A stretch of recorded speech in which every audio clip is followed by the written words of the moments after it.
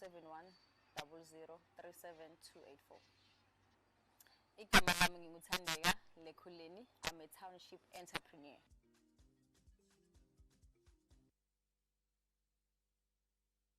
Township Entrepreneur Stories is a web series proudly brought to you by T. We profile small businesses nationwide that are providing services and products ekasi. Sanibonani, igama nguSibusiso Ngwenya Sibongo. Sithengisa alkaline water. We are from Phiri and Nyoni Hygiene Solutions. Realized that you're not supposed to just drink water just to quench the thirst, but there must be benefits as well. The benefits that we have in this water, it's acid reflux. Remember the food that we eat these days, gulisa, kune acid, acid, and an acidic body is a very, very unhealthy body. So what we do here with this water, you flush out all those toxins, those unwanted toxins in your body. The more you drink this water, the more you enjoy the benefits as well. And it tastes great, that's what I can say. Better hydration as well. You can get me on WhatsApp. Our WhatsApp number is 073 53 11657. 073 53 11657. Our office is at number 34 Marie Street in Nelspruit. I'm a Kasi entrepreneur. And please, other entrepreneurs out there, let's not just sleep and fold our arms and wait for government to help us. Let's try and do something. That's what's coming.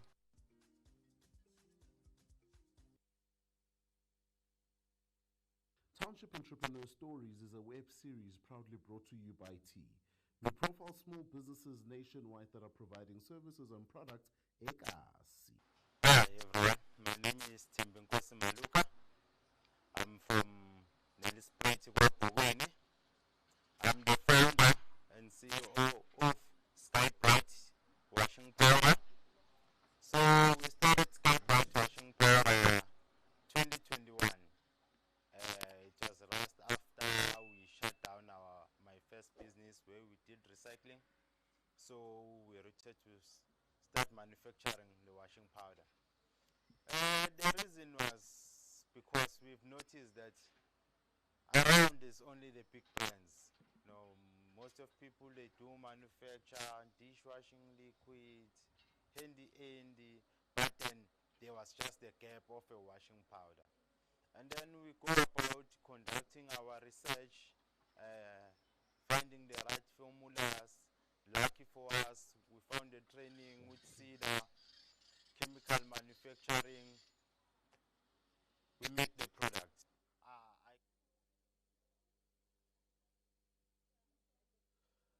All right, Sanbonani. Hello. Sanbonani. Ang tumuntakan magbulisak balong bulis back. Night. What's go right night? Ni call out. All right, if you are outside, please can you come inside? We are about to begin our program for today. Those of you are outside, the exhibitors can stay at their stand. We are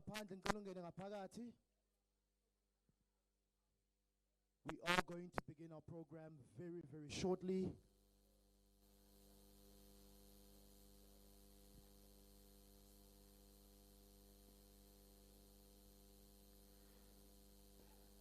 In the next few minutes, we will begin our program. So we can play a bit of music.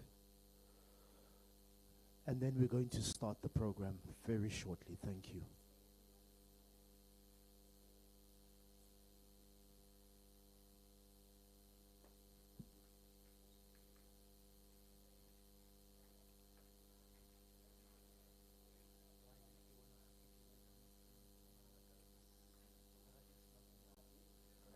Go to our social media pages, which is at evergreen_aging. We're available on Twitter, Facebook, Instagram. We're mostly active on all social media platforms. And we also have a website too. Contact numbers are 076-904-3644.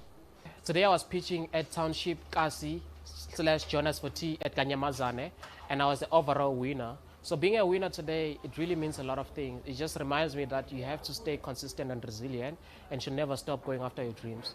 I've tried so many times to pitch, but today was a day we were able to pitch, and it really, really feels good because it actually validates the work that we do and want to continue making positive impact and inspire other people to actually go after what they want.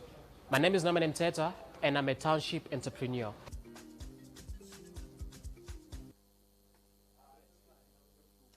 Township Entrepreneur Stories is a web series proudly brought to you by T.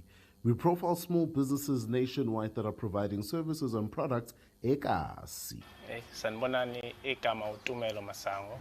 I'm the founder of a Precious Gold, which we manufacture our perfumes for abantu nje who wants to buy and resell.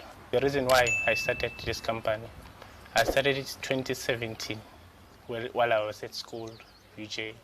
I started selling our perfumes for Ataford for the past 6 years. So then last year I decided to renew and then just start and manufacture my own perfume lines. Here are the perfumes that we manufacture. It ranges from ladies to amachita. So you have 15 different types of perfumes so far. It's how many? 5 for gents and the rest is for ladies. Yes, that's how our business is. And then you can find us through your Facebook. It's Precious Gold Fragrances. And also you can WhatsApp us on 079 811 4117. Hi, Kamala Mutumelo, and I'm a Township entrepreneur.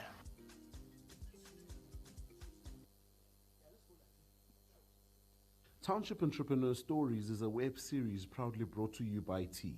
We profile small businesses nationwide that are providing services and products ekasi. Sanibonani gama lami ngimphosha Nomcebo Sambo. Ngi-fashion design. Ngiqale 2009 nangiceda ka-matric ngoba ngikhule ngimfana lo slim. So timpahla tami tonke bengitinciphisa nangitithenga esitolo. So I decided ukuthi why not ngafundzi kuloku kuthunga. Bengibona makwami ngema weekends naka off bekathunga. So bengikopa mina kuswenda kanjani nakahamba emsebentini ngijonja lo mshini wakhe ngisala ngiyathunga. Then from there ngabona ukuthi okay this thing ngiyayikhona. Ngathenga machine wekuthunga. Ngacala ke ngekudesignela takami timpahla ngatithungela. 2021 during lockdown ngoba everyone vele bekasendlini. Ngila vele ngicale khona kubona ukuthi okay lo msebenzi wami uyahamba. Thank you so much. Sengiyakhona kwenda into letiningi. Ngacala ke sengithengisela abantu. Township Entrepreneur Story. All right.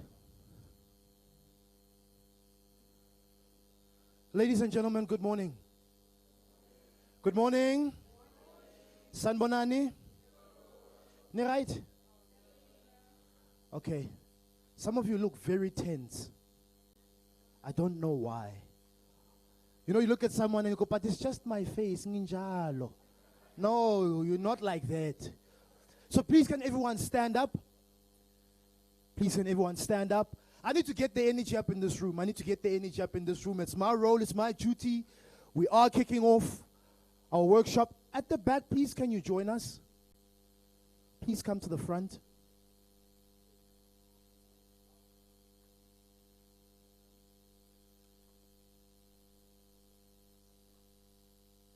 All right, just to loosen up.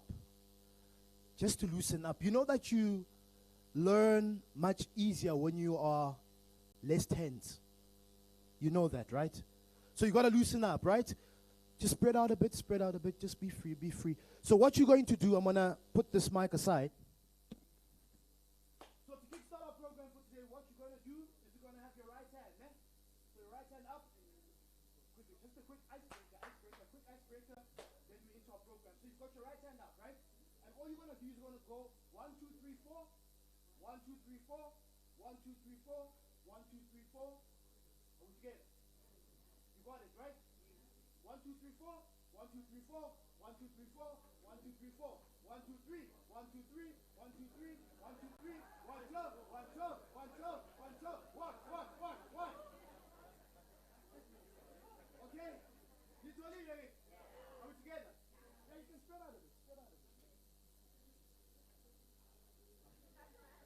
just an icebreaker so we get the energy up in this room. When I go out, and when we as T go out, we always emphasize that the E in entrepreneurship is energy. Because the energy that you give out is the energy you're going to get back. And sometimes you're wondering why you're not getting sales and this or that or something like that. It's because the energy that you're giving out is the energy that you're getting back. Are we together? Please look at the person on your left and on your right and say to them energy. Come on, with a bit of energy, say to them energy. Energy. Okay, so we're ready, right? Are we together? Please, ungasisteni. Bona abantu abasirasa. Abari, are we together? Right hand up, right hand up, right hand up. Quick icebreaker, icebreaker, icebreaker to get the flow. Get the flow, get the flow, get the flow. 4, ne? Are we ready? Let's go. 1, 2, 3, 4. 1, 2, 3, 4. 1, 2, 3, 4. 1, 2, 3, 4. 1, 2, 3. 1, 2, 3. 1, 2, 3. 1, 2, 3. 1, 2. 1, 2. 1, 2. 1, 2. 1, 1, 1, 1. Yeah, give yourself a round of applause. Give yourself a round of applause. Come on, you can, don't, who's, hey.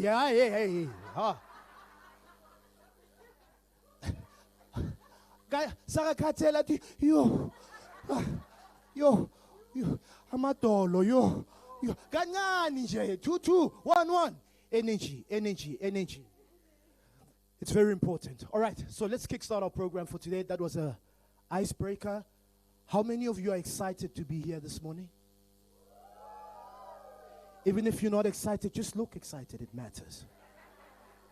But trust me, by the end of today, not only are you going to be excited, but you're going to be empowered. So we move beyond just, ooh, hey, that workshop was nice, but to having practical skills that can take a business yako to the next level. That's why we're here. Right? Fantastic. So, if this is your first time at a tea workshop, please can I see your hand? Your first time. Okay, if it's not your first time, let me see your hand. If it's not your first time, you can't, yeah, okay. Hand. Okay. So, for those of you who are saying it's our first time, you and I know this journey is lonely. People don't understand what you're doing. They think that you're crazy. And if you are to succeed, you need a family. So I want to welcome every single one of you to the T family. You are now part of the T family. Come on, give yourselves a round of applause. You are now part of the T family. Every single one of you, you are part of the T family. Yes, every family we're going to fight, but we are here to help each other.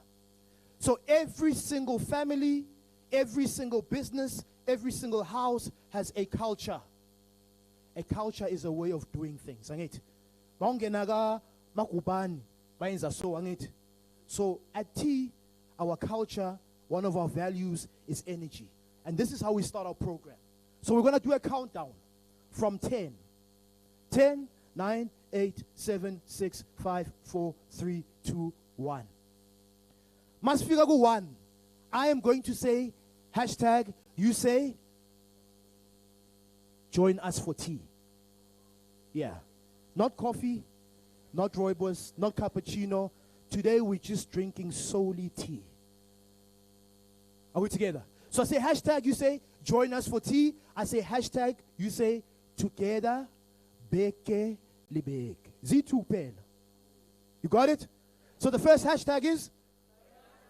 The second hashtag is? Omunya uti beke libeke join us tea.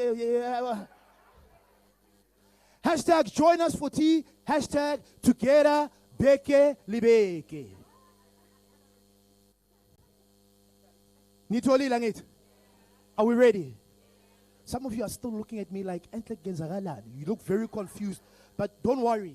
We are together. Hashtag join us for tea. Hashtag together beke libeke. Are we together? But now I need your hands up. Put your hands up. Some of you really look like you were here last night. But it's fine. It's fine. You're in the right place out here. Muskawa. We're going to be good. So from 10, right? 10, 9, 8, 3, 2, 1. Hashtag together, Bekele Bek. All right. I'm getting a lot of energy on my right-hand side. Hello, are we here on the left-hand side? Hello. Thank you. Let's go. Hands. From 10, ne? From 10. Kanyamazane, are we ready? Anginizwa, are we ready? Let's go, entrepreneurs, and in 10, 9. Oh.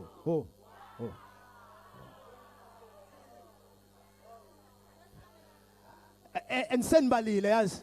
But 10, 9, 5. Oh. So I needed to be quick. And energy. 10, 9, 8, 7, 6, 5, 4, 3, 2, 1. Hashtag join us for tea. Hashtag together. Bekele Bek. You see, now we're going. Hands up. Let's go. No, don't worry. Uzanam siza song kancane kancane. Are we ready? Kasi entrepreneurs, are we ready? Future millionaires and billionaires, are we ready? Let's go. And in 10, 9, 8, 7, 6, 5, 4, 3, 2, 1. Hashtag together. Bekele Bek.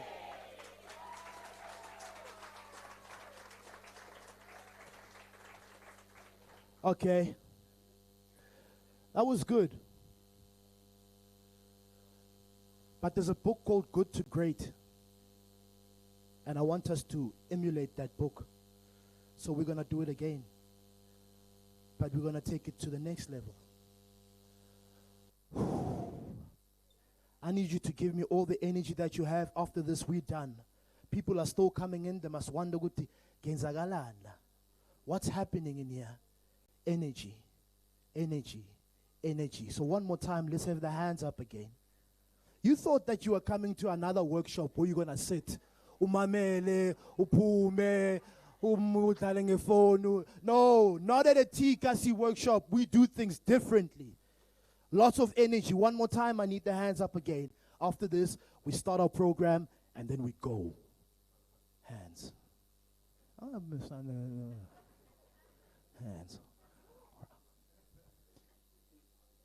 Current and future millionaires, are we ready? Township entrepreneurs, are we ready? Kanyamazane, are we ready? Join me, let's go. And in 10, 9, 8, 7, 6, 5, 4, 3, 2, 1. Hashtag join us for tea. Hashtag together. Bekele Bek.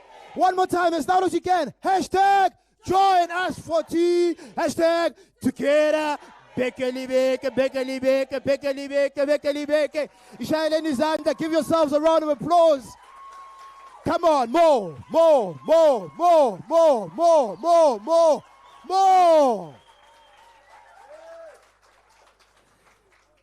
Give the current millionaire on your left and on your right-hand side a high five and you can sit down.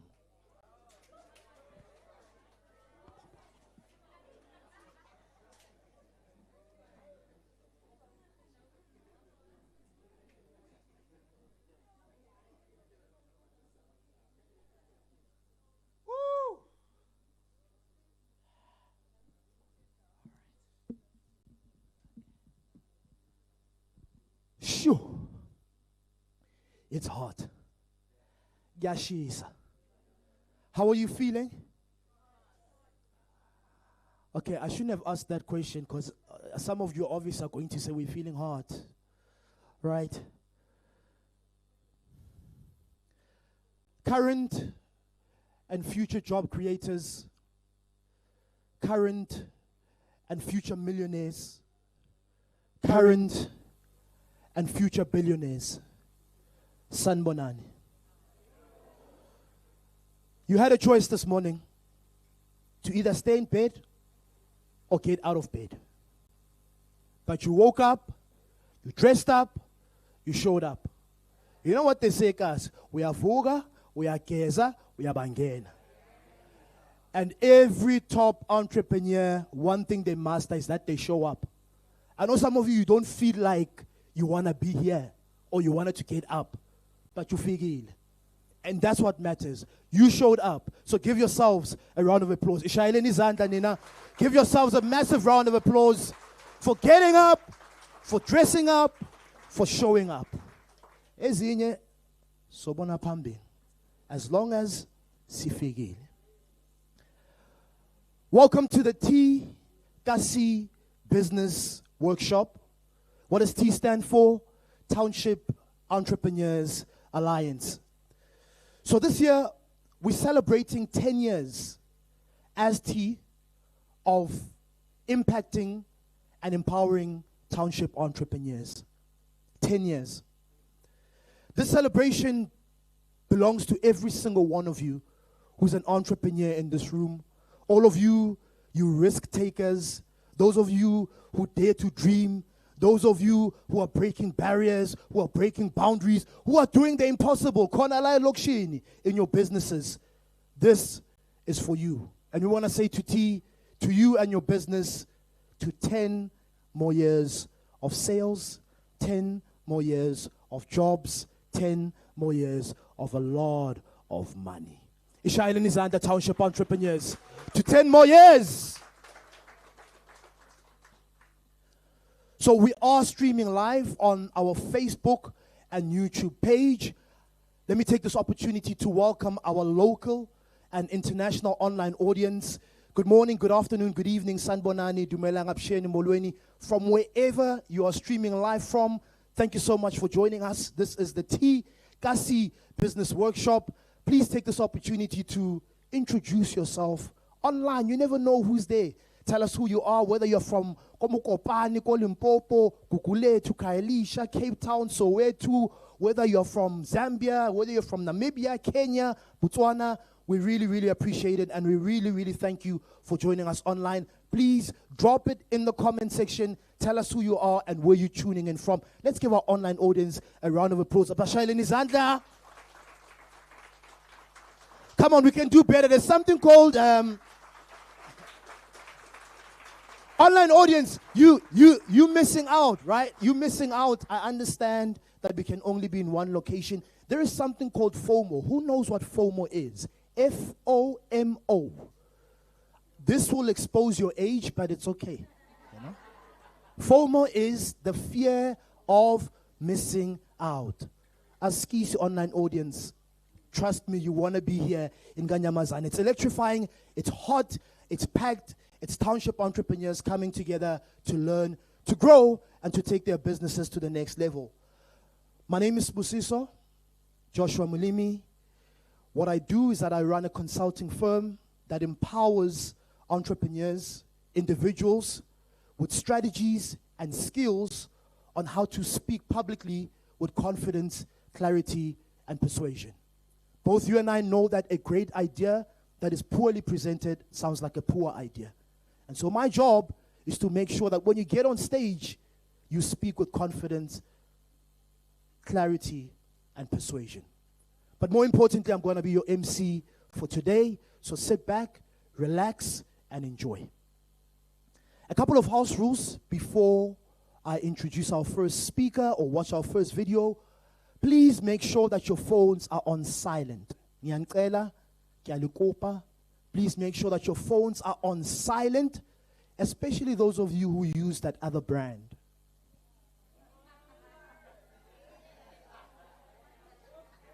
As Melissa is good to you. No, I'm not going to say what the brand is, but you know yourself.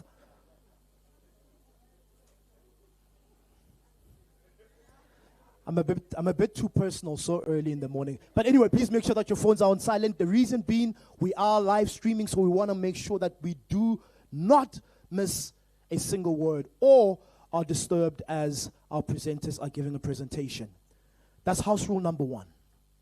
House rule number 2, if you need the bathrooms, you'll go out the door where you entered there at the back, and then you just keep walking straight, you turn right, you turn left, then you look, and you will find the bathrooms. So they are at the back. you exit right at the door where you did enter. That's the second house rule for the day. And then if you're going to be a speaker, presenter, one of our pitching finalists, please do enter the stage from my left-hand side, right here. And please be careful here on the stairs. They're quite steep. And then the last two. How many of you, by show of hands, love prizes? You just love prizes. You love prizes. You don't know what it... Can I see the hands? Huh? All right, so we're giving away a lot of prizes today, and what I need from you is a lot of energy, right? Maybe there's a prize underneath your seat. Look underneath your seat. I encourage you to be present. I encourage you to be here, and most importantly, have fun. So, let's get straight into it. Our masterclass theme for today is sustainable business practices. That's our focus for this workshop for today. We will explore how to build resilient, future-proof businesses that balance, which is very important, to balance profit and purpose, profit and people. We will learn how to integrate sustainability into your operations, and what can you look forward to before we watch the screen? We've got the ultimate Kasi pitching challenge. So someone in the audience today who's going to pitch is going to walk away with the grand prize of not 10, not 20, not 30, not 40, but 50,000 rand today. I think that deserves a round of applause.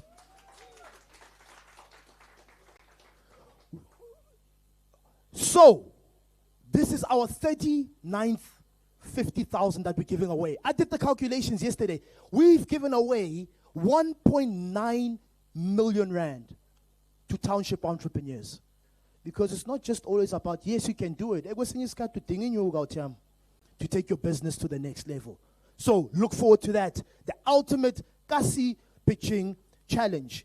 And then we've got our exhibitors as well. We'll get an opportunity to go and see them, buy products from them, share what their company does, etc. Thank you so much for joining us, exhibitors. They've got the NetBank Android POS, no print with them. So no more ngana cash. Yakonagu, Tepa, and Bazoksiza. Please do watch the screen.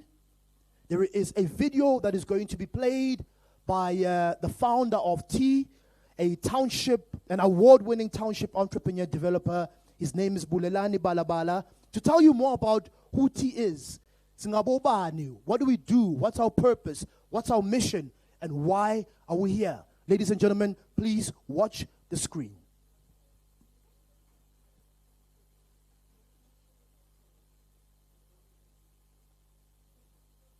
Wala Shabunjani, my name is Bulani Balabala. I'm the founder of T. Welcome to the Kasi Business Workshops, man. If you're in this room, we're out in Buchabele, Mangaung in Free State. We're excited to be out here because, you know, every we travel the country, we come across amazing entrepreneurs, and the energy in this room is amazing. So whether you're watching live or you are here physically with us, we appreciate you. And we would encourage you to join this whole conversation on social media. Tweet as you see amazing small businesses coming up to pitch.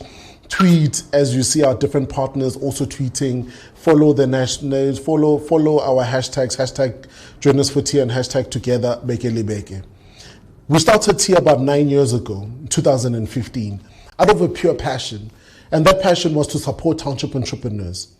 But the big driver then was to offer them two things: access to information and networking, because we then picked up that was lacking. But this was on the backdrop of an inspirational advert I had seen. And this advert depicted Sandton being converted from a bush into the richest square mile in Africa. Then it hit me that these dreams of having offices in Sandton or whatsoever were not wrong, but for me, you know, I was undermining where I was coming from, which is the township. So it then hit me at that particular point to take pride in where I come from, grow and build with what I have and in the township and space that I am in. So we then started T with the inspirational drive to say, there's nothing wrong in dreaming big. There's nothing wrong in dreaming anyway, but those dreams are valid. Don't undermine where you come from and build what you have with what you have where you are. So our biggest encouragement has been, the impact of over 60,000 township entrepreneurs, being able to fund over 300 small businesses with grant funding, actual cash, Baba, that we have received from amazing corporates, from Nedbank and the sorts. And we've been able to see these amazing entrepreneurs also jumping onto the Kasi Business Workshops. Over 2,700 entrepreneurs have joined the Kasi Business Workshops. Over 180 small businesses have exhibited. A number of small black youth-owned business suppliers have been impacted by this. And our biggest thing is to say, if you are in this room right now, the most important person is the person next to you. Get that person, contact that person, find ways of collaborating with that individual, because you'll find that there is power in building your own economies. There's power in being able to network and close off those networks as well. But most importantly for me is to say, if you're in this room, join the conversation on social media, show us love on social media.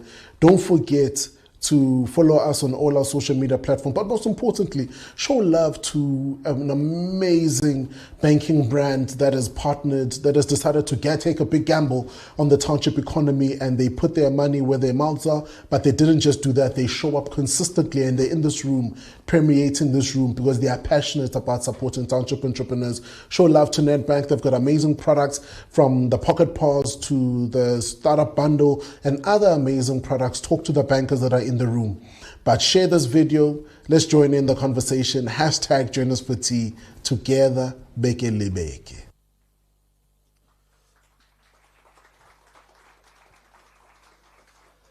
# join us for tea. # together, beke libeke. This is the Tea Kasi Business Workshop. Next up, we have a motivational talk by Mr. Buthelezi, founder of Vusiqawe Foundation. By his stage name, Mr. Sir, is a prominent South African motivational speaker, relationship advisor, multi-award winning author of 4 books, and a radio personality. He's the founder of Vusiqawe Foundation, which focuses on encouraging learners about the importance of avoiding distractions. Starve your distractions and feed your focus. He's been on countless radio stations, a T family member. At his 2015, he was with us. He's been with us for decades, for years rather, not decades. And just to give us a bit of push and motivation, let's show some love. Any speaker who comes on stage, if you're going to come to the front and present, we show you love. Because, hey, yashisala. So, ladies and gentlemen, let's show some love. Let's put our hands together for the one and only Mr. Sir, Mr. Buthelezi. Come on, kanyamazana. Come on, kanyamazana. Asimshayeleni izandla. Well. Sanibonani. Nikahle? Well, ngiyajabula ukuthi ngibe kule ndawo.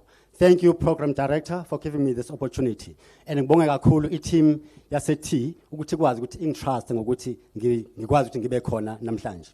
Well, i-topic ngifuna ukukhuluma ngawo namhlanje, as nizwile ukuthi I am a motivational speaker, relationships advisor, and author of 4 books. Into engithanda ukuthi ngikhulume ngayo namhlanje ilena yokuthi you have to stay in the race. Stay in the race. The reason why particular topic ngenxa ukuthi there are so many challenges esibhekana nawo empilweni bese uthola ukhathala along the way bese ugcina usuthatha isinqumo sokuthi give up bese uthatha isinqumo sokuthi uyekele phansi yonke into okade uthi ufuna ukuyenza ufune ukuze ufike ujeni yakho. So into enkulu na yonke ke manje ngifuna to understand ukuthi ngifuna nje ukubekela i-example encane about someone usuka eMaritzburg ebheke eDurban. Lo umuntu owenza imarathon, umuntu ogijima imarathon. Along the way kusuke khona izinto ezithile ezenza ukuthi akhathale endleleni noma kusuke khona izinto ezithile lapho khona notice ukuthi umzimba wakhe uyamphikisa. Uthola ukuthi uzwa ngazi ukuthi amaqakala ayahlephuka, uzwa ngazi ukuthi amadolo ayakhumuka ngenxa yani yejeni noma ngenxa yobude bendlela osuke egijima. But lo muntu ukuthi kwenzeka zonke lezo zinto ezenzakalayo athi I'm never going to stop because I know ukuthi ngifuna ukufika ku destination yami. So into engizoyisho namhlanje ukuthi stay in the race noma ngabe izinto zenzakala kanjani. So noma ngabe ufika kwiphuzu lapho khona notice ukuthi everything is falling apart. but stay in the race. Stay in the race noma ngabe ubroke. Stay in the race noma ngabe akekho umuntu okusupportayo. Stay in the race noma ngabe abantu bakuphendukela endleleni ukuyibona kade uthi bathembele ukuthi bazohamba nayo yonke indlela. Khumbula ukuthi this life of yours is 100% your responsibility. Okusho ukuthi konke kudependa kuwena ukuthi ukwenze kube impumelelo. Awukwazi ke ukuthi uphumelele uma kuthi kwawena awuziboni njengomuntu ongaphumelela. Okusho ukuthi it starts with you. You need to be someone or focused and or dedicated. You need to be someone or more committed than the other person. You need to be someone who is more hungrier than the other person. Lokho kuzobonakala kanjani? Kuzobonakala ngendlela ophusha ngayo noma izinto zingahambi kahle. Ngendlela ophusha ngayo noma ngabe abantu bakuphendukela. Because nazi into engikholelwa mina ukuthi iphupho nephupho lidinga umphuphi abe nempokophelo yokuphumelela. Iphupho nephupho lidinga umphuphi abe nempokophelo yokuphumelela. Ngiqonde ukuthini ngalento? Ngiqonde ukuthi uma ungumuntu ongumphuphi awuvumeli ama-storms e-life acekele phansi. Uma ungumuntu ongumphuphi awuvumeli ama-naysayers akutshela ukuthi you are not good enough. Uma ungumuntu ongumphuphi awuvumeli abantu ukuyibona bangakholelwa kuwe bakwenza ukuthi ugive up ephupheni lakho. Yazi kahle ukuthi this is personal. Your dream is personal. Liqondene nawe ngqo. Nansi into yona engazi kahle ngempilo ukuthi as long as a dreamer is still breathing, that dream can become a reality. As long as the dreamer is still breathing, that dream can become a reality. And into ebuhlungu kakhulu ukuthi uma uzo give up ephupheni lakho ukhumbule ukuthi kunabantu ababethe wena ngeke uzuphumelela. And trust me, they are watching. And they are watching, they are praying so hard to see you fail. They are praying so hard to see you give up, ubuyele ekasi, uhlala ungenzi lutho and bese bayawina. So I'm saying today, please do not give up on your dream. Do not quit on your dream because it is everything oyilonisa ukwenza ukuthi waziwe ngaphandle. Khona enye into engithanda ukuthi ngikhulume ngayo sengizohlala phansi ukuthi in this life you need to find destiny connectors. Laba abantu abakwazi ukuthi bakuphumelelise ngenxa yokuthi baxhumanisa nabantu uyibona obadingayo. Kungenzeka ukuthi lo muntu umuntu ongasebenzi lapho ufuna ukuthi uye khona but wazi abantu uyibona abasebenza lapho ufuna uye khona. So kusho ukuthi you have to be connected with these people. Laba bantu uyibona kumele ubathathe serious as your mentors because they want to see you succeed in life. But ngaphambi kokuba ngihlale phansi ngithanda ukuthi umuntu understand nansi into ukuthi kukho konke sekwenzakele. Kukho konke ubuhlungu subhekane nabo empilweni. Understand uleli phupho lakho li personal. Bese kodwa understand ukuthi noma ngabe kunzima kangakanani. Nansi kumele uyazi ukuthi it's not over yet. It's not over yet. No matter what happens in this life, don't bury that dream. I thank you.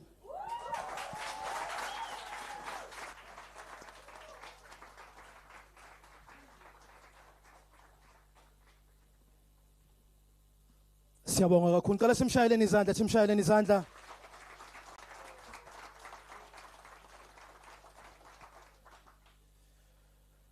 Stay in the race. Stay in the race. He's you know, one thing I've learned as an entrepreneur, you have to be intentional. So the word intentional means it's done on purpose or deliberate. He's an author. He's got 4 books that he's written. So I do hope that some of you are going to purchase copies of his book. Mr. Sir, siyabonga kakhulu, sir. And we wish you all the best. We do know that you're going to take this message, not just Konala, Kanyamazane, but all over the country, and God willing, all over the world. God bless you, sir. All right, please do watch the screen. We've got a video, another video from the Managing Executive for Retail and Business Banking at Nedbank. The name is Mr. Xiko Thomas. Please watch the screen.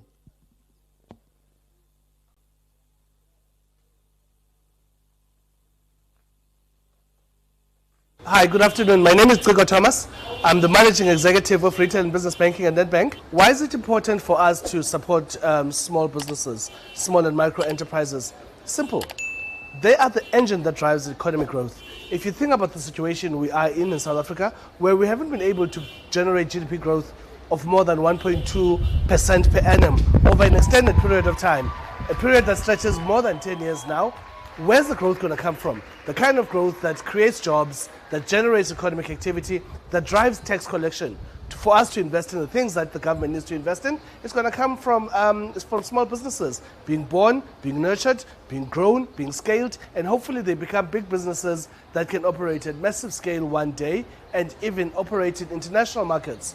So in many ways, our reason for supporting small business is our belief that the engine of economic growth is the nurturing and growth and partnering with businesses of this nature.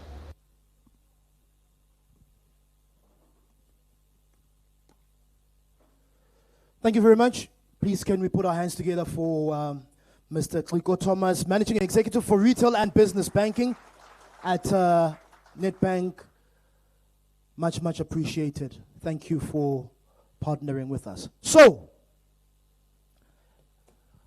I told you this is not just another workshop where you just sit and listen.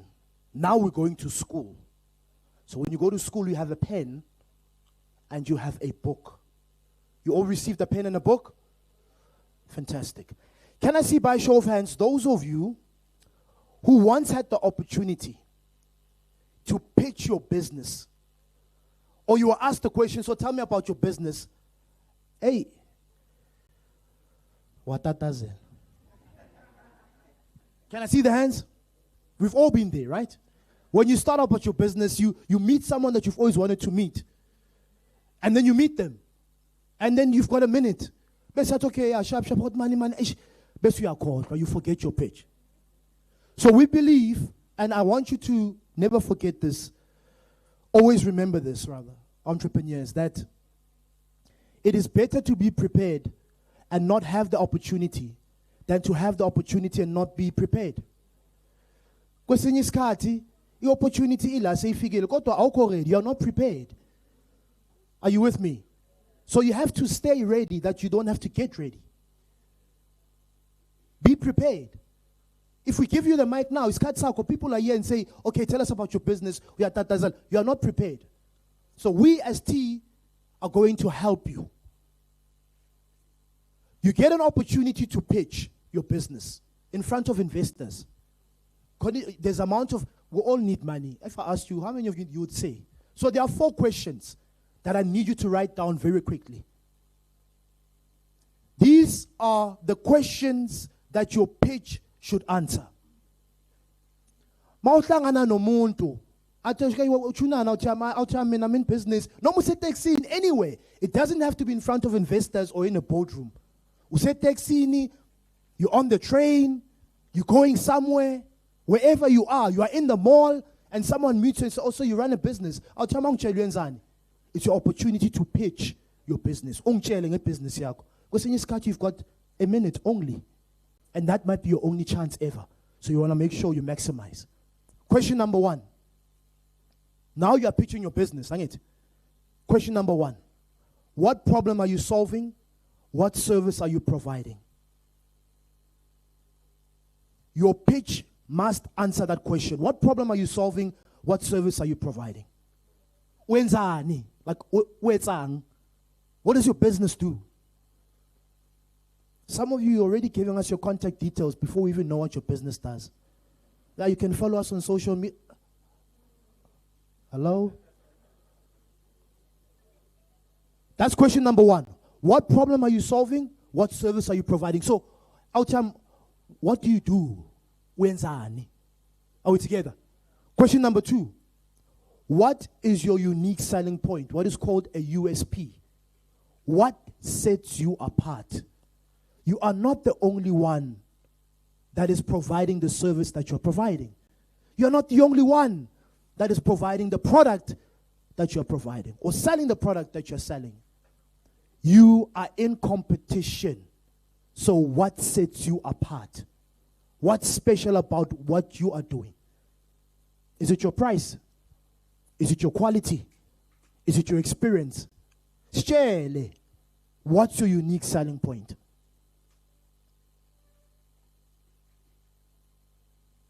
Question number 3. What is your story? So story sakho sithini? Why did you start this business of selling shoes or washing shoes? Whatever it is that you're doing, why did you start? What's your vision? Where are you going? Yeah, I started because I wanted to make money. Okay, what else? I always share the story as well. I'm not big into sneakers, but I'm not really big into sneakers. But there's a certain shoe brand, Ipatu, which I love. And I'll buy Ipatu not because I love their sneakers, but because I love what Batu stands for. I love their story. It connects with me, as in Dwana Sekasi. So your story is what sets you apart out here. Because my story is different from your story. So share your story. Don't be ashamed of your story, of why you started. Share your personal story, because that's how we connect. We connect through stories. So what's your story? Question number 4. What do you need?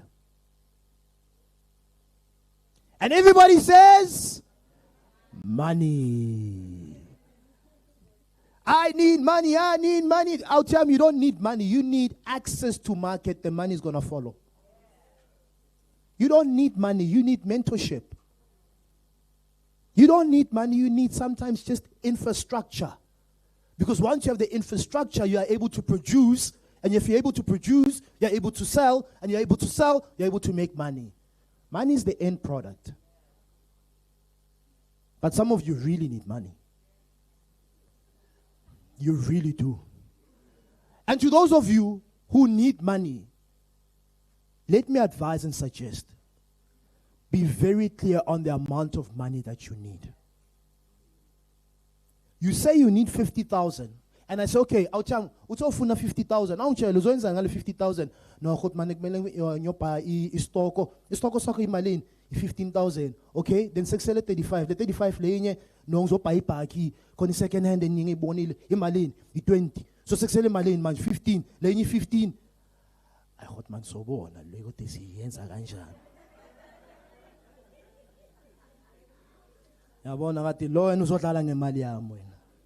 So be very specific. Some of you don't even need 50,000. You need 7,950.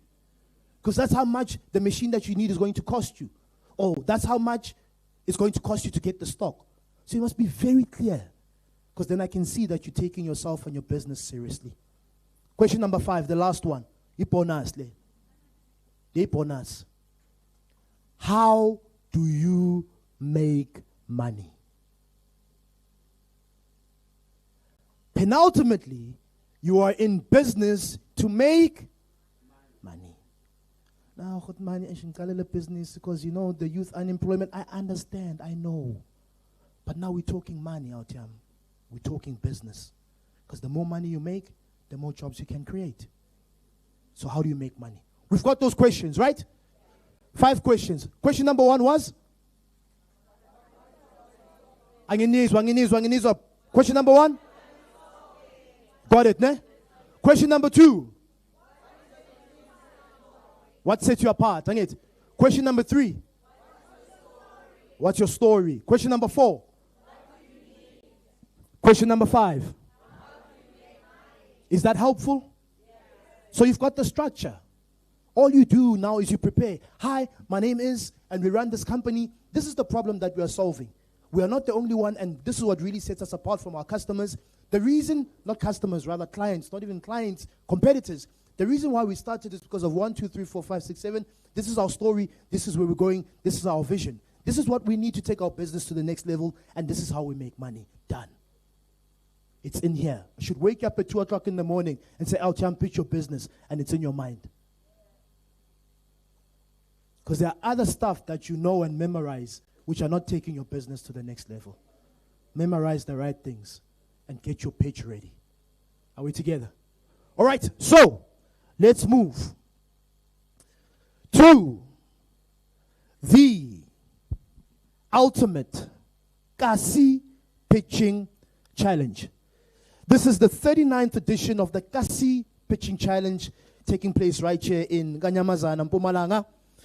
And we've had 228 finalists, and we've produced 38 winners. 1.9 million rand given away to entrepreneurs. Today, someone here is walking away with the grand prize of 50,000 rand.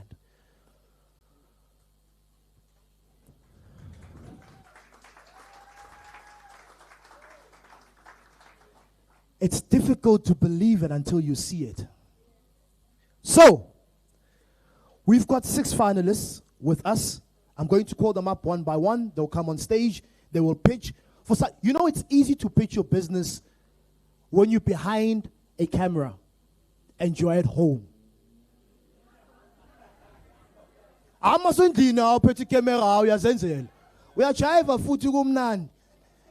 Now it's another issue. Now it's another stage. So I encourage you to show love, to encourage them and to listen, because someone could share an opportunity for you to partner with them and to work with them. I'm going to call upon our first finalist for today, Wandile Kumalo. The company name is Ghost Astronaut Studios. Ashailelu Wandile Zandla as he comes on stage.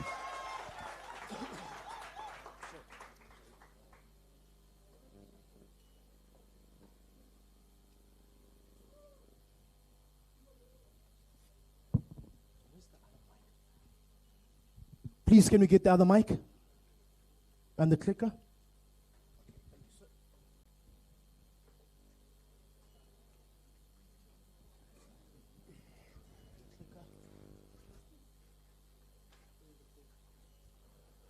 Do we have the clicker? Do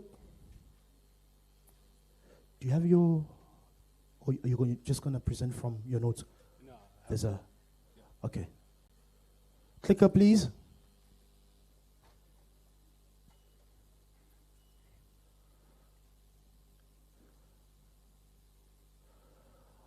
All right, the team at the back is busy preparing. We'll get the clicker very soon. We don't have the clicker. No, we do. We're gonna find it. By 5, by 4, so it's all.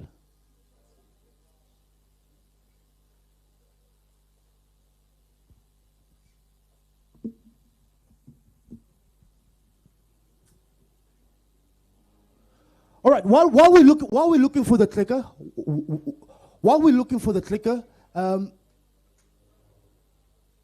so Debza, are you able to just move the slides from? Yeah.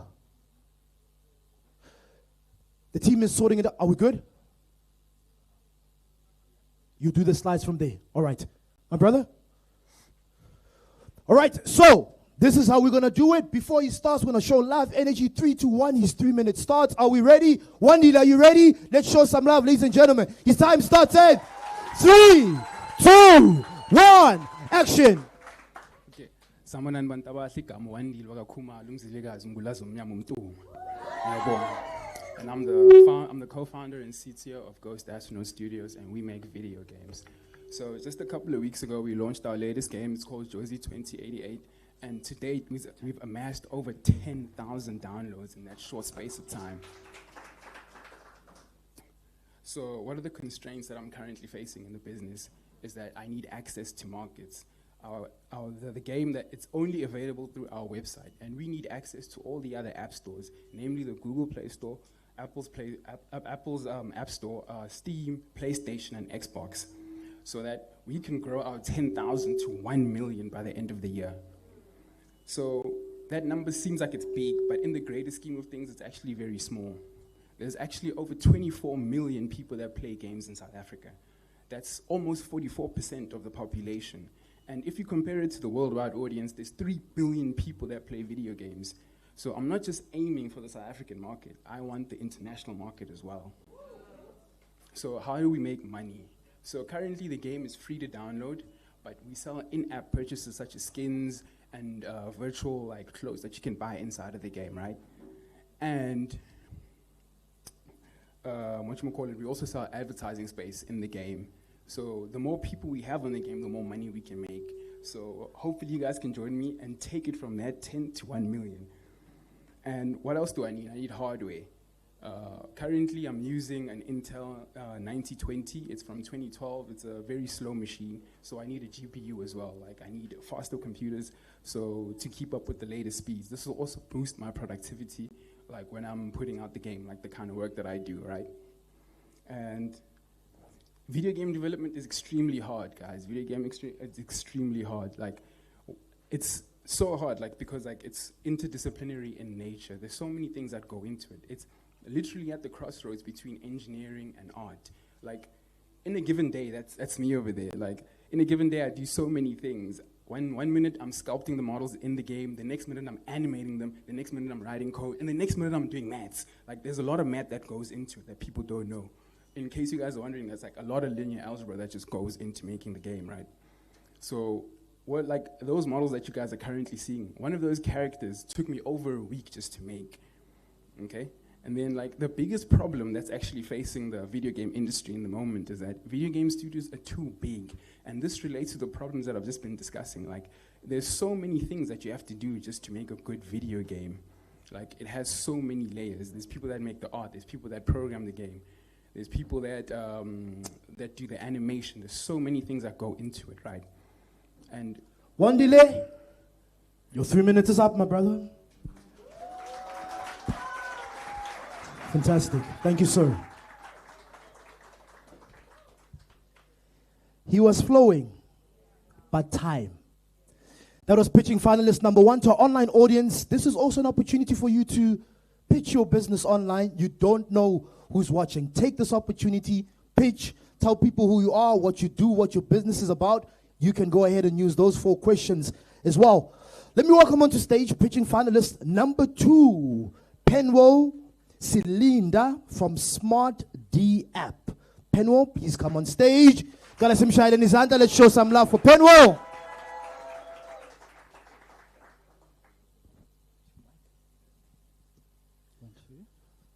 Good.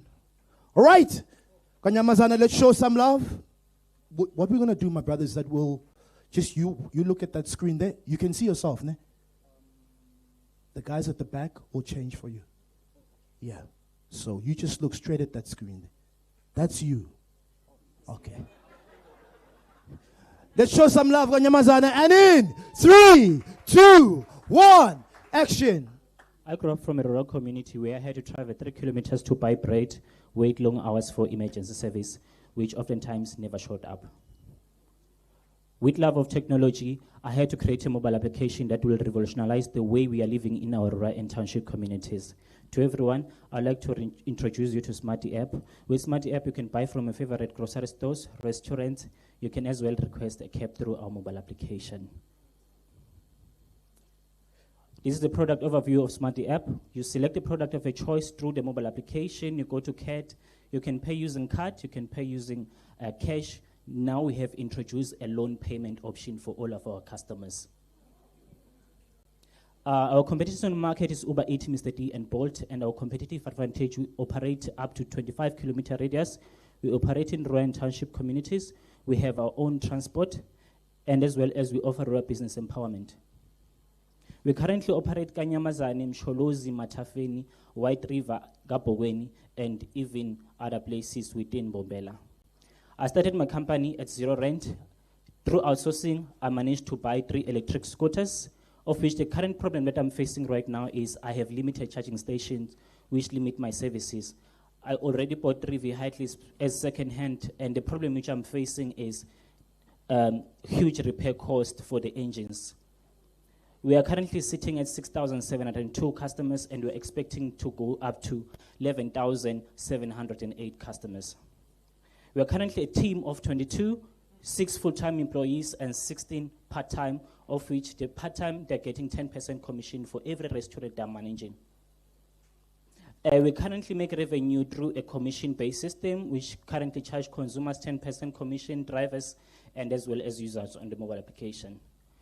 Smarty is a multi-award winner since 2023 up to 2024. We have won on the Global Student Entrepreneurship Award representing South African universities in more than 2 years, and we have won on the seat for our pitch for funding as a Township SME of the Year. We have been featured in Mpumalanga News, ENCA, Ligwalagwala FM, Loguhle FM, and other FMs. Currently, I'm looking for a funding of 31,000. I want to buy 2 electric tricycles, which we want to use it for e-hailing and as well as for food deliveries. That will allow us to extend our delivery service and to allow people from Mekas to only pay 50 rand to travel from town to here, just 2 people in 1 tricycle. You can reach us on 0715664737, and you can as well go to Smartly Food. You can scan our app and download the mobile application. We'll deliver to you wherever you are, Ekasi. Thank you.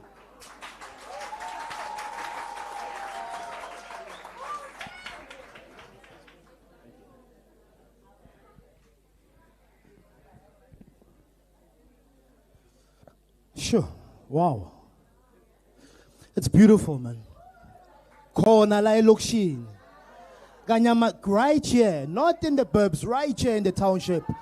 Fantastic. All right, that was pitching finalist number 2. We're off to pitching finalist number 3. Gracious Singwayo from Dirty Free Pty Ltd. Gracious, please can you come onto stage? Yes, sure.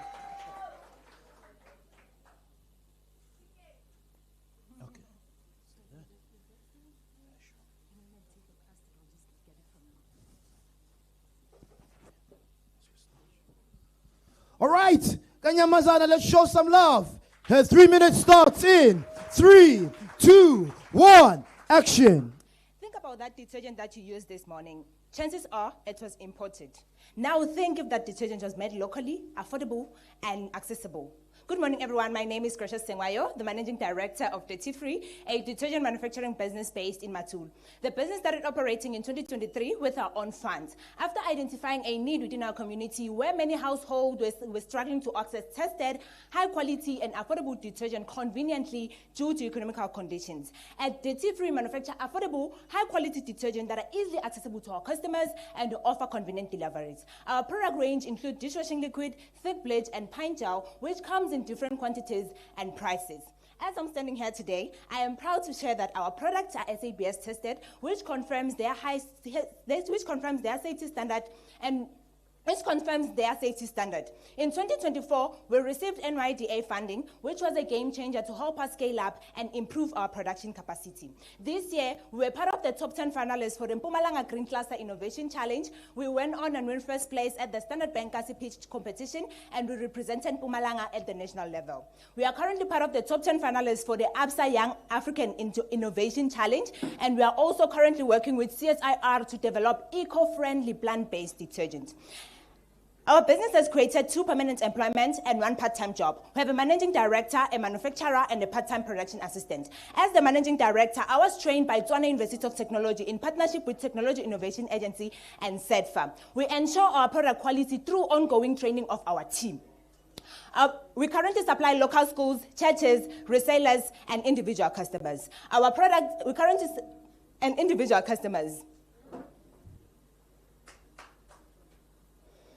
To reach our market, to use exhibitions, social media, WhatsApp, referrals, and word of mouth. The industry leader within the sector is Unilever. However, we have different target markets. We currently compete with MK San, Mishine, and Sanbonani, which are not based in Matul. We are looking to secure, our turnover is derived from the sales of 3 product revenue streams, with our turnover being 26,885, with the revenue of dishwashing liquid being 8,440, of thick bleach being 9,475, of pine gel being 9,450. We are looking to secure an investment of 38,570 and 84, which will help us in machinery, raw material, equipment, and also packaging. We are not only cleaning the surfaces, we are cleaning unemployment, wiping up unemployment, and also creating jobs for the local communities. We believe that local products, they can create an impact for the environment. With our eco-friendly innovation, with our eco-friendly products, it will be able to show that sustainability and impact goes hand in hand. Imagine using a product that is safe for you, safe for the environment, and also safe for your kids. Thank you. Thank you.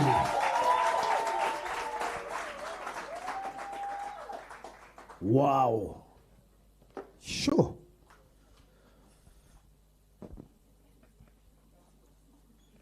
Sure.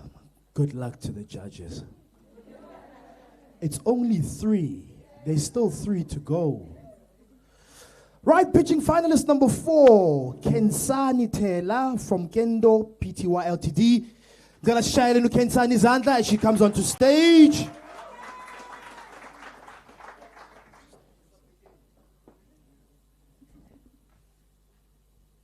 All right? I told you we're going to find it. We found it. So here's your clicker. You prefer? Yeah. Okay. Giving them a job, they must press for you. Okay. All right. She says she prefers that Debza press. All right? Debza? Kensani, are you ready? Let's show some love, ladies and gentlemen. Kensani, your 3 minutes starts in 3, 2, 1, action. Let's break the barriers in rural poultry production. Ladies and gentlemen, my name is Kenzani Taylor. I am a graduate in Bachelor of Science in Agriculture and a SECNEPS registered natural science practitioner. In 2021, I started a business as a broiler farmer, but I realized that 70% of our profits were going towards the purchase of feed. Therefore, we were not making much profit and had to shut down. Ladies and gentlemen, in 2022-2023, we decided to invest in research in how to manufacture our own feed. Today, we manufacture about 2,500 kilograms of feed, and we sell it to our local farmers. Feed production amounts to 70% of total production cost in poultry. Our competitors are Alzu and Feedmaster, which are 80 kilometers away from our rural areas. We customize our feed packaging starting at just 10 rands per kg. This allows us to sell even to backyard farmers from as little as 2 kilograms. We make our, We make our money through the sales. Our cost of sales is 6 rand 80 per kg. Therefore, our profit is 3 rand 20 per kg. When we sell about 2,500 as mentioned. Therefore, we obtain a profit of about 9,000 rand monthly. We require the investment of 50,000 rand, which will go towards purchasing a grinding mill, a mixer, servicing our equipment, also branding because we are not branded as yet. Invest in us, invest in rural economic development. Our team, we are a team of 5 young people, which is myself, the managing director, and also the mixer. And we have Yvonne Mkonto and Louis Tovela, and also Andres, our logistics manager. Thank you. Thank you. Come on, let's show some love. Let's put our hands together for Kensani.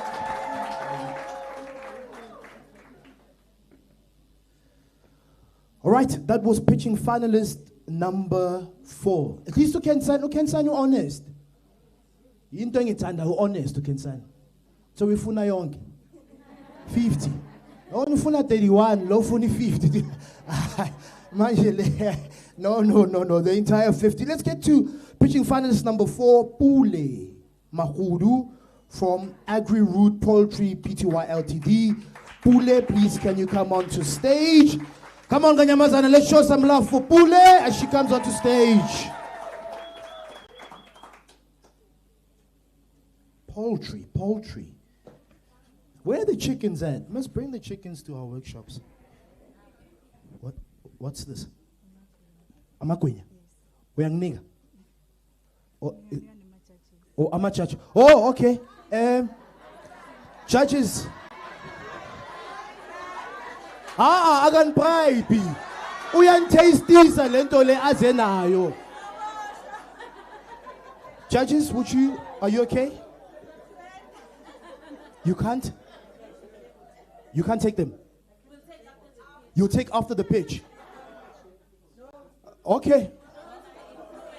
Oh no, not to be influenced. Okay. Hey, I'll spule Barabata Jamakunya after pitch. So let's let you pitch first. So that you don't feel bribed.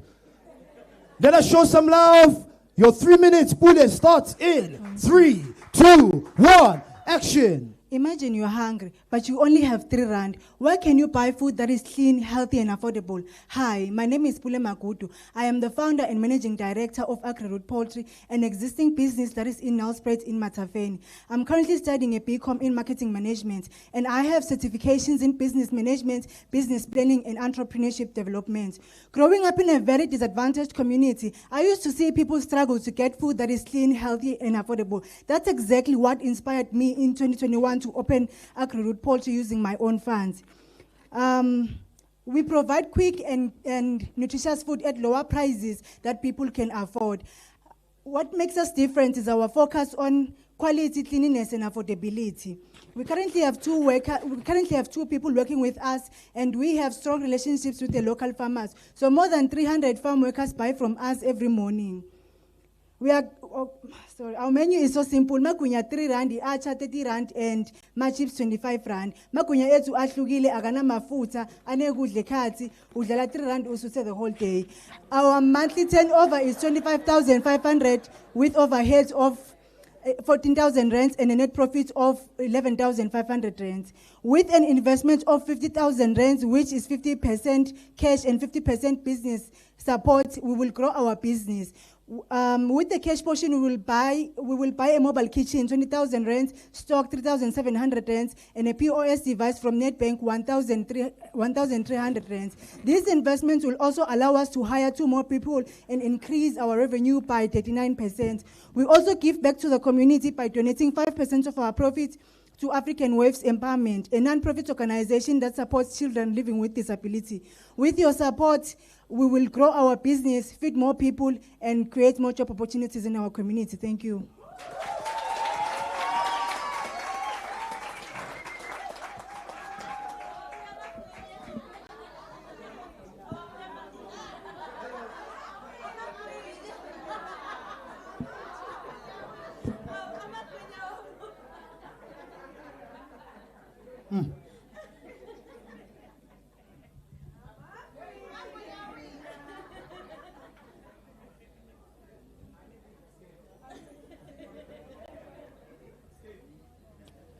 Bulani escape. This one, there's one. I'm nigga wonder. And then let it run, ne? Give that run.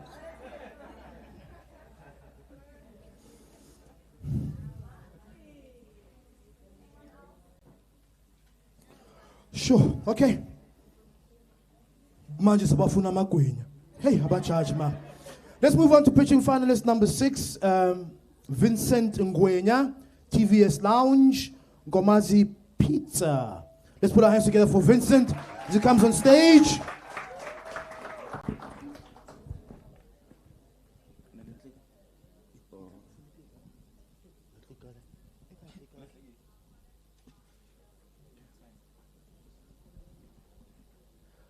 All right, now she's kind of like set the standard, you know, because Vincent is selling like, I saw pizza, so I was expecting some pizza, you know. I get to lay starter, ikwenya starter, pizza maini, yabo. All right, Vincent, your 3 minutes starts in 3. Sorry. Oh, okay. So uzoyenza so now.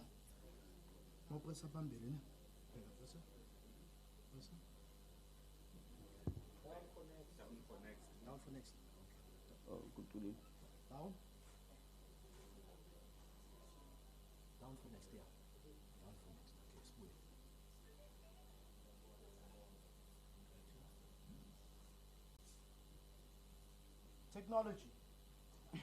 So my press are hands. Goes to the next. Okay. Or to phone back shy later. Yeah, okay. All right, Vincent, over to you, my brother. Your 3 minutes starts now. Good day, ladies and gentlemen. My name is Thembinkosi Vincent Ngwenya. I'm the founder of Gomazi Pizza, and I'm coming from Gamtlusha. I'm a chef by profession. I've studied here in MRTT, which is professionally cookery level 4. With the experience that I have, I've worked in different lodges around South Africa and one in one big hotel in the United States of Kingdom. Nkomazi Pizza started 2021. Nkomazi Pizza started 2021. We are a product of COVID-19 because I was working in one of the big lodge in Kruger, and then they closed. We came back at home. Then I decided, okay, what problem with the problem that I discovered at Kasi is that people used to travel long distance to get a pizza, and the quality of the pizza wasn't really good. So then we came up with a solution where we bring Nkomazi Pizza in the township. We do deliver. They don't have to travel in long distance. They don't have, then the quality of the pizza is really great. And then we want to,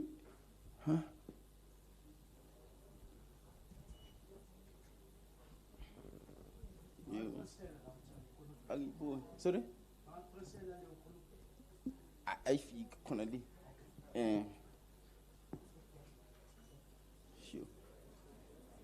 So the product that we have, they come in different sizes and different shapes. We have triple decker, double decker, large pizza, and a medium pizza. Triple decker is 180, double decker 140, large pizza 100 rand, and then we have a medium which is 60 rand. We want to have a new flavor. That's our short-term goal. We want to have a uniform for our staff member. We want to build a shelter for our client where they can sit. Our long-term goal, we want to have 5 more branches in Nkomazi and 3 branches around Bombela. Our target market is the technical student, the municipality, the churches around Nkomazi, and school at large. We have competitors, which is one of the big brands that I'm competing, which is Debones. They are good in their branding, but then their quality is really not good. We make more sales on delivery. We sell more of the double decker, 7 to 13 in a day. Our main way to make money is when we're doing specials or 20% off. In that way, we're not losing anything. Our plan is to hire extra 4 people in the next coming 6 months. We want to have 2 more motorbikes for our delivery to be much faster. With the 50,000 rand, after we're getting it, we want to buy a second delivery bike to cover the place of Nkomazi. We want to have a gas oven because of the load shedding. That will help us. And then we want to have a little bit cash to pay our salaries for the next coming 4 months. We have a team of 5 people, which is me, the director. I act as a driver, but once we get another bike, we'll hire another driver, and we have 2 bakers. We can contact us. Brother, your time is up. Thank you, sir.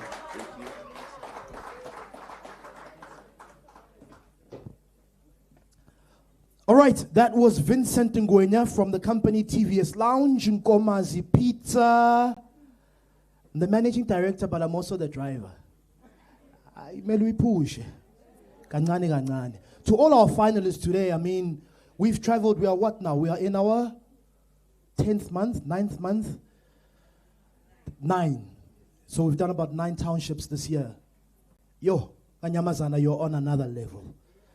The businesses that you are building in the township are on another level. Let's give our finalists a round of applause. Asmashai and Nizanda as well.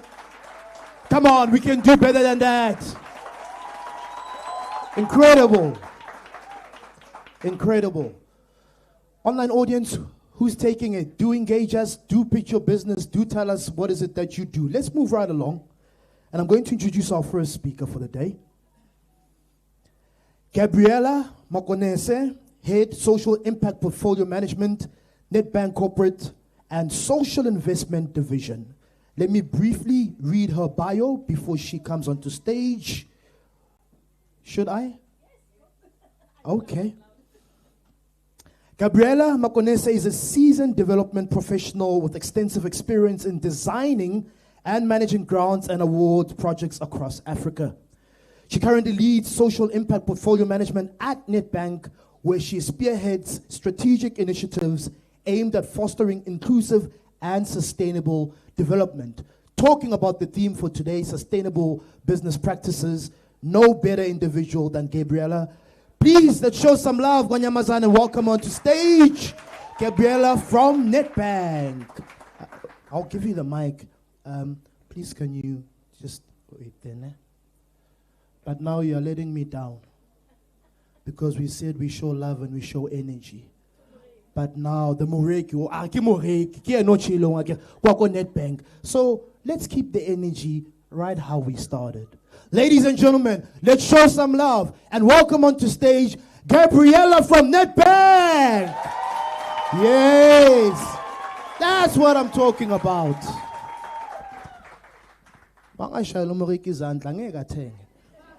There's the mic. Over to you. Good afternoon, everyone. I'm so excited to be here. I'm really glad that I'm coming after the pitches. That was so amazing for me. So I come from the social impact unit, and our work essentially is to fund businesses like you guys. And we focus on, township and rural economies. Yeah, what's his name? Yeah. And I love the pitches, right? I'm going to tell you guys how to do a perfect pitch because each one of you had something that should have come together. But it was beautiful. I loved it. So in terms of this, and this is what we look for. I'm going to summarize my pitch and then I'll go to it. But I thought this was a good example, yeah? From a banking perspective, I'm not talking for the other judges, ne? So I'm telling you, if you go to a bank, what are we looking for, basically, ne? So let's say you meet me outside. Yes, it's Gaby, Yazi, I have this business, blah, blah, blah. It's okay, let's hear. What's your business, right? This is what I'm hoping the conversation will go this way. You tell me who you are and what's your background. And I'm going to give you some examples. Ne? I felt that Upule and Wandile, they did a great job. Then Pule came, she even told you what she studied, blah, blah, blah, blah, blah. You know, when you're completing a form at the bank, they always ask about your background. It matters, right? We want to know who are we giving money to. Do they have some skin in the game? Can they do something and finish? And that's what that illustrates, right? And then what's your story? I felt that Penwell and Vincent, they were like really good at that, right? Everyone did that well, but I'm just giving you examples. They went there, they told you that in that little 3 minutes, they could still fit in their background story. Okay, when I grew up, I walked however many kilometers to school, and so blah, blah, blah, blah, blah. Background, it matters. You're connecting with the heart, right? Don't forget that you're dealing with people. You need to connect with me, and I need to hear that, oh, I know what that feels like. Let me hear this guy. You know what I mean? That's it. And know your numbers extensively. Kensani and Gracious, they really went there. Gracious's slides, they stalled. They were slow. I don't know what he was doing. The slides were not moving. Gracious was telling you the numbers down to the 80 cents off memory. She knows her numbers. Kensani the same. She stopped a little bit. Then she told you about her cost of sales. She was able to tell you that this is what I make a day, blah, blah, blah, blah, blah. That kind of thing. You need to run through your numbers, know your numbers, even if you're just giving me a range. But I need to feel like I'm going to give someone money that knows where the money is going and what are their costs. I like that Vincent spoke about his operations. He's telling you that I'm a driver and I'm also, he's the owner and he's also the driver. And he's telling you honestly that he needs money to pay salaries. I don't know why you guys don't talk about operational costs as if you're doing this for the goodness of your heart. No, you're doing this, right? You're doing this because the government cannot create jobs for everybody in the country. So you're doing this as well to sustain yourself, and that needs to come through. You're showing that you have some skin in the game.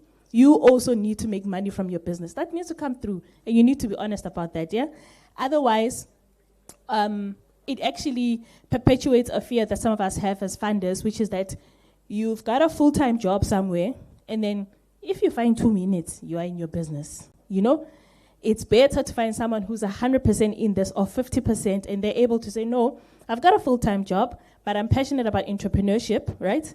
And this is what I'm doing. This is how I'm able to do both. Or I'm working until this business gets to a point that it's able to pay me X amount, and so then I'll transition into this. It's like if you want to own a McDonald's, for example, a franchise, they will not let you buy the franchise if you cannot commit 100% of it. You cannot work or own a McDonald's, for example, if you have a full-time job. They want you to have skin in the game, to say, this is my business, I'm doing this. There's no plan B. Do you know what I mean? So that needs to come through in your pitch. And then yeah, I felt like most of you guys, you really know, you know your products very well, came up. Vincent was even telling you how much sales he's doing in a range, 7 to 13 a day. Great. And then be prepared for hiccups. Like Vincent, they were, I don't know what happened there. Slides didn't work. He pulled out his phone and he's able to continue, right? I felt like I could have given him more time. But yeah, that's just me.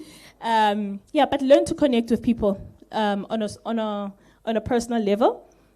Let me tell you something very interesting. If you're gonna work in our team, which works with people, we are passionate about township economy, rural economy.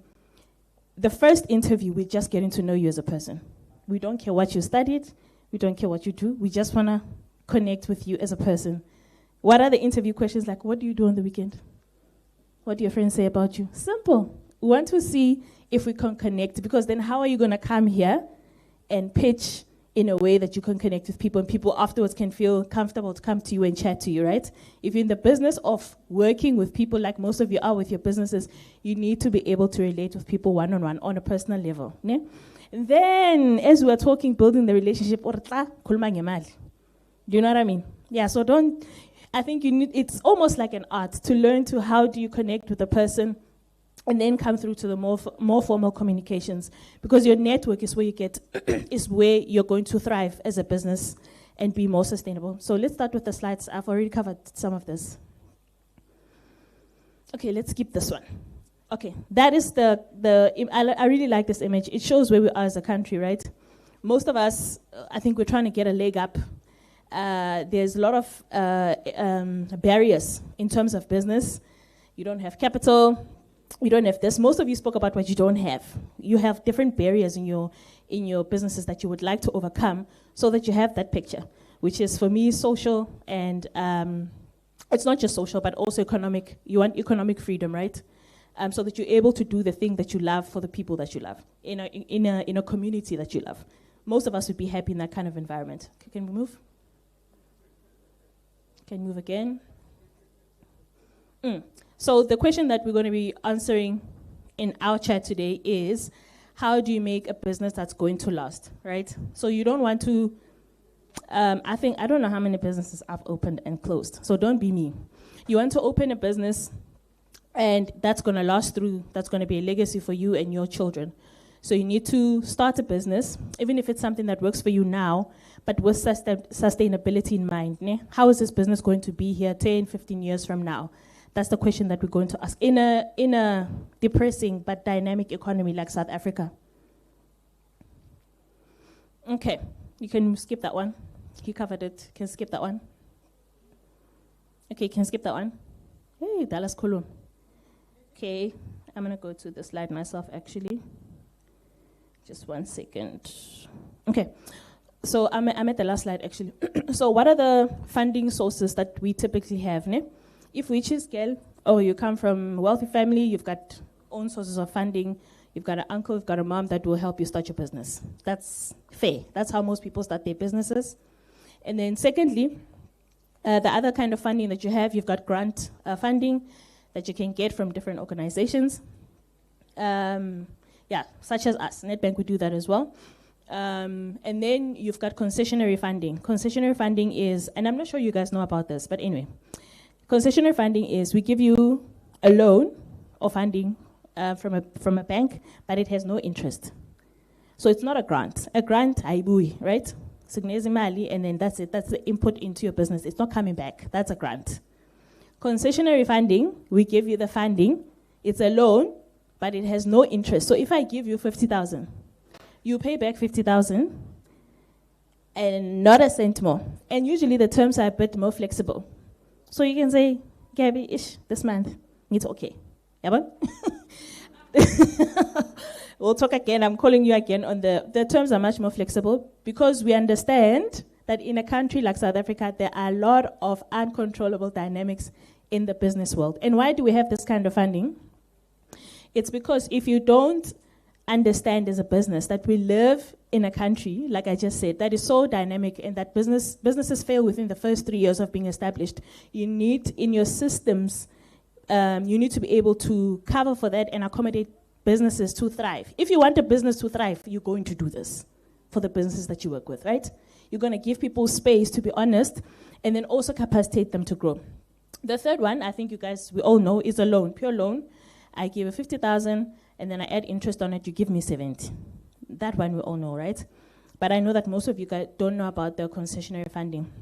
And an interesting fact, in our division at Nedbank, if you, let's say we give you concessionary funding, I thought this was so interesting as well. You get concessionary funding as a business. If you do well, let's say you pay consistently, no issues, lucky for you, good industry that you're working in, the market is accessible, everything is going according to plan, we can actually shorten. Let's say you're supposed to give us back that 50, we can actually say, no, actually give us 40, right?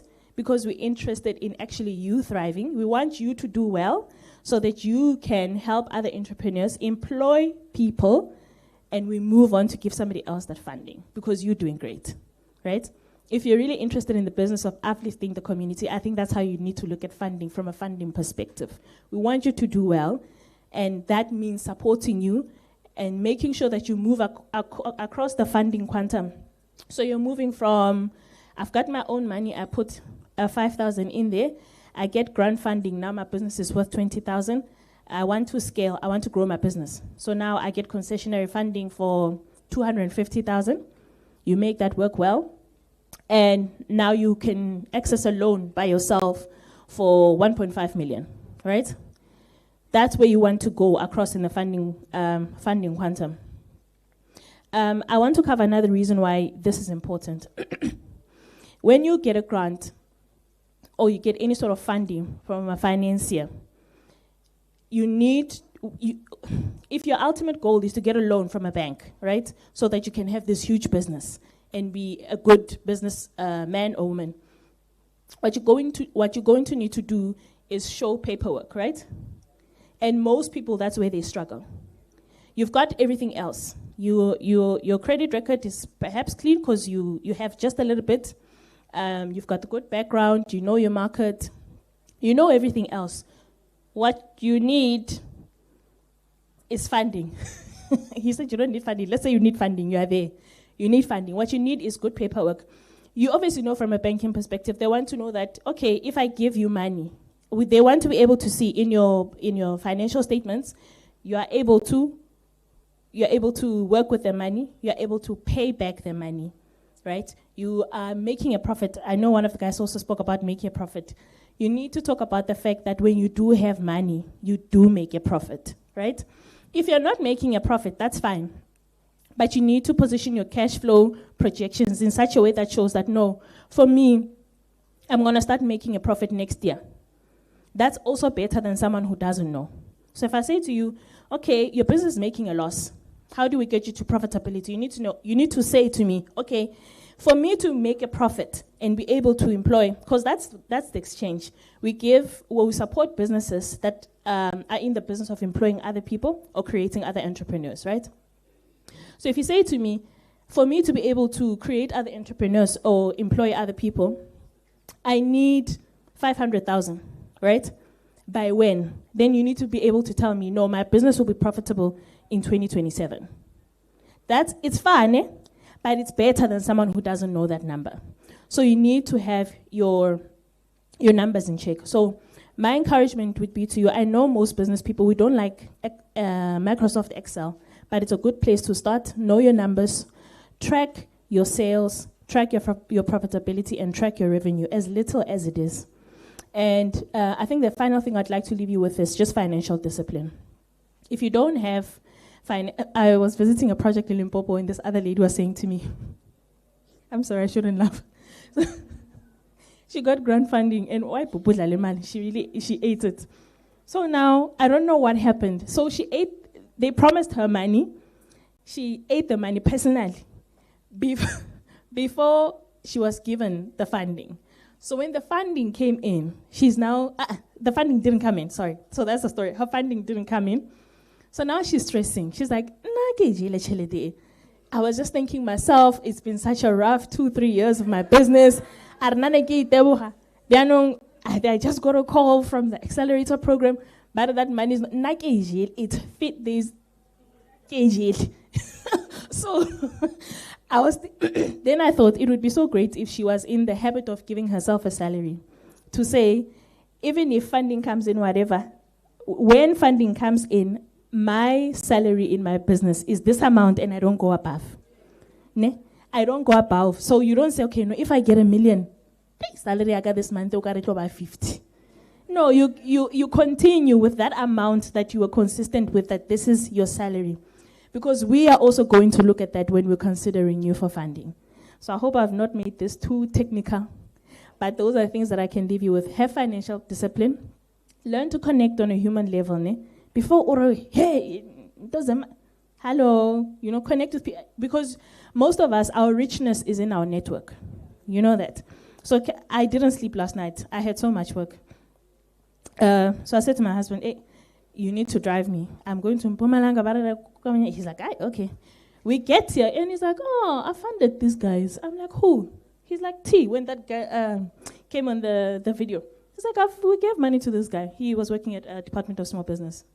Already network. You're always one person away from someone who knows. You see how close the environment is, right? So I'd like to use people in your network, take people's numbers, and also make sure that money circulates within your economy, right? If you know someone that has a product that is staying in your community, support that person. Make sure that you grow the economy that where you are staying, right? Most of us, we like getting products and services from Joburg, but there is someone who you can decide to support locally. So if you want to be supported locally, I think you should also make an effort to support your local business network. Yeah, thank you.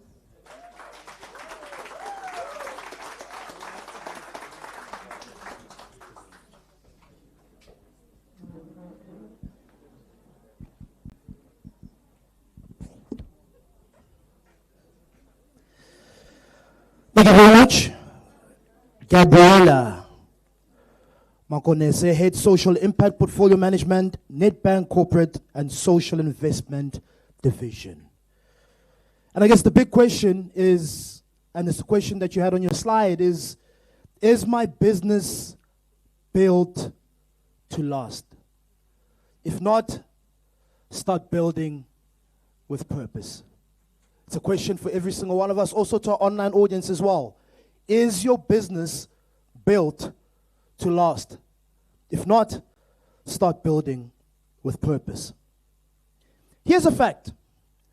Announced at the 32nd Global Finance Best Bank Awards, Nedbank was named the best bank in South Africa 2025.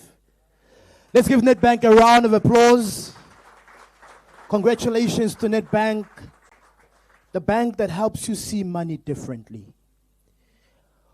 So moving right along, I want to see by show of hands, those of you who have gone to a market or you went somewhere where they were selling something but you didn't have cash with you.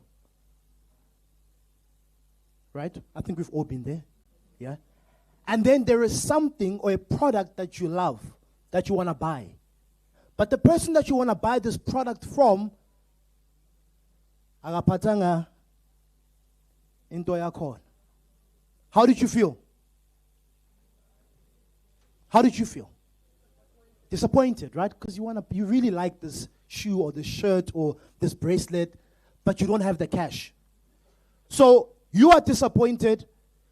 They are disappointed. They are sad because they've lost the sale. So if you lose a sale, you lose money, right? That's a problem. So you need a solution. So Nedbank has come up with a solution. Tato, please, can I have this Android POS from Nedbank? Thank you. Please, can you stand next to me and just hold it? So Nedbank has come up with a solution for every single one of us. Those of you who don't have, we can maybe call it a pocket pause or whatever you want to call it, right? So this is the Nedbank Android POS no print. Abona lezi ezinye mawuqeda ukuthi uyathenga ikhipha sleep ikhipha amaphepha asinasikhatha amaphepha. Le it's really saving you a lot, right? So you're saying yeah, but siyakuzwa, what's different? What's special? Let me tell you. All of us here, all of us, all entrepreneurs who are sitting in the room, it's a fact It's a fact. All of us are looking for a tool to save time and simplify your business operations. Nedbank has that solution and that tool for you. You can also look at the screen while I'm telling you to see the options that they have for you. So Nedbank offers card payment devices tailored to your everyday needs at market-leading competitive rates, right? But why? Why should we choose Nedbank and not the other bank? Let me tell you why. You get up to 100% cash back on your device fee. You apply via the Money app in under 5 minutes. Done. Dusted. You receive your device in less than 48 hours. Less than 48 hours, you've got your device, already operations, sales are already coming in, and it's tracked. Gabriella earlier on spoke about the fact that we need to look after our funds, and we need to know how much money we're making. So, all of that and all your sales are recorded as you use this Android POS, no print.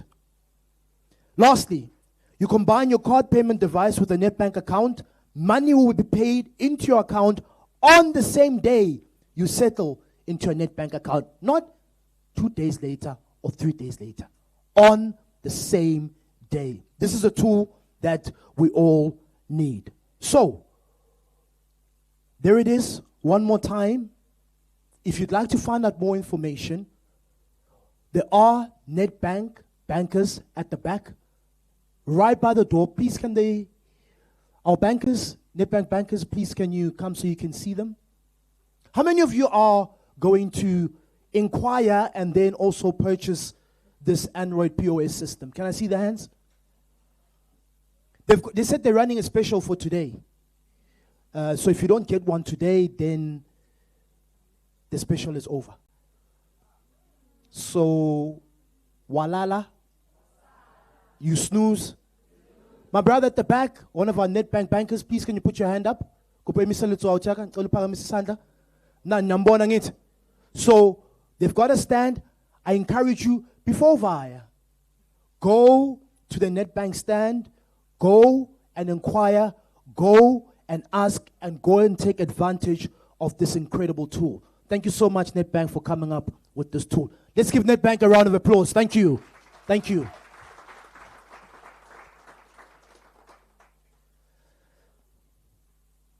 Then we've got our next speaker. He is one of our, I'm not asking, I know. The Kasi Pitching Challenge winner, Mbalentle. This was in 2024. Yes, my brother. I recognize you. I see you. Igama lakhe Ndani Madilonga, unpacking his growth, his journey, resilience.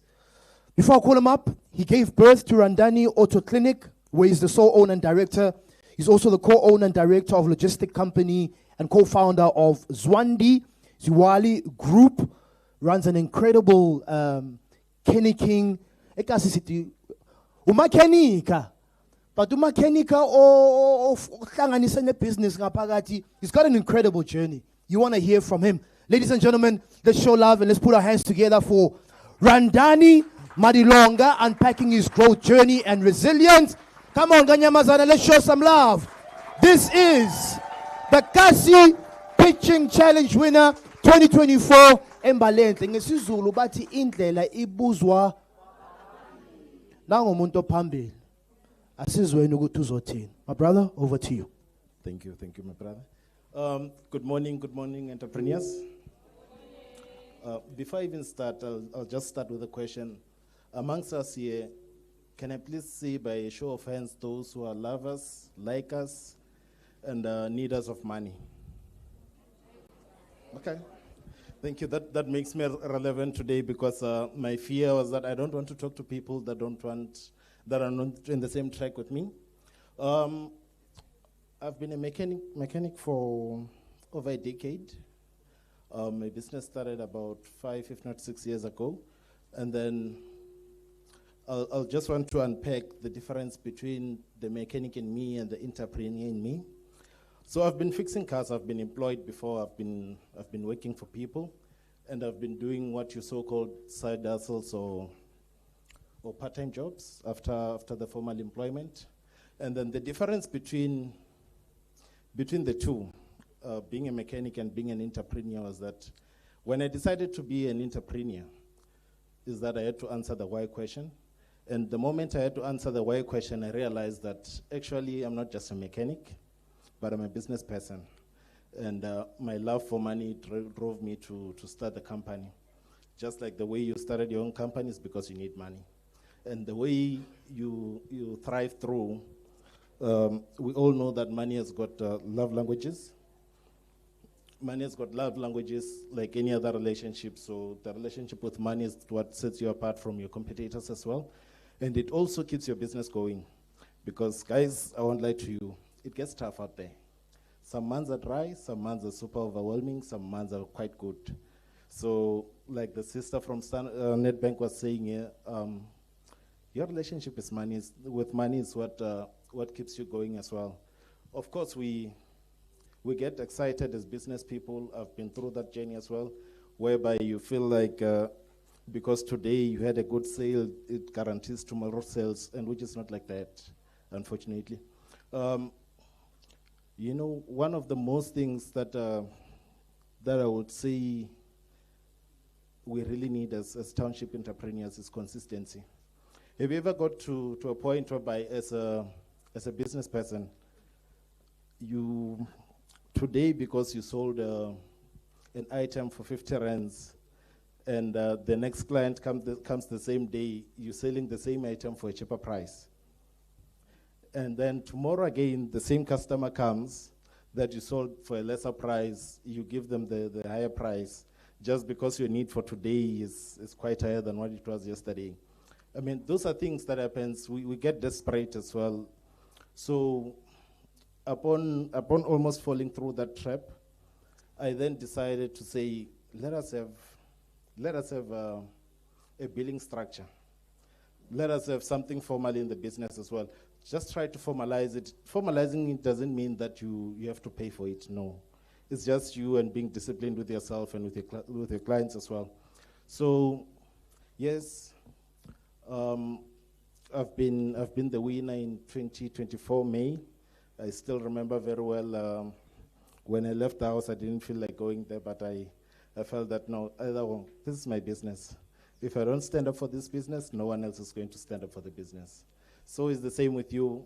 I won the challenge, but I'm not more interested about winning the challenge, because obviously not all of us are going to win today, but all of us are winners. Obviously not all of us are going to win today, but of course it doesn't mean that if I don't win today, then my business is stopping to run today. Obviously the business has to run. So I want to talk about the ethics when you're running the business. This gets to be quite a challenge for us as township entrepreneurs. We lack ethics at times, most especially in my trade as well. As you heard that I'm a mechanic, I'm sure those who have cars here, you've got stories to tell about mechanics. Some are good, some are not good. So it's not only mechanics who do that. Each and every business does that. But the key, or the key to make it through that trap as well, is for us to be real to ourselves. If you're running a business and you really want the business to grow and to stay there for years and decades, you have to be consistent and you have to be ethical in what you do, because reputation is everything in a business. I won't mention how many times I've went out to market and I came back with nothing at all, 0 clients. But I can't count how many times people came because of referrals to say, this is what this guy has done for us. He's quite good at what he does. You won't regret. So by that, I'm saying to you, fellow entrepreneurs, that if you're consistent and you're disciplined with your business, it goes a long way. Most of the business guys, they will tell you that the first and second quarter of this year was not good at all, across all sectors. The reason why, I don't know as well. But we who are having it hard. If you're still running and you've been running for the entire past 5 years, just give yourself some hands, because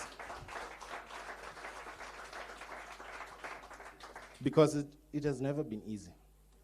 And one thing about entrepreneurs is that Sbu did mention that this journey gets so lonely at times, and you sometimes feel like you don't want to do it anymore.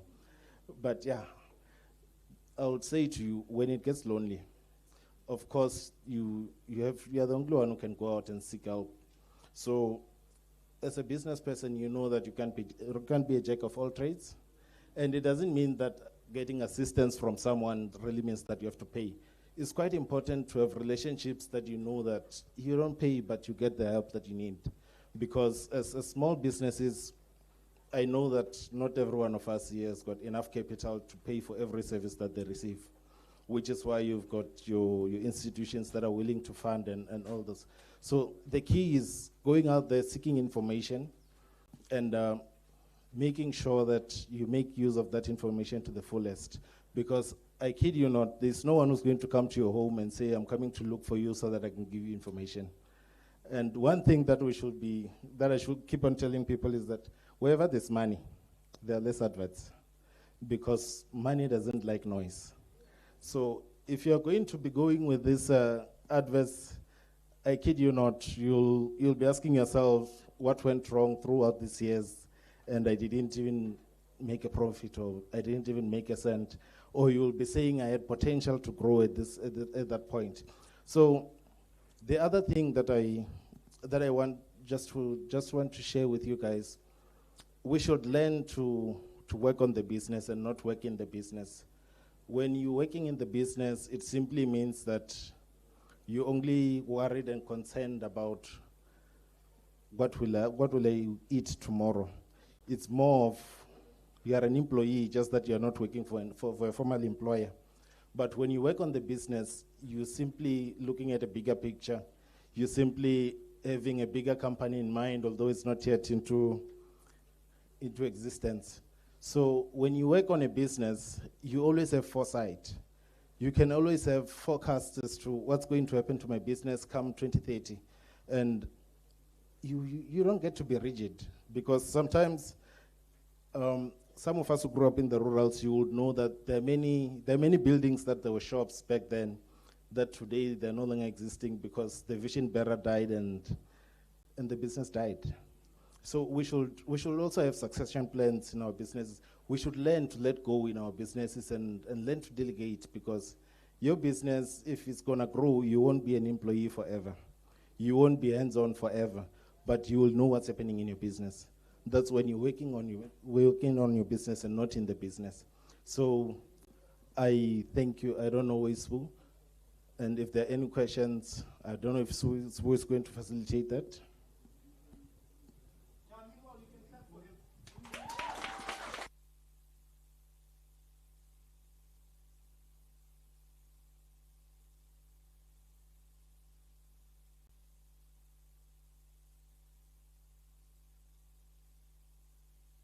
All right. Okay. Good. Let's put our hands together for Randani Ngala Simshayile Nizandla. You know, the entrepreneurs that are, you wouldn't say they extroverts, but they specialize behind the scene. I want to behind the scene, I'm on the shy spansake behind the scene. Randan is absolutely incredible. You know, I clearly remember when you won the pitching competition and thinking, and we had the session and the cars were parked, and he's already looking like, yeah, le HX le ngata ay manga kahle le ale ngathi kumele sikheni kele lo muntu sespanini tsho yabona ukuthi le moto lezi they need some king. They need to be worked on. But my brother, you're doing incredible work. And it's great to see how your brand and your company has grown. I wish you all the best. We'll do the questions at the end. What I'm going to do is I'm going to firstly give you a gift, just a token of appreciation from T. Thank you, my brother. So people are curious. Not people, we all are curious. Because someone gives you a box and you're like, but. So there are gifts inside. I'm not going to show everything inside, but what I'm going to tell you for sure is everything that's inside here has been bought from all the exhibitors that are here. So we make sure that when we come here, we're not buying from there somewhere and somehow, then we, no. You empower where you are and you buy where you are. You don't have to go far. Business is right in here. So that's a gift on behalf of T. Congratulations and thank you, my brother. I'm going to need to take this now, and then I need a photo before I introduce our next panel. I need you to look straight into the camera. You know that smile when the car is finally fixed? I want you to give, that's the smile I want you to give straight into that camera. One more time, ladies and gentlemen, a round of applause for Randani. Thank you. Are you happy, my brother? Fantastic. Thank you, sir. All right, are we still together? I've got some exciting news. Guess what? I have the name of the winner.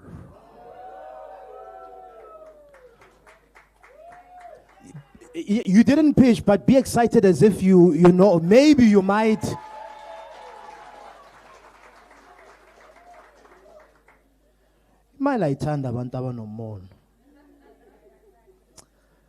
Before we get onto our panel discussion, I would like to just give a shout out to Fortunate from Likwala Kwala FM. Fortunate, where are you? Thank you for coming through. We appreciate you. Thank you, Fortunate. Really, really appreciate it for believing in the vision. Luazi from Msamo News. Luazi. Thank you so much, Luazi. Thank you for coming through from Msamo News. It's really just about spreading what is happening in the township. And they've opened up their doors to say, T, come through, come share what is it that you're doing. So we really, really appreciate it. Siyabonga kakhulu. Thank you. Let's head on to our panel discussion. This discussion is going to be personal because a lot of you I know have a lot of questions, but we need to find out and hear from the various parties and stakeholders in the house who have a mandate, every single one of them, to empower entrepreneurs. And at times we say, yeah, but they are not doing anything. Hey. Let's hear from them. Let's hear the opportunities that are there for you as township entrepreneurs. So the first panelist that I'm going to introduce onto stage, Kavaza Mutlaba, Assistant Director for Enterprise Development at the Department of Economic Development and Tourism. Please, can you come onto stage? Kavaza Mutlaba.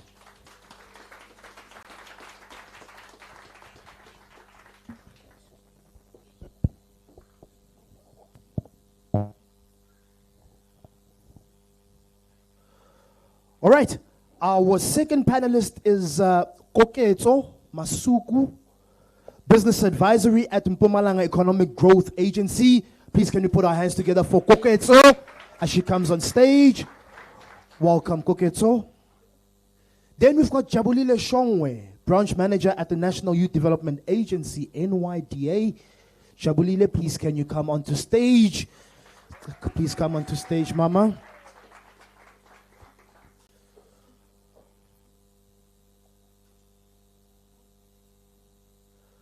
Fortunate Mona, Information Officer at Small Enterprise Development and Finance Agency. Please, can you come onto stage? Fortunate,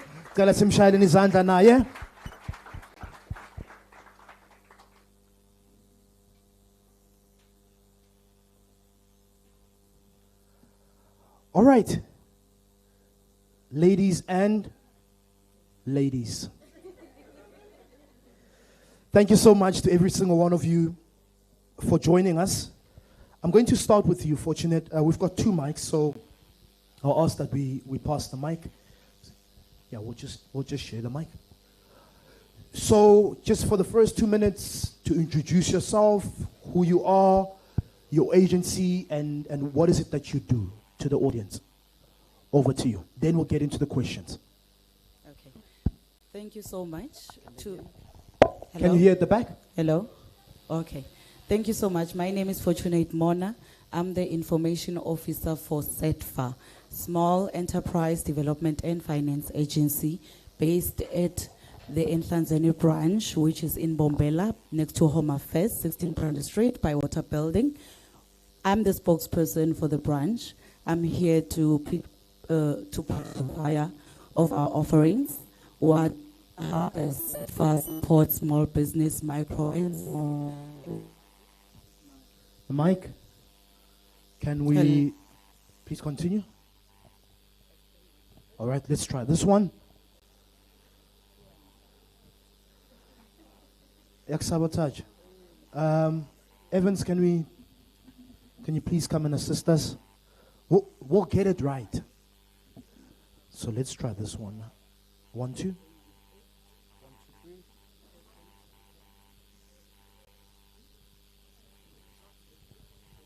This one.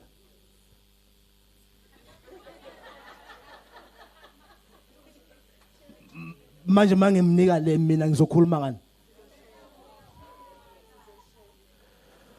Now amanye ama mic le yami le. Na yinye mic. Fun nix ngale mic. We'll get it right. 1, 2. Testing mic. What? Okay, for now. I'll be comfortable now. But let's take this one. Thank you so much.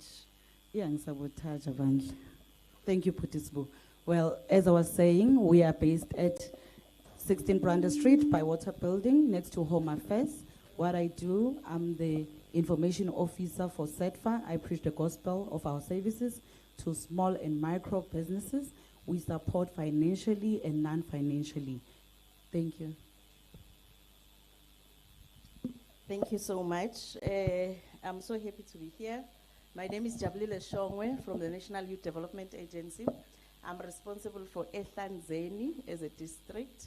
Our office is in Nelspruit at 5th floor at Absa Square. At the NYDA, we assist young people. I know there's a confusion with NYDA because it's like we're just a funding institution.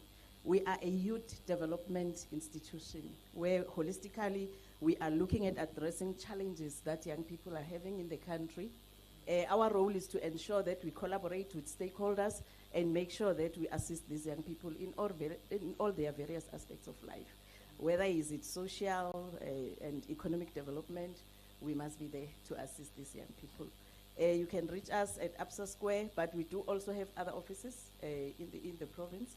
In Khartsibande, in Kangala, and in Bushbuckridge. Thank you. Sanibonani, Mijani. I'm from the Mpumalanga Economic Growth Agency, an entity of the the Department of Economic Development and Tourism. We are the agency that's responsible for fostering economic growth in the Mpumalanga province, and we offer financial and non-financial support to businesses and individuals in the province. I am a business advisor at Mega, so what I do is I guide you through applications, I guide you through getting financial and non-financial support from the entity. Thank you. Thank you. Absheni. Minjani. Okay, my name is Kawaza Mhlaba. I'm from the Department of Economic Development and Tourism. It's a provincial department. The department is very huge. If I have to explain it, then it means you'll have to give me 40 minutes that you promised me to do the presentation. But to cut that short, the department has got agencies. Hence my sister here, she said she's coming from Mega, which is one of the agencies of the department. And within the department, we have programs. I'm from Program 2, Enterprise Development Unit. I'm responsible for the registration of companies or SMME as a whole and cooperatives. We support cooperatives and SMME through financial support and non-financial support. But as you ask questions, I'm sure that is where we are going to unpack our services as what we do in the department. Thank you. 1, 2. Thank you very much. the 40 minutes that you were promised, it's coming. The 20 minutes coming. Relax.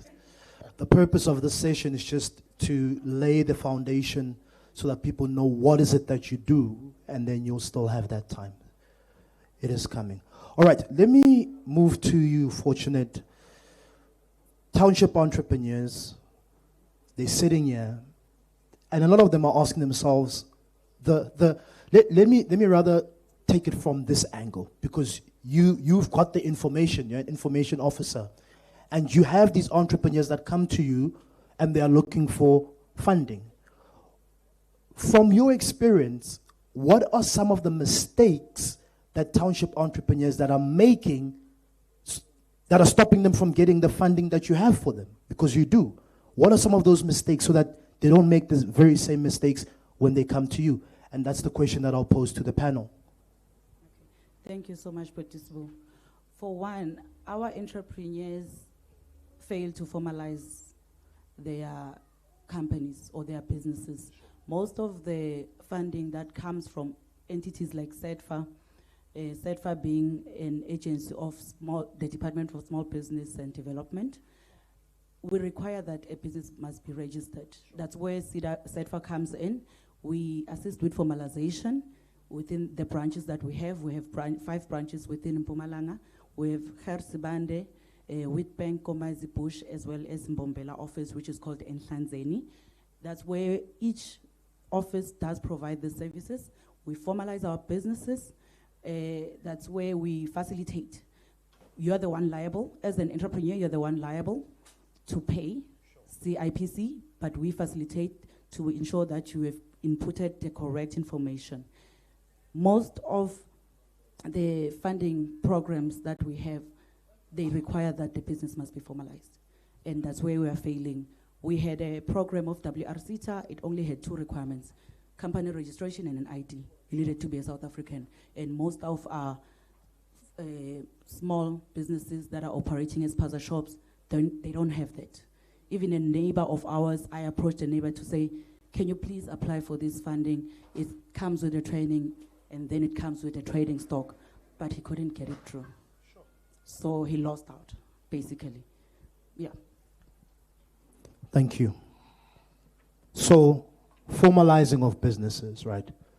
And once you've formalized, make sure that you continue to pay. Otherwise, you get deregistered. Right? Thank you for sharing. Mama? Okay, thank you so much. Is it the same question? Same question. All right. At the agency, I would say one of the biggest challenges is not just registrations, it's all the compliance documents. Because if you have to fund a young person, then they will have to run around and make sure that they get all the documents that are required. Over and above than registering the business, they will have to open also a business account. They will have to go get quotations, relevant letters from wherever they are getting the quotations. So sometimes, they would just get demoralized in the process. Because it's not a one-shot thing that you'll come today and then we are able to assist you today. You'll have to be patient. It's a process that will have to take you through. But one of the biggest, over and above the compliance document, is their credit record. Yeah. Because we do check the credit record, and the credit record is not good. You will find that one person has got accounts with all the clothing shops, and they are not paying any. And that is not a deal breaker, but a deal breaker is that we would want you also to commit to say, I'm going to pay for my accounts. That's financial responsibility. That we would require that you go, you make arrangements with your fund, with your financial institutions, and make sure that you pay. Sometimes they will run away. They will never come back. Thank you. Thank you very much. Just out of curiosity, just an honest question. How many of you have got a business bank account? We're here to help, right? How many of you need to open a business bank account? You're running a business. We're here to help you. Don't be shy. I mean, when we started off as well, everything was coming into the personal. All right. I do encourage those of you who need to open a business bank account to do so urgently. Netbank is there as well to assist you so that you don't miss out on opportunities, because you can't be mixing business with personal. Are we together? Then we're going to do another workshop where they're finding that they're looking at your business and then your business is showing the company that starts with a T on a Saturday. But we'll have that discussion. Okay, so I would say the challenge that I have with entrepreneurs is keeping financial records of their businesses. Most entrepreneurs tend to work from hand to mouth in a situation where, I'll make an example with But Vincent. He sells 5 pizzas today, and then after the sales, there's no banking that's happening. He'll take that money, so now it's hard, it's difficult for us as funders or financiers to measure like how much is the business making, and whether are you making a profit, are you making a loss, when are you breaking even, etc. So I would encourage our entrepreneurs, whatever little money that you make, or maybe have a banking day, or like once a month saying this is my banking day, or once a week this is my banking day, where you deposit all the money that the business has made, then transact from that business account. Your expenses, when you go buy, when you pay for operational costs, transact through the business account so that you know what your operational costs are, you know all the costs that are implicated in your businesses. So they make that mistake of just using the money without keeping it in the banking and keeping track record of how much they make. Thank you. Thank you. One of the biggest challenges, again, that I see SMMEs and cooperative, it's capacity building. I know as government, it is our responsibility to capacitate you, but you must be willing to learn. You must be ready to learn. You can have a brilliant idea, but if you're not knowledgeable or you don't admit mistakes and take advice, you're not going to improve your business. So when a client arrives in our office, we provide business advice. As much as you can give us your business idea, but we'll provide business advice. They don't like to be discouraged, or they don't like you seeing their idea somehow. And we are going to refer you to institutions where they are going to provide trainings. Please be willing and be ready to learn, because you are going to undergo that training maybe for 3 weeks or 3 days. And once you start to talk about that, they get discouraged because they're thinking that when they come to the department, we have money readily waiting for them to be funded. You cannot be funded without you having complied governance, knowledge on governance, at the same time record keeping. So those are the things that we look at them when we assist SMMEs and cooperatives. Thank you very much. A round of applause to our panelists. I do hope that you are writing down your questions, because later on in the program, you'll then have an opportunity to ask our panelists the questions that you have. We don't want you to leave here and you still have the same struggles that you came with. Then what's the point? Are we together? So please make sure that you've got those questions down. We're not going to get through all of them, but we'll get through most of them.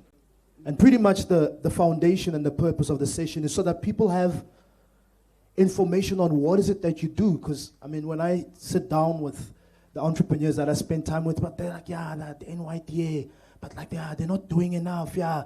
But you see, they're in the Mali, why ain't I sneaking Mali, etc., etc. So the reason why I asked that question is so that we don't make the same mistakes. I move on to my next question around the opportunities that are there for the entrepreneurs that are sitting in the room today. What are they, and how do they access them? I'll start with you, Fortune. Okay, thank you, Potisbu.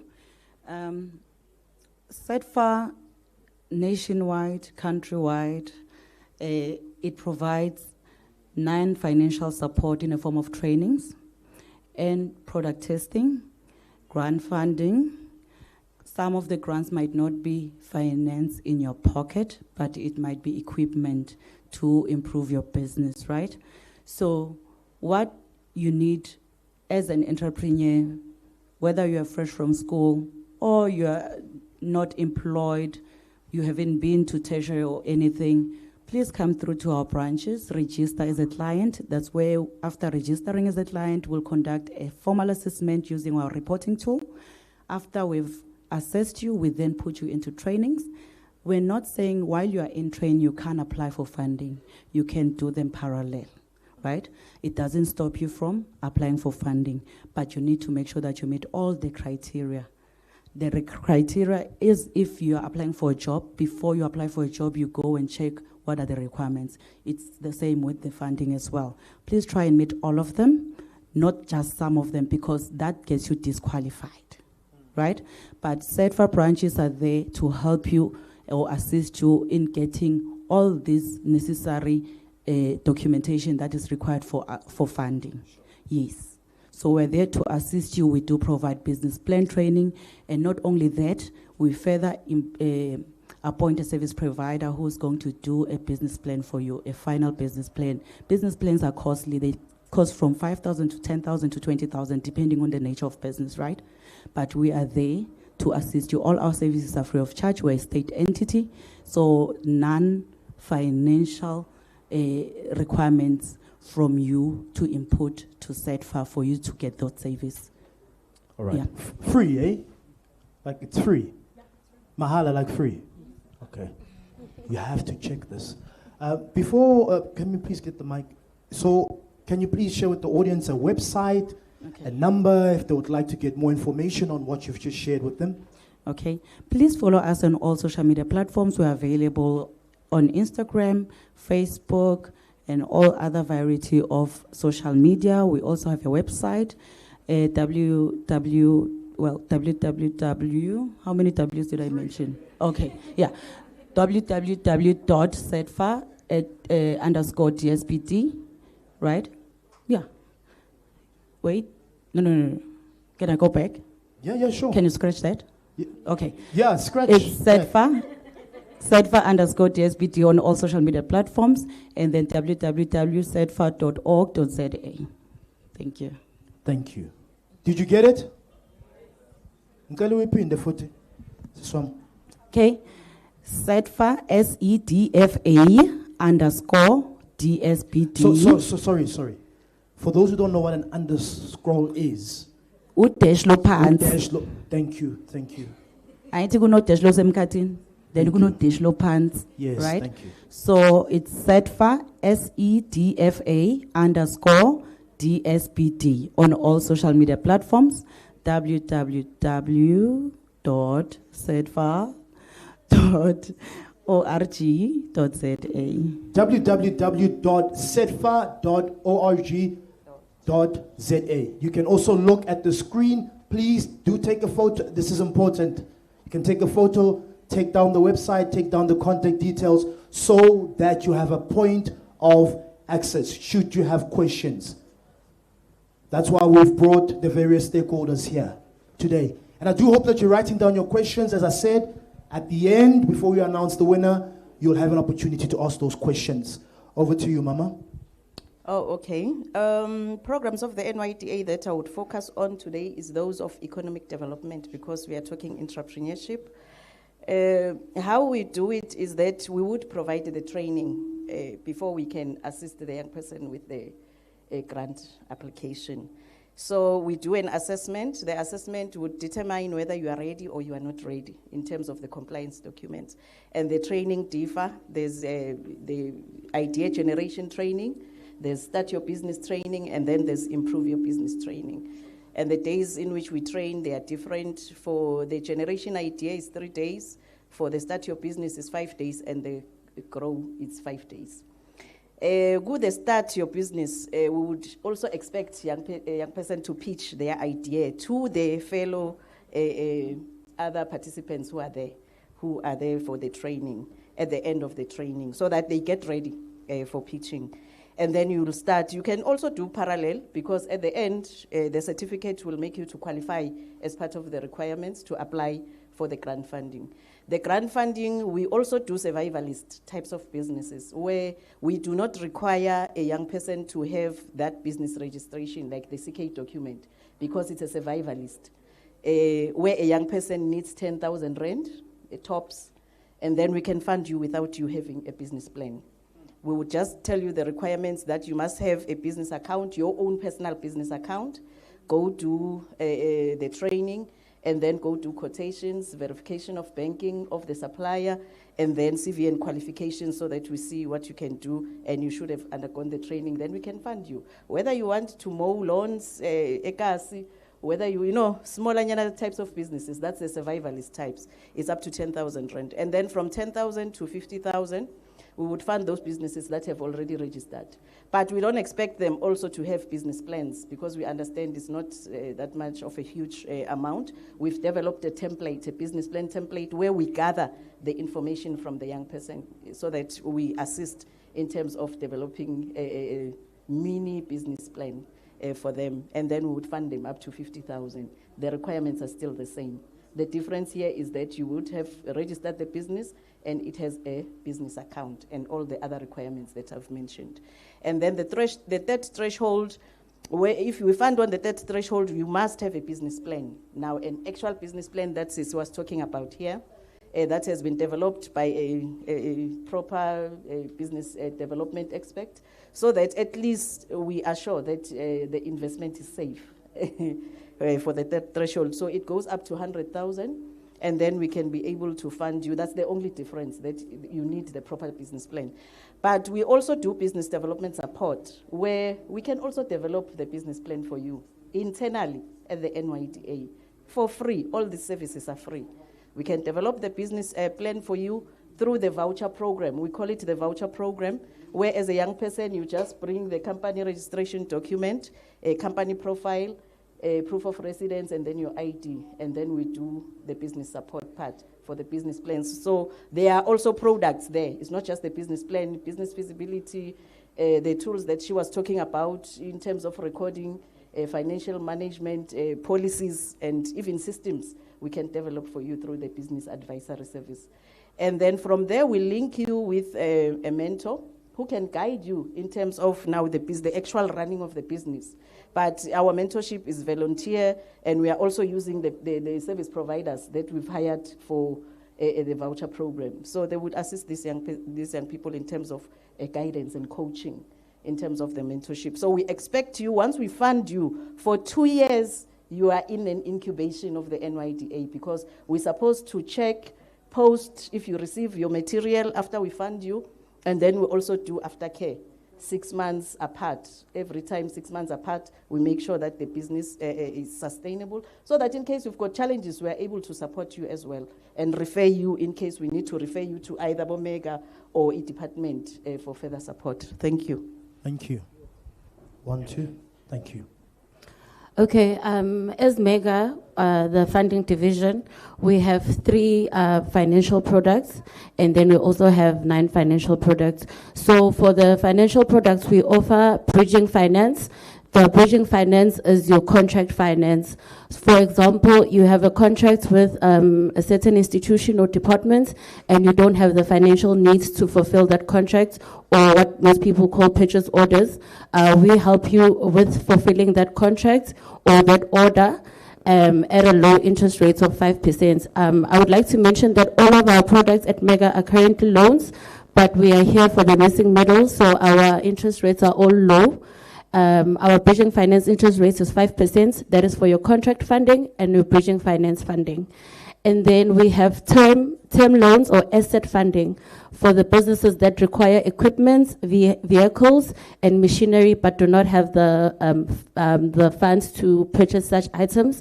We offer that service. We buy the items for you, and then we pay the suppliers directly, and they deliver to you. The interest rate for that is dependent on the businesses, so it's usually the prime rate minus 2% for businesses that have a high developmental impact.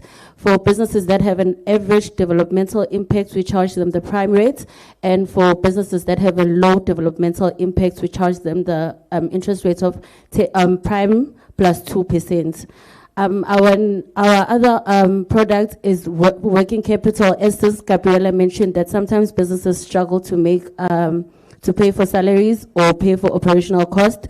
So Mega is here to assist you with the same interest rate policy of either prime -2, prime rate, or prime plus 2%. So if your business is struggling to pay for salaries or you're struggling to make payments for all your operational costs, Mega is there for you. We also have an interesting product because we also believe that our entrepreneurs should also be homeowners. We have a home loans product, and it's 10% throughout. So regardless of your credit score, I know you would visit banks and one person will be charged 22% and the other will be charged 10%. But with Mega, if you meet our funding criteria, we all charge 10% throughout. So if you are interested in purchasing a house in the Mpumalanga province, you can visit Mega. And then we also offer non-financial support. Our non-financial support has pre-investment. So before we invest in your business, you are more than welcome to visit the institution to speak to one of the advisors who will help you with completing the application form, compiling all the relevant documentations. And then we have a post-investment support. Post-investment support is where you are given a mentor or a business advisor who guides you throughout, who conducts site visits to check what the business is struggling with. And when the business struggles, we don't just let you go. We help you also with restructuring. As I mentioned, that our products are all loans, so we do help you with loan restructurings because we understand that businesses do not make money all the time. So if you are interested in any of our products, you are welcome to visit the website, which is www.mega.gov.za, or you can send an email, info@mega.gov.za. Our telephone line is 013-492-5818. So you're welcome to send all your inquiries. We also have our amazing marketing team outside. If you have any questions that are not answered here, you are welcome to visit their stalls. Thank you. Thank you. Where's that guy where's the pizza guy? Salaries. Mega is here for you. Yeah. Yes, ma'am. Okay, thank you again. Like I said before, the Department of Economic Development is a provincial department, and it oversees the agencies. The first agency, which is Mega. So we are funding. When I say we provide financial support through our implementing agency, which is Mega, right? Because so many people, they come to our department, and when you refer them to Mega, they feel like you are referring them to a different agency or entity. It's our baby. It's the department's baby. The second agency is Mpumalanga Tourism Parks Agency, which is responsible for tourism growth. So those SMMEs who are in tourism, when they come to the department, we'll send them to MTPA for assistance. The other agency that we have as a department is Mpumalanga Economic Regulator, MER.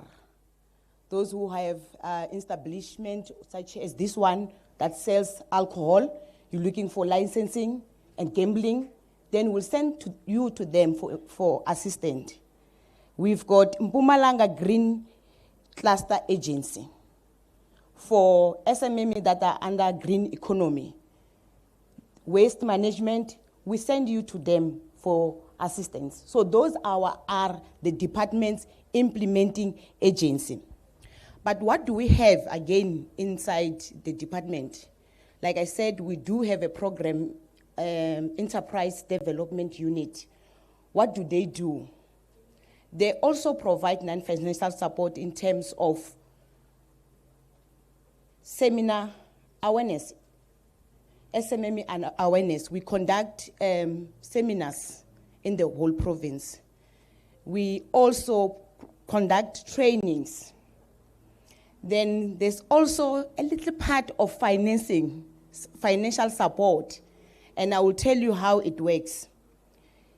Financial support, we do have a budget in the department.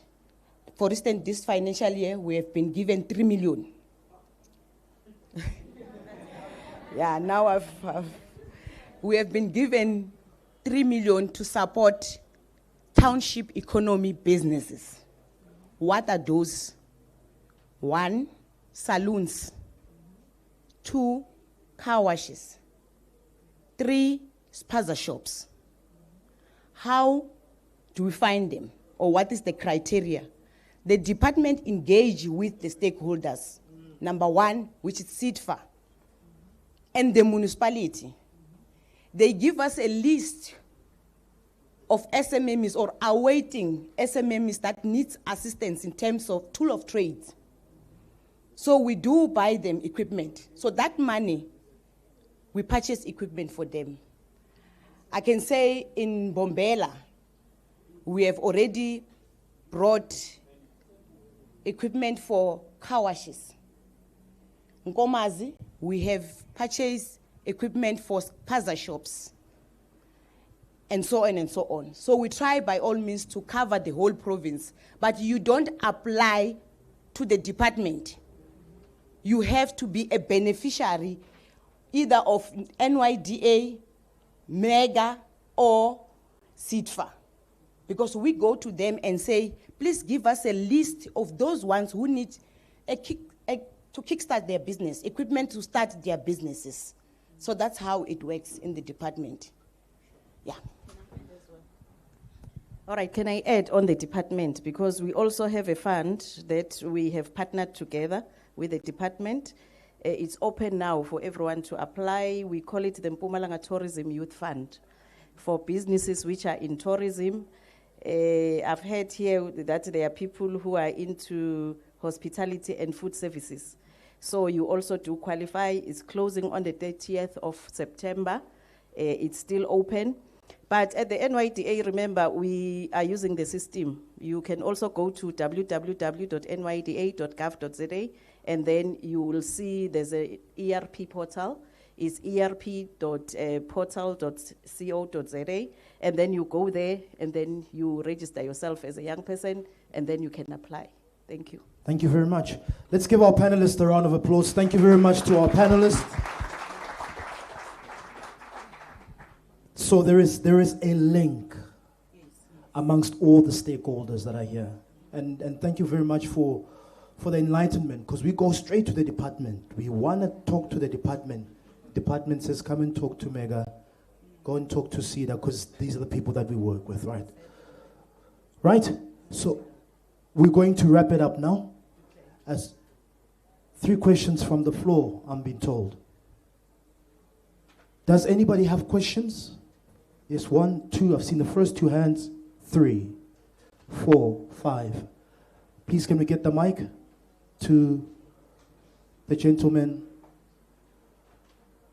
at the back?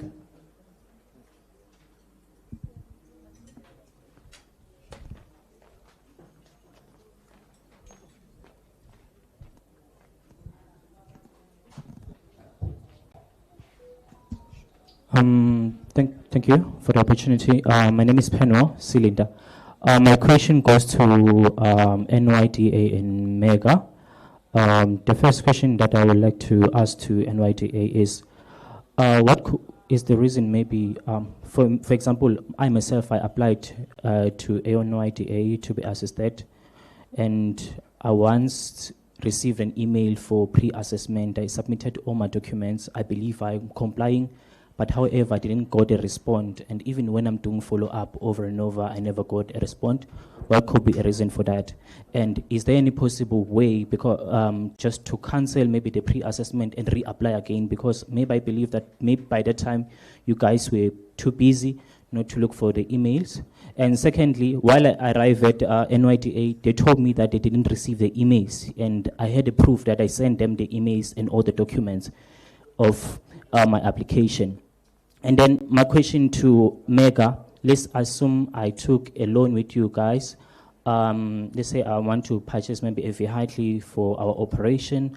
I want to ask in terms of your percentage rate, how much are they, and what's the term, or how long does it take for us to cover your loan? Thank you. Thank you. Thank you for that, my brother. Thank you for the questions. I'm going to humbly ask Yankela, please can we just keep it to one question, which is then going to allow us to give more people an opportunity to ask. I will hand over to our panelists. You want my... Okay. All right, thank you so much. So for the pre-assessment, how it works is that a business advisor calls you after uhlelela phaku pre-assessment to do a pitch and polish with yourself. One of the challenges that we are facing is that we moved from Telkom to Vodacom. And you know Vodacom is associated with adverts and. So yeah, we are having trouble. When they call you, you see an 087 number. Some of the clients, they've even blocked the number. Other people, you'll have to call them with your cell phone to say, hey, please answer, it's me at NYDA, so that they can answer. Yeah, one of the challenges that we found out is that, and maybe please see me also after this session so that we can take it forward, because usually it's one of the business advisors maybe who has not processed that application for one reason or the other and maybe failed to communicate. So we can take it outside of here. Thank you. Okay, in terms of our term and asset loans for vehicles, as I mentioned that we use an impact matrix to calculate your interest rates. So if you are a youth-owned business, black-owned business, you are in a rural area, the chances are that your interest rate will be the prime rate minus 2. What is the current prime rate? It's 10.75 if I'm not mistaken. So your interest rate will be around your 8%, between 8% and 9% for that finance. So for term and asset loans, we give you up to 15 years to make repayment of that loan. So it's up to you and the business advisor when you do your financials, and then we calculate, because we don't want to leave you as a business owner with nothing. So we're going to sit down with your financials and see how much money goes to your operational cost, how much money goes to your working capitals and so forth. And then from that profit, we will calculate how much money you will be able to pay Mega back and the period in which you will be able to make the repayments. Thank you.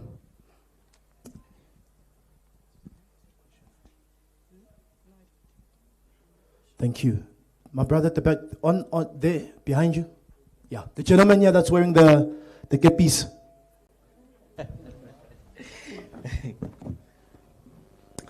Good morning, billionaires.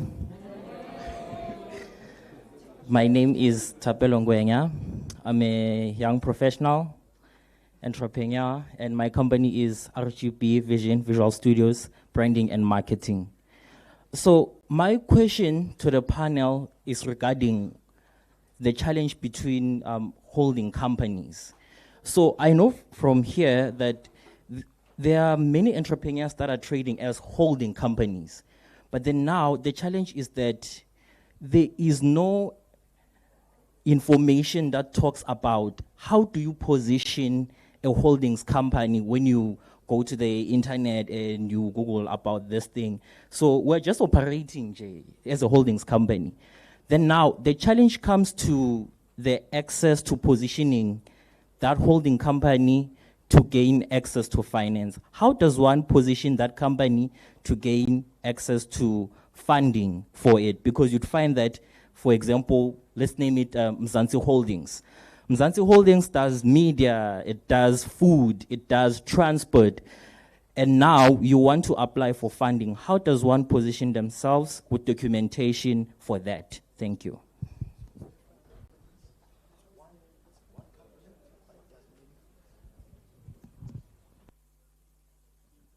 Just for clarity, my brother, for our panelists, so the holding company, it's called like Vision Holdings, and then Vision Holdings has got different companies under Vision Holdings, but penultimately Vision Holdings is the one that controls all the other companies. You are calling it holdings because it's holding. I want to, it's holding the ones that are, okay. So the question is around how do you then take this holdings company, or rather position it so that it gets funding? Just clarity, we need to make sure that your question is answered.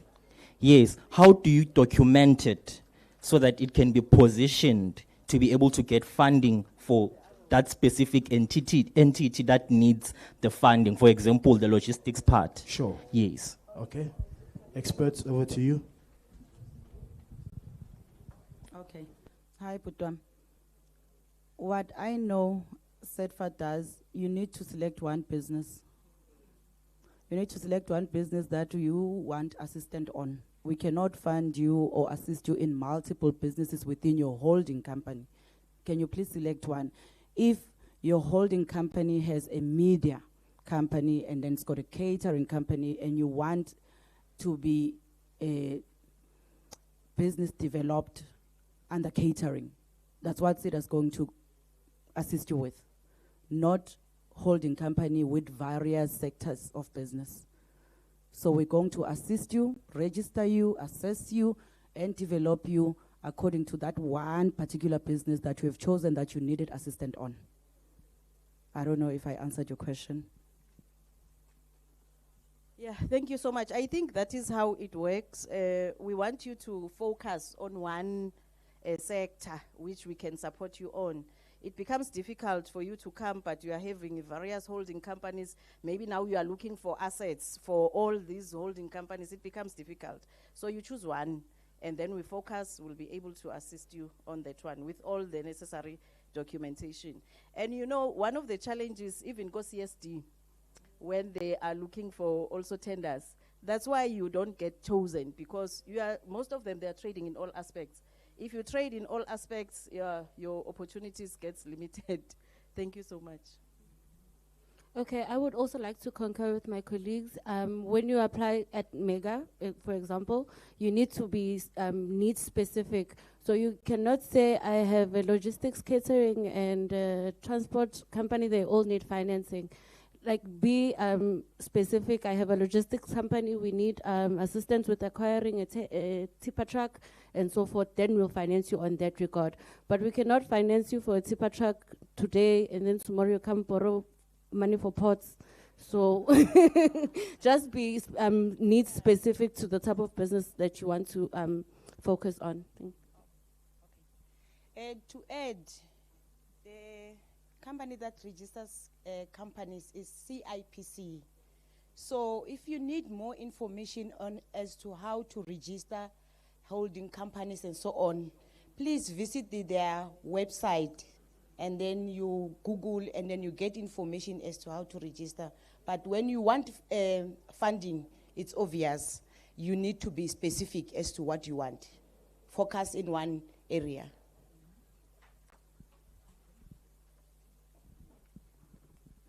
It's a very good question that you raised, because here's a location. Petikawash, saite no paisi kaulo, ngapu washamateki, ngapu paisi ntsipo. Usekas, you're trying out.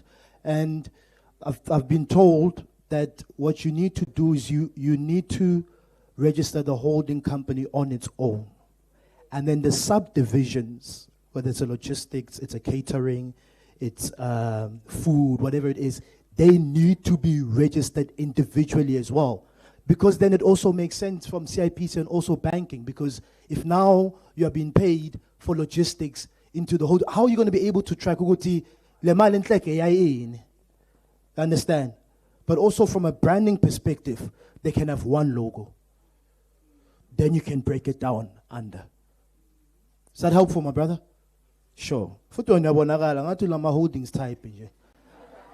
Awuthaseka sepushayo nje. Yes, the mic is with the. Thank you. Thanks for the opportunity. My name is Wanda Nkosi. I don't know how to phrase it, but I don't want to be sounding like I'm despondent. But I have this interest. I think that Mem Muhlaba raised the point that you must be willing to learn From 2017, when I came back to Mpumalanga, I became a client of CEDA at that time, up until today. I went the training, but I've never managed to get any assistance. But this is how I would like you to help me to get your contact details. Thanks with Mega, even though the information that I gained from them, I'm not yet ready to offer the service. But at least there's that communication that if you want to offer this service, especially in export, these are the opportunities. But when you come to the department and other, there is this hide and seek. Some of this information is sensitive just to throw it here.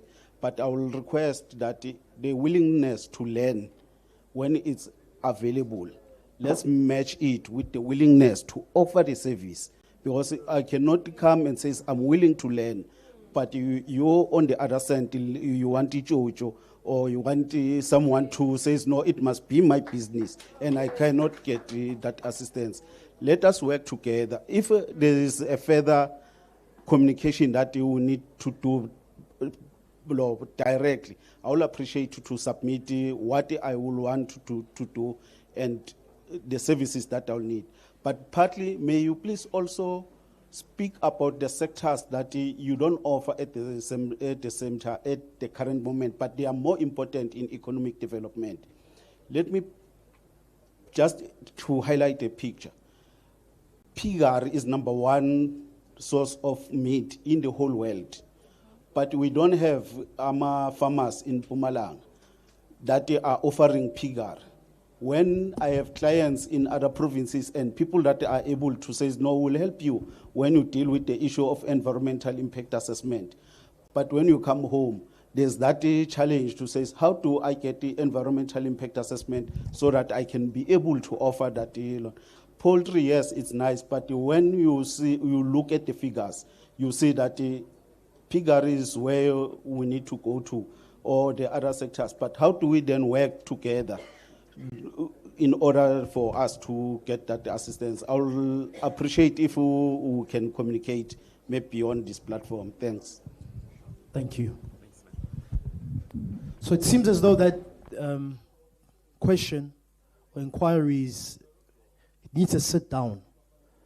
You've shared the contact details. Our panelists are still here, so you will be offered that opportunity. But I think your thing is, your question or your inquiry rather, is really just around partnership and working together, especially what you've mentioned.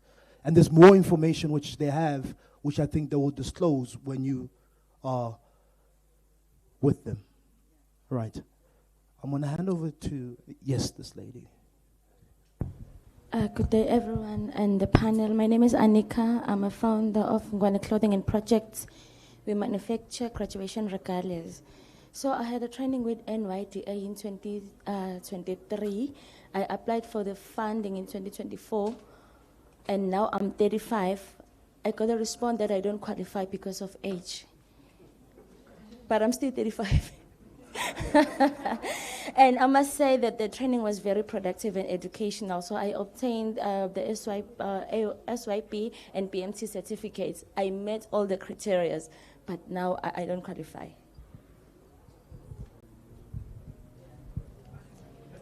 Okay, thank you so much. Yeah, you know, in technology, sometimes it's good, sometimes it's not good. The system grant has been structured in such a way because by the age of 35, vele fanele ube so funded, yabo.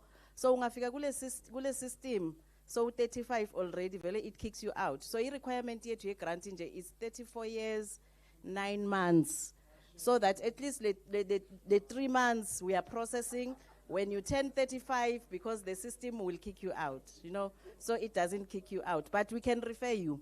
We can refer you to other institutions which can support you as well. It's not all lost and doom. We can refer you to SIDFA. We can refer you to other funding institutions. Thank you.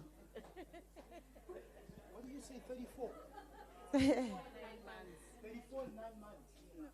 Okay, can I add on that? I heard you, Sisi. It's SIDFA, Itata is cut, ne? Yes, the turnaround time is rather long, and it's because of procurement. kuningi esihlabezana nako when we have to procure, ne? Can you allow me to speak? Okay. Usisi, now that she's 35, she can come through to SETFA so that sikhone ukumnceda athole funding. We have variety of funding opportunities. I'm sorry I didn't mention before. We have grant funding as well as blended finance. Our grant fund varies from a asset assist funding, that is funding 250,000. Yeah. And then we have a cooperative support fund that funds from 1.5 million to 2.5 million. Sayati co-op it's made out of 5 people and more, and they need to have registered a cooperative, right? It's got criteria, guys. Criteria yona I see into guti ungayithathela phasi ne. And abanye bazofika bathi we've been applying but we've never received anything. And then can I also mention the last one, blended finance. Leyo funding evulekile ungaya namande you apply provided that you meet all the requirements. It's called TREP. It's a blended finance. Half of it is a loan, the other half is a grant. In a criteria code, and now you get to apply for TREP online. But please visit our branch so that you can go guide on it. Ama SMME to they fail to meet a requirement, putwam. Guti bakhone ukufandeka. But he granting 250,000 umuntu apply for 260,000. That's a disqualification. That's number one, right?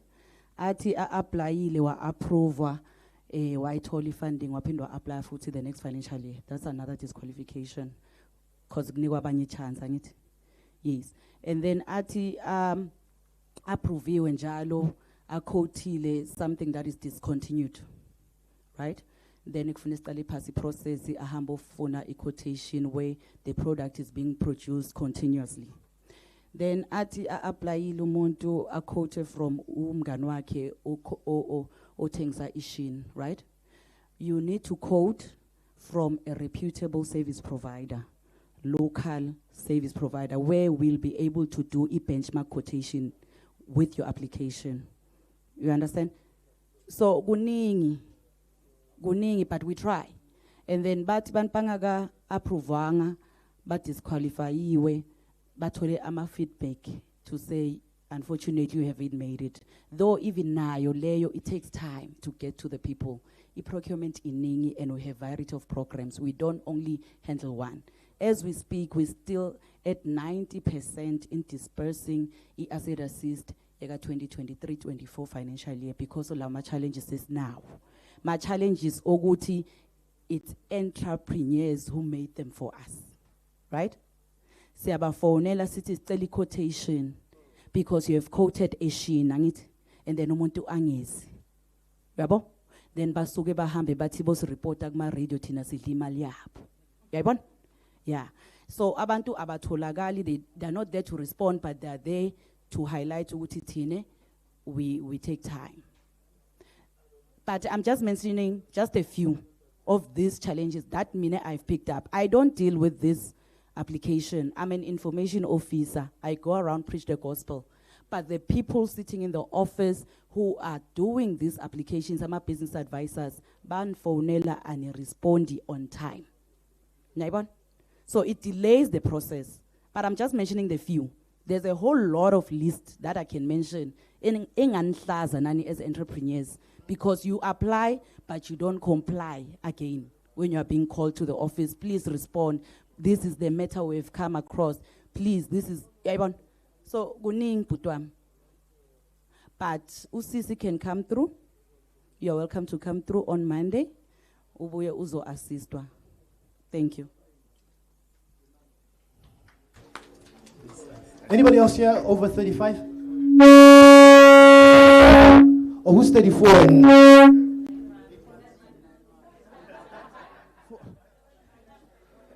34 and 8 months?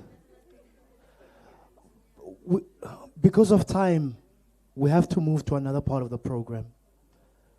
I'm going to humbly ask our panelists are still here. You're not going anywhere. It's not a it's an ask. Because there's so many other, as I said, I don't want you to come, have questions, and leave with those questions. Ask the questions that you have. They've committed that they're still here with us. So that you can have a one-on-one with them. Because some of you, you're going to ask a question, they're going to respond. Then you've got a question on top of that, then they're going to respond. Then it's a dialogue, which is not what we want. So, my brother, you're going to ask the question. Sister, you're going to ask the question. I'm going to take 3 questions very quickly. And all questions. I'll check. Hotman, Kubon. One discourage. We're going to get to you. So we've got the question. We've got the question. We've got the question. 3, 4. Done. Questions, all 4. And then panelists, we shoot. Right?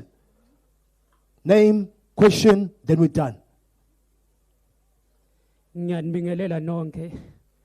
Libito lami ngingumvelo sibonga ngakunene.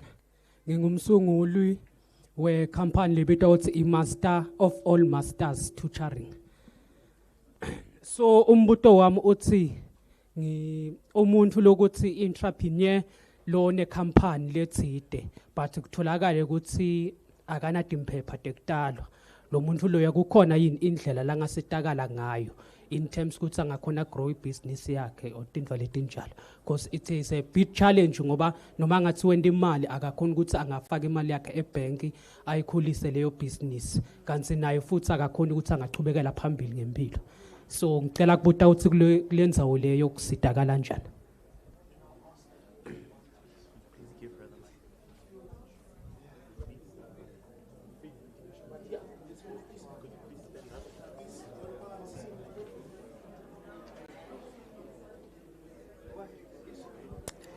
Good day, everyone. My name is Lerato Sitole. I'm a farmer. I wanted to ask from NYDA. I once applied then. By then, it was a startup business. So they offered me 50,000, and it was too small. I rejected it with my own reason, because I'm looking for 200,000, not 50,000. So I'm meeting all the criteria. So they said my application, they will send it to Joburg. I don't know. Sorry. Please, can we keep it down so we can hear the question? Thank you. So they said they will take my application to Johannesburg, so they will come back. Ever since then, I went back then and requesting for any update, because I'm a farmer and I'm looking for 200,000, not 50,000. I'm still also interested in that 200,000. Thank you. Thank you. It's the first time I've ever heard that. Yeah. Ever. Like 9 workshops, and even last year. But you've raised a very, but I mean, if you want, yes, sir. After you, we'll go to Hotman at the back, and then we're done. Sharp, then we wrap. Yeah, hi. I just wanted, I just wanted the various entities to clarify, because I'm sure they've got priority areas. I heard NYDA mention that they've got money for salons and small businesses. I'm sure they've got priority businesses that they receive at the beginning of the year to say, this year, XYZ is what we are concentrating on. Is it possible for them to tell us that? Because, you know, there's 20,000 types of businesses in here. And if it's not part of the priority areas, I'm sorry to say, it's just look at it and we shove it at the bottom of the pile. So they can help us by just giving us this little bit of information so that we don't keep going when, you know, I'm a tracker, but it's not part of the priorities. Thanks. Thank you. The last one.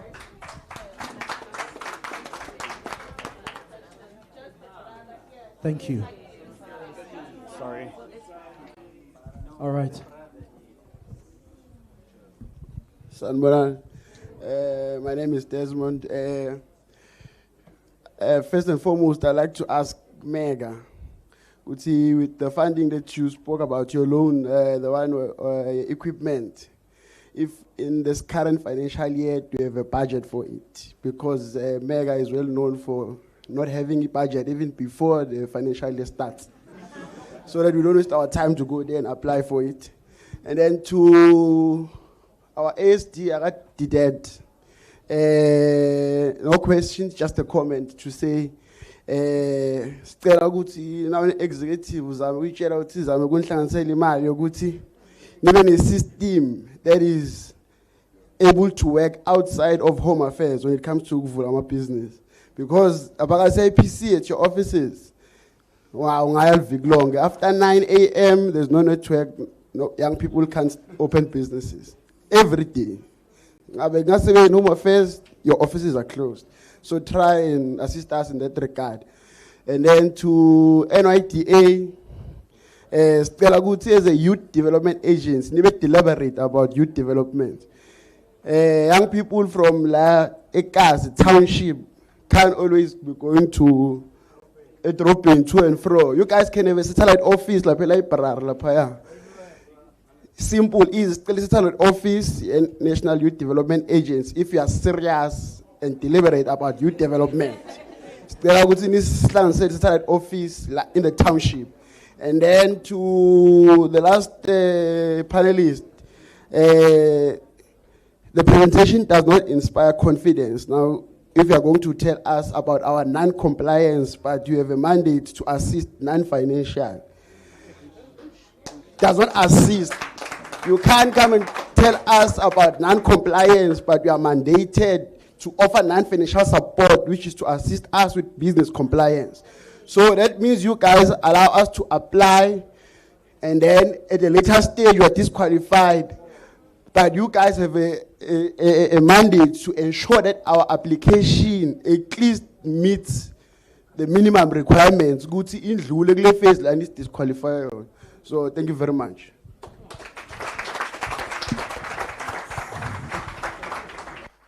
Panelists, I've been told through the ear that I only have 3 minutes left because I need to move on and time is not on our side.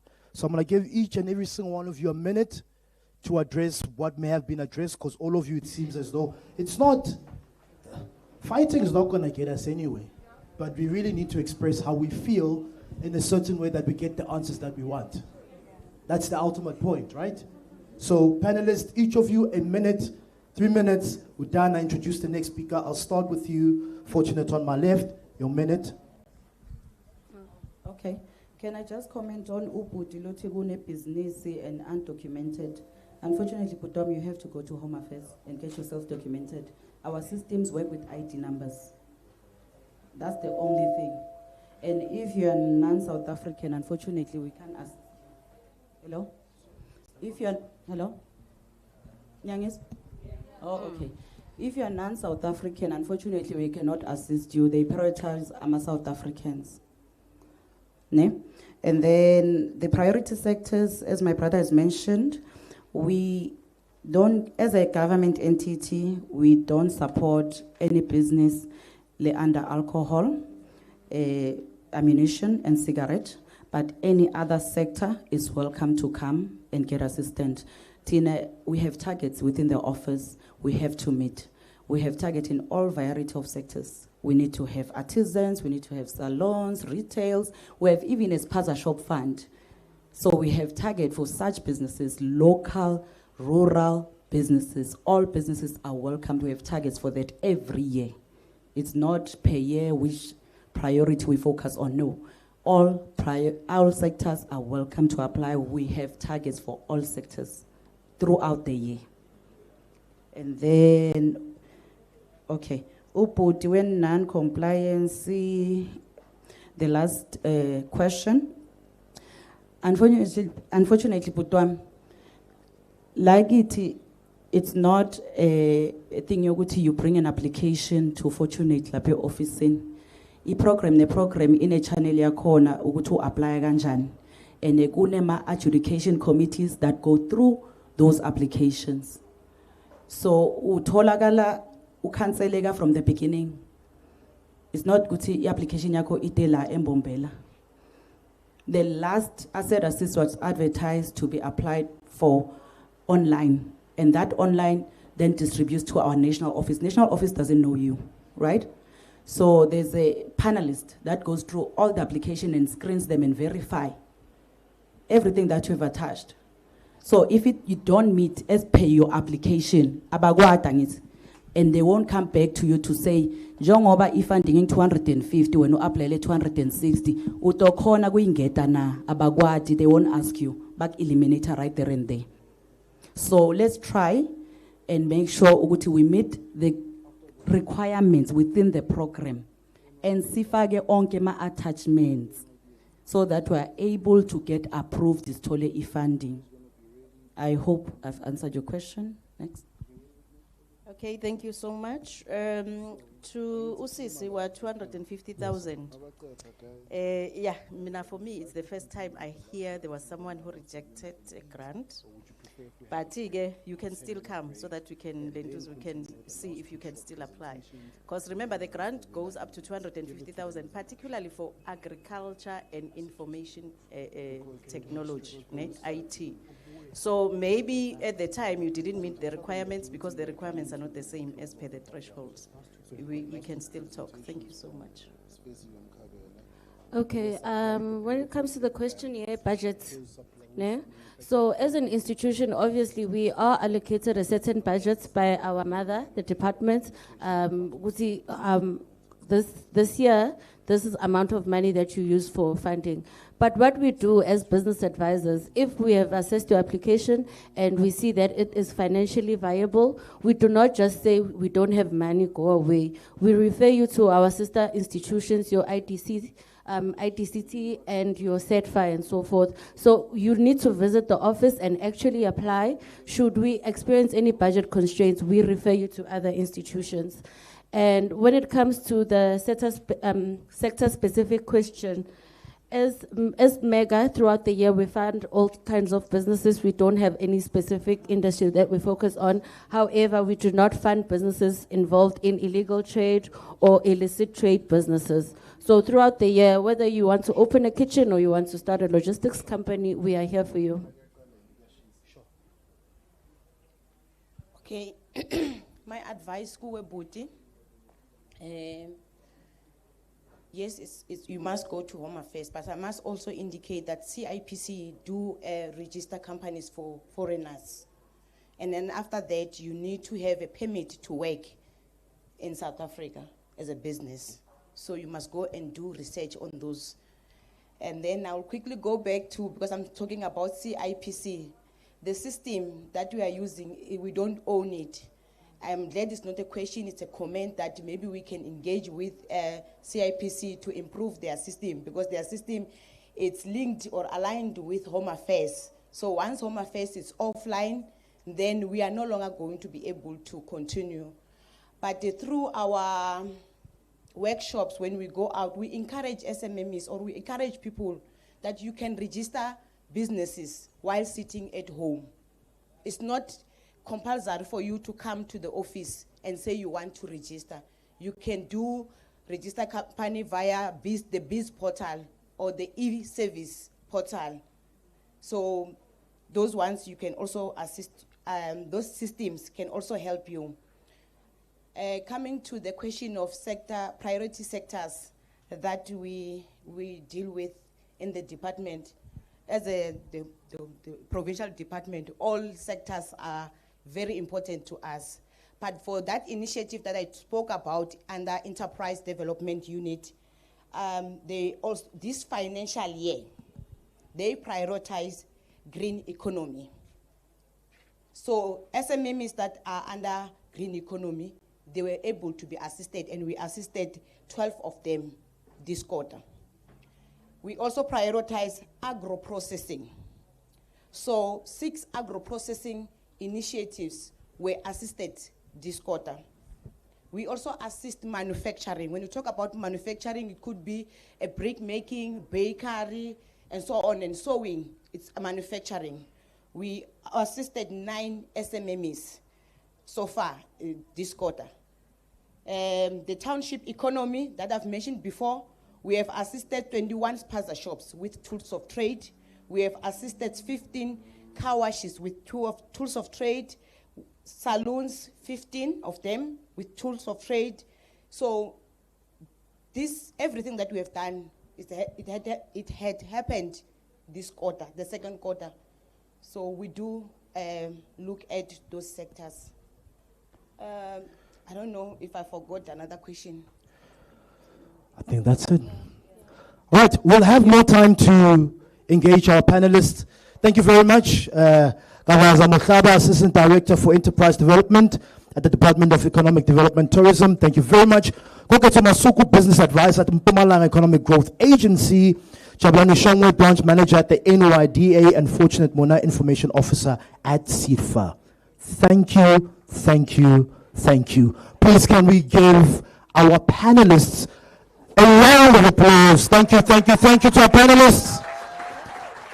Firstly, before we give them the gifts,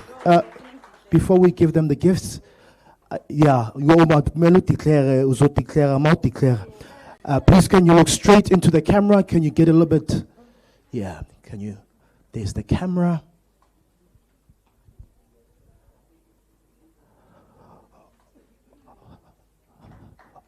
Please can your tag, ma? The tag as well. Perfect. Great big smile. Thunder smile. Once you know everything is like that. Are we happy, my brother, with the photo? Okay, fantastic. And one more. Okay, the gifts as well. As I said, every single one of you. So we're talking about sustainability, and the bags that you're all receiving are made from recycled material. And the lady who manufactures these bags is with us in the room. She's our next speaker. She's somewhere. It's a surprise. It's Frizzy. Yes, Frizzy. Thank you so much for joining us. She will be speaking just now. One more time, a round of applause to our panelists. Thank you. Thank you. Thank you. Yeah, the seat, it's hot. So we've got, just to give you a heads up, we have 2 more presentations left, which are not going to be very long, but very powerful and very informative. After the 2 presentations, we announce the winner. After we announce the winner, we eat.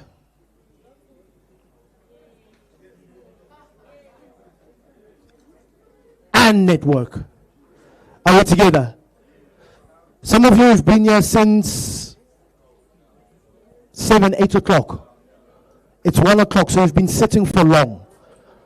I would like us to do something very quickly before I introduce the next speaker. Those of you who were here earlier on, lead the way. Hugs up.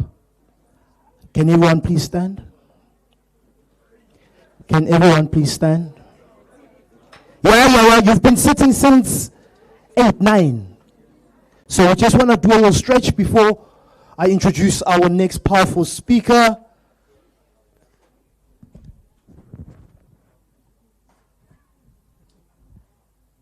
All right, you remember, right? Guys, don't, come on, why am I doing? Come on, yeah, hands in.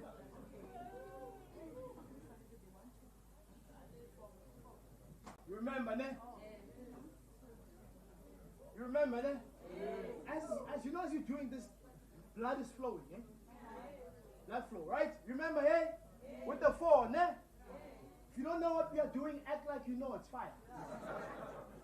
Okay, let's start with the 4. Let's go. 1, 2, 3, 4. But you must say, you must say as well. Don't just.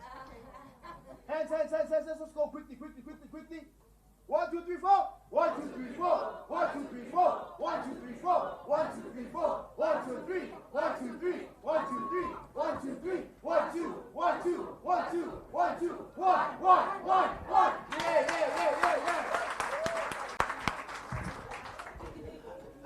All right. So,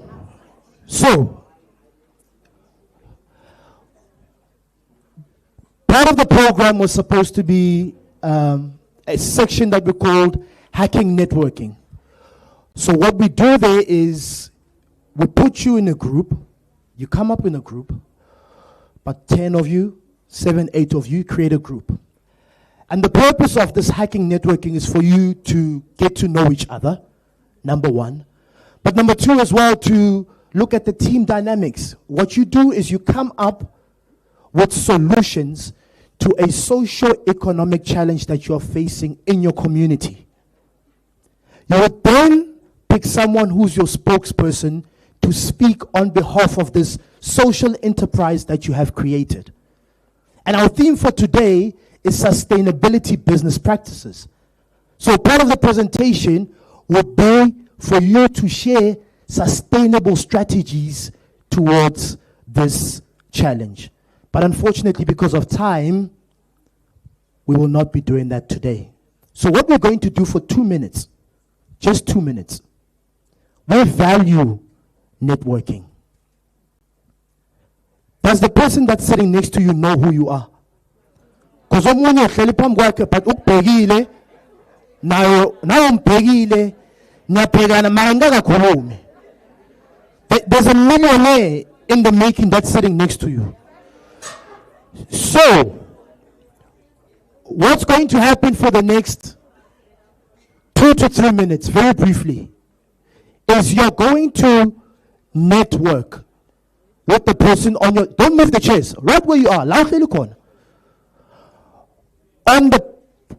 the person on your left, with the person on your right, with the person behind you, with the person in front of you. 5 minutes to meet 5 new people. So in the 5 minutes, you must have met 5 people around you. Right? Your 5 minutes start. I don't want to see you alone. Nyakala. I don't want to see you alone. Don't move the chairs. Don't move the chairs.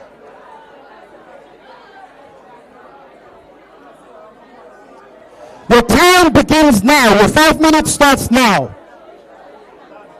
Don't move the chairs. Don't get out of your chair. Don't go anywhere. The person in front of you, the person on your left, the person on your right. 1 minute, 30 seconds to go. 30 seconds to go.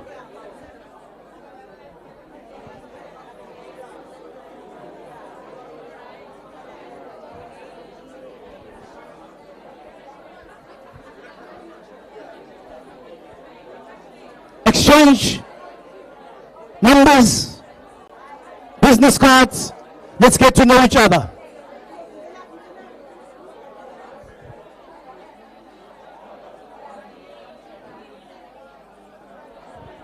As I said, I don't want to see you not speaking to anyone.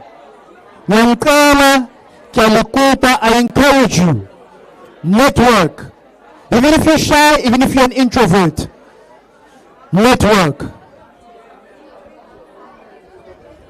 10 more seconds to go, and then you meet the next person. 5 minutes, 5 people to meet. Timer. Timer. Let's go, timer. Meet another 2. Another 5 minutes. Another 2. All right. 1 minute down, switch. 1 minute down, switch.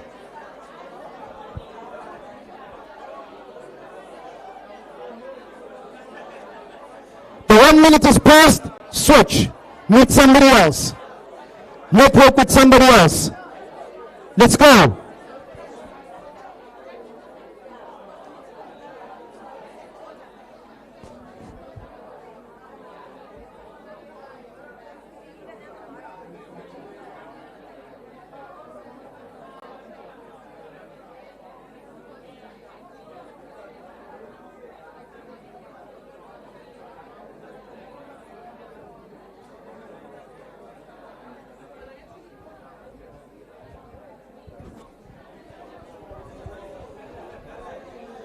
Let's keep going.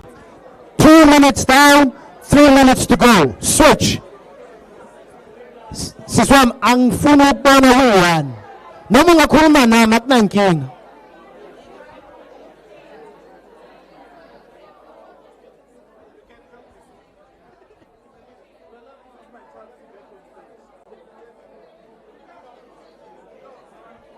Two minutes, 20 minutes. 2 minutes, 20 seconds. You.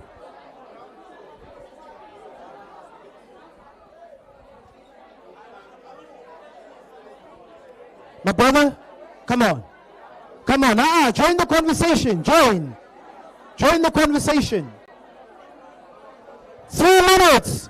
2 minutes to go. Join the conversation. Join the circle. Network. Clarity, darling. And you are? Hi, Tato. Hi, Tato.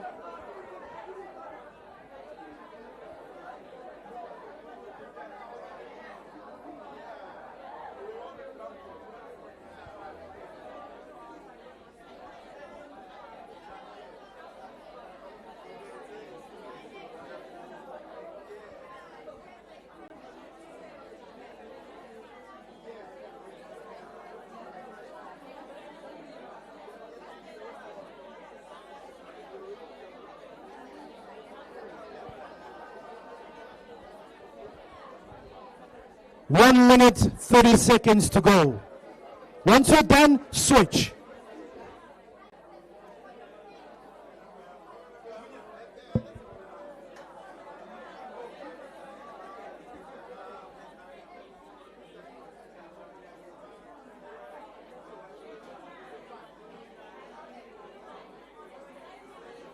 One more minute to go, 60 seconds. Maximize the 60 seconds.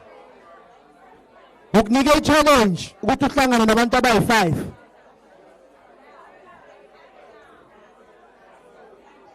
Forty seconds to go. 40. Let's go, my brother. Let's go. La.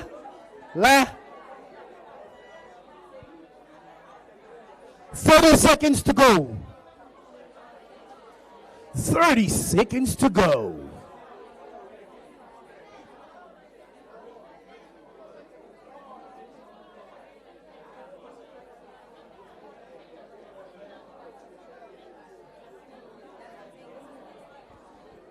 More seconds. Who have you met? Who have you met?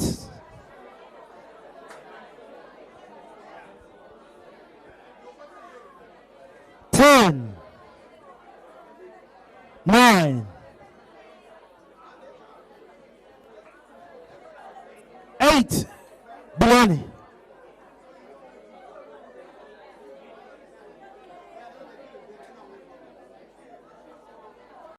10 more seconds to exchange that business card. Have you exchanged those business cards? Do people know what you do? And you must give them a number that works. Sneaky number ngasebenzi. All right, ladies and gentlemen, the time is up. You tired? 60 more seconds. I'm giving you another 1 more minute. 1 more minute, let's go.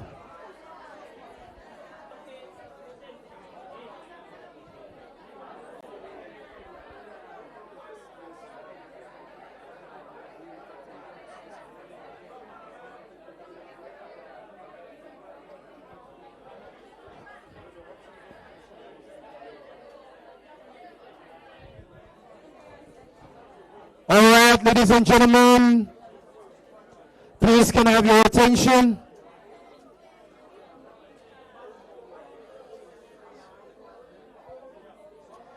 Thank you. Thank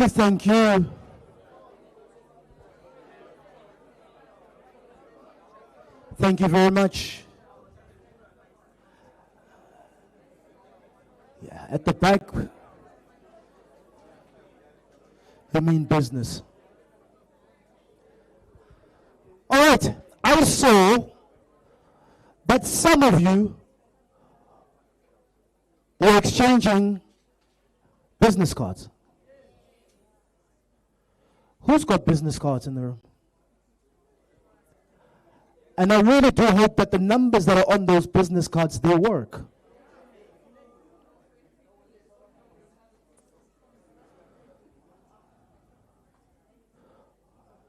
All right?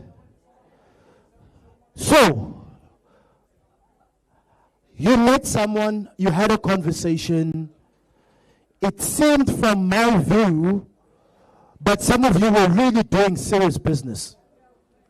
I just need 2 people to share with me who they met, what business do they do with that person, and how are they going to work together and do business. 2 people. Yes, I saw the hand. 1, 2. I've got. Please, can you get the mic to this beautiful, gorgeous lady dressed in the color orange? Please tell us, who did you meet? Whoa! No, but we need you because we're recording. We need you on the mic. Okay, hi everybody. I'm Tracy. I'm from Let's Do Africa Tours. I do trips to all over Africa. So I met this wonderful guy, Tapelo. He does printings and designs. So I've asked to partner with him on my next event to actually print T-shirts that look like this for a group that's going to Cape Town. Hala! Wow! The beautiful lady dressed in the white. Oh, utapelo. Utapelo. Awuchamunga school. All right, so business being done. Tapelo is going to be doing printing for Tracy for their upcoming trip. You didn't have to go online, search, ask, transportation, courier. You've cut all those costs to show you that business is in the room. Over to you, man. Good afternoon, guys. So my name is Tepang Mazinga. I am an owner of an outdoor cinema. So I met Kolizwe here, and he told me that he owns a tuck shop. And he told me that a month ago, he was thinking about opening an outdoor cinema. So I was like, oh, I can help you with that. So yeah. All right, so where is the individual? All right, so you're going to open up. How are you working together? Is he bringing the tuck shop to your outdoor cinema? He had an idea of opening an outdoor cinema. Yes. So I do have an outdoor cinema. I'm going to help him out to also have his outdoor cinema. And we can also use the tuck shop to my outdoor cinema. Okay. Okay. All right. We'll do the last one at the back. The lady dressed in the red color fire. And words are powerful, right? So it's not, I'm going to help him. No, I'm going to outsource my services at a price to help him build his outdoor cinema. So that language says that school man angizokusiza out yami. Bese makumele umuntu abhadala but uzongisiza mas. Beautiful lady in the world, who did you meet and what business are you going to do together? Hi everyone, my name is Matepo Mkabela. I'm the founder of Matepo's Elegant Creations. So I met this lovely lady over here, her name is Pindile, and we just negotiated that she'll be supplying with me with ice for all my events. Wow. Yes. Pindi! That's cool, yes. Congratulations, that's what it's about. Ladies and gentlemen, I encourage you.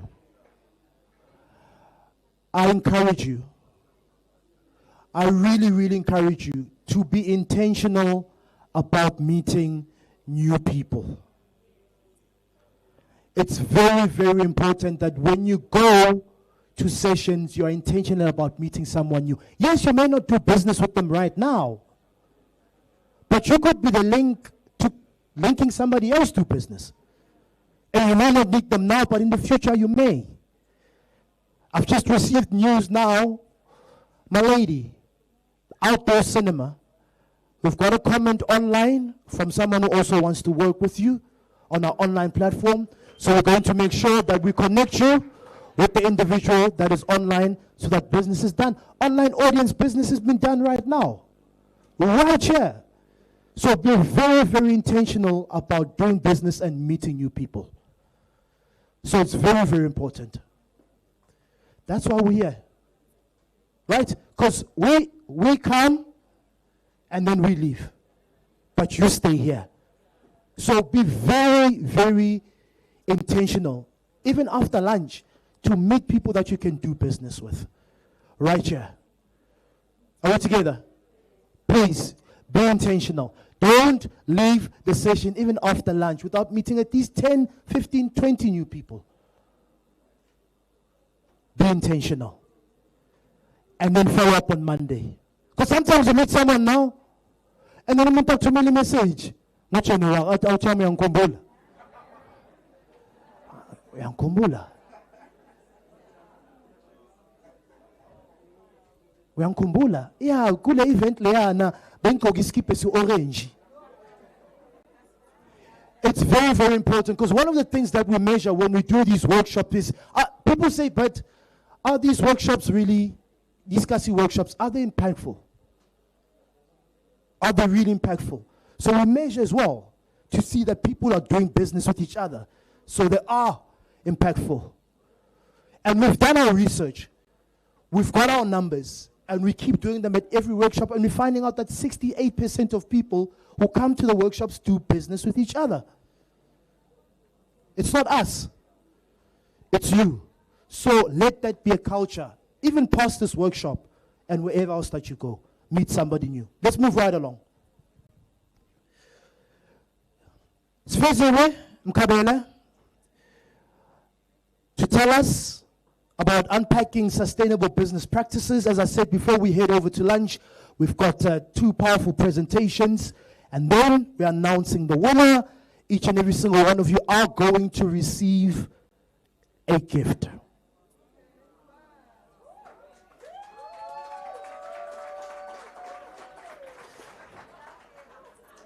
The more excited you are, the earlier we take out the gift. So each and every single one of you are going to receive a gift. You just got to love people. They don't even ask what it is, as long as it's a gift. So we have 2 powerful presentations. We announce the winner. You receive your gift. We have lunch, and it's a wrap. Thank you. Sifeziwe Mkabela, unpacking her sustainable business practices. Sifeziwe is the founder and facilitator of Project Artour, a fashion design skills program accredited by FP and MCTA, designed to combat both gender-based violence and unemployment amongst underprivileged women and youth.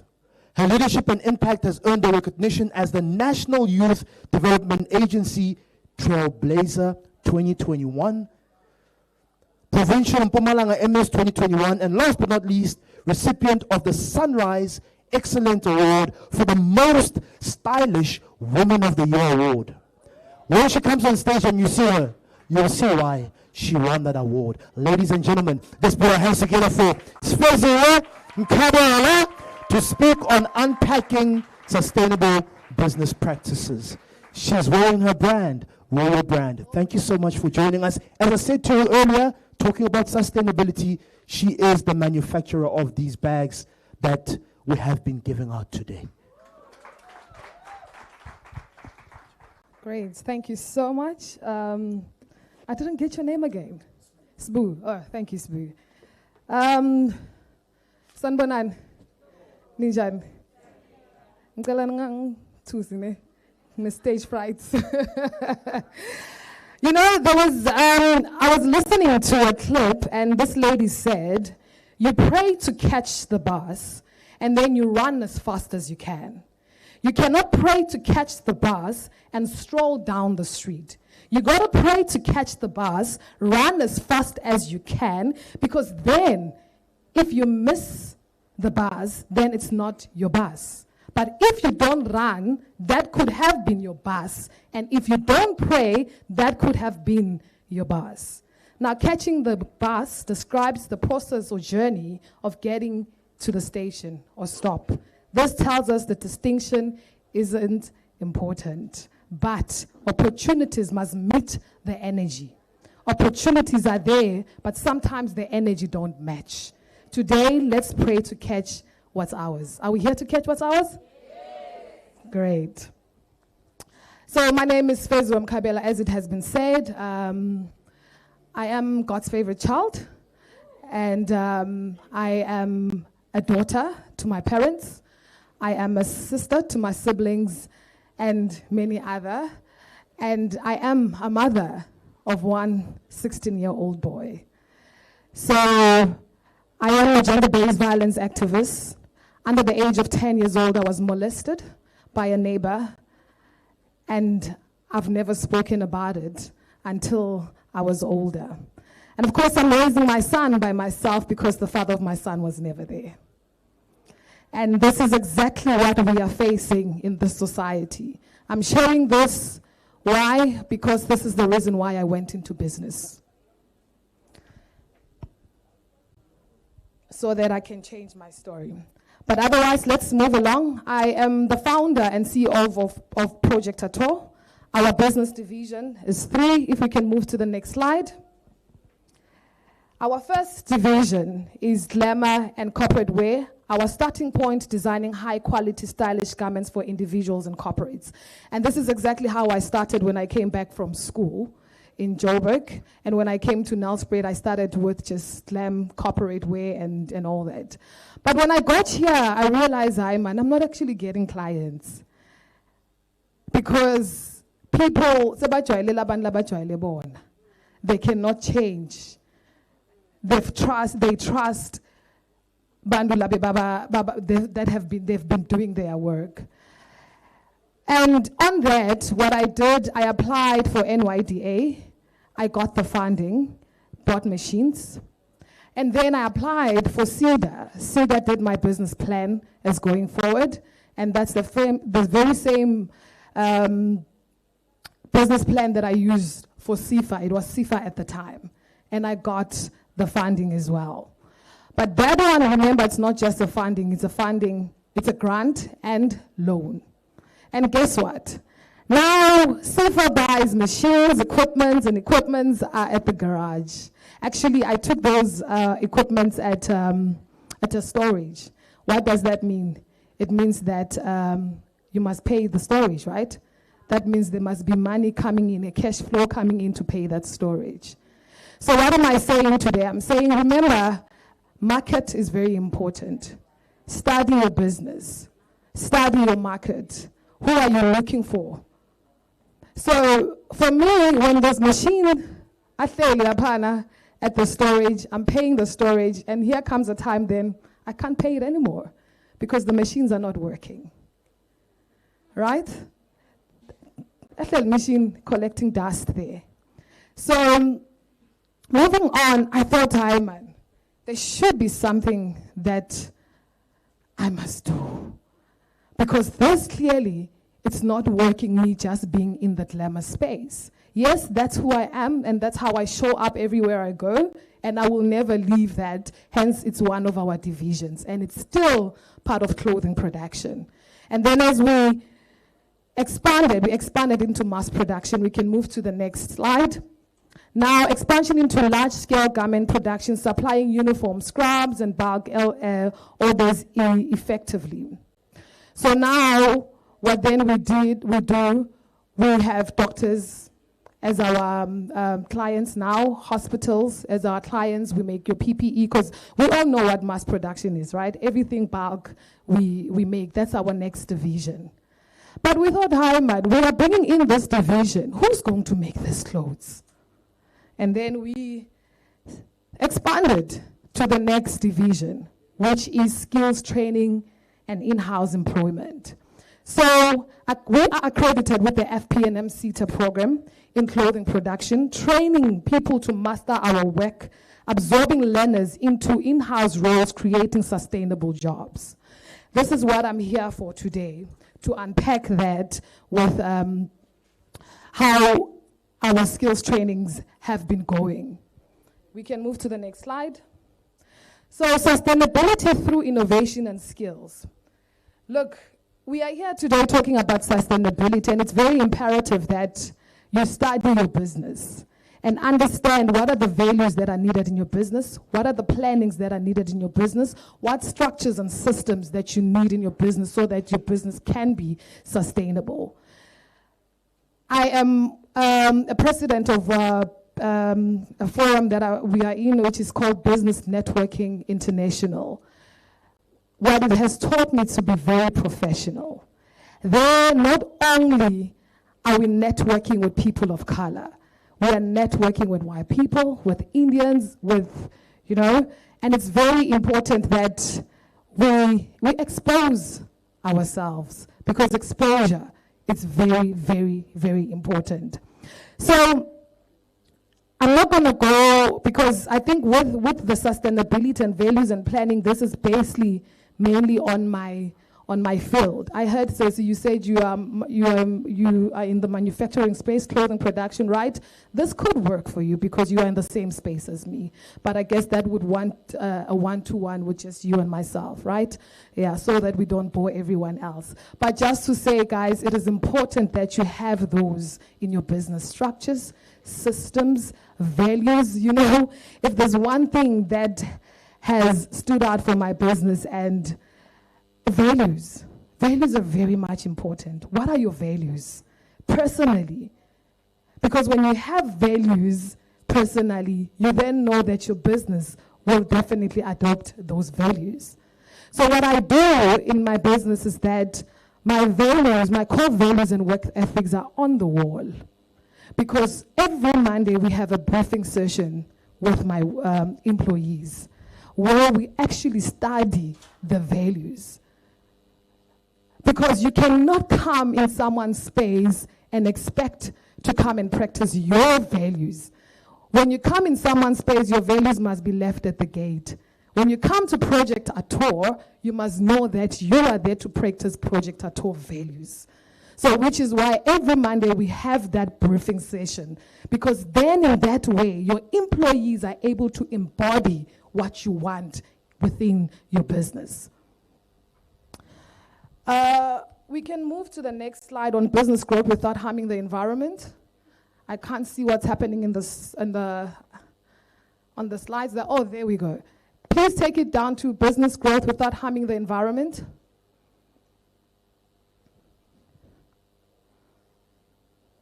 Okay, great. At Project Ator, our business growth is rooted in sustainability. We balance profitability with environmental care. We focus on eco-friendly materials and practices. Innovation drives growth without damaging the planet. Please take it down so we can show you how we do this. To the next slide. So, simple ways Project Ator cuts down waste and save resources. We use the practical strategies to reduce waste and preserve resources. We now make custom-made reusable bags. Okay, I did say that we are accredited with the FPNM CETA, right? So in our expanding to that, remember these accreditation, what normally people do, they just run these programs. And then before you know it, you are doing nothing with that qualification. And then you move to the next qualification. You move to when you're qualification, because you are looking for a stipend, for something to do, because after those skills, but now we saw the need at Project Ator that no, man, we cannot just give people a skill, they graduate, and then they go sit at home. We can't do that. And then we then said, look, let's create a program around our students where we make custom-made reusable bags for marketing, shopping, and gifting. As you saw these bags here.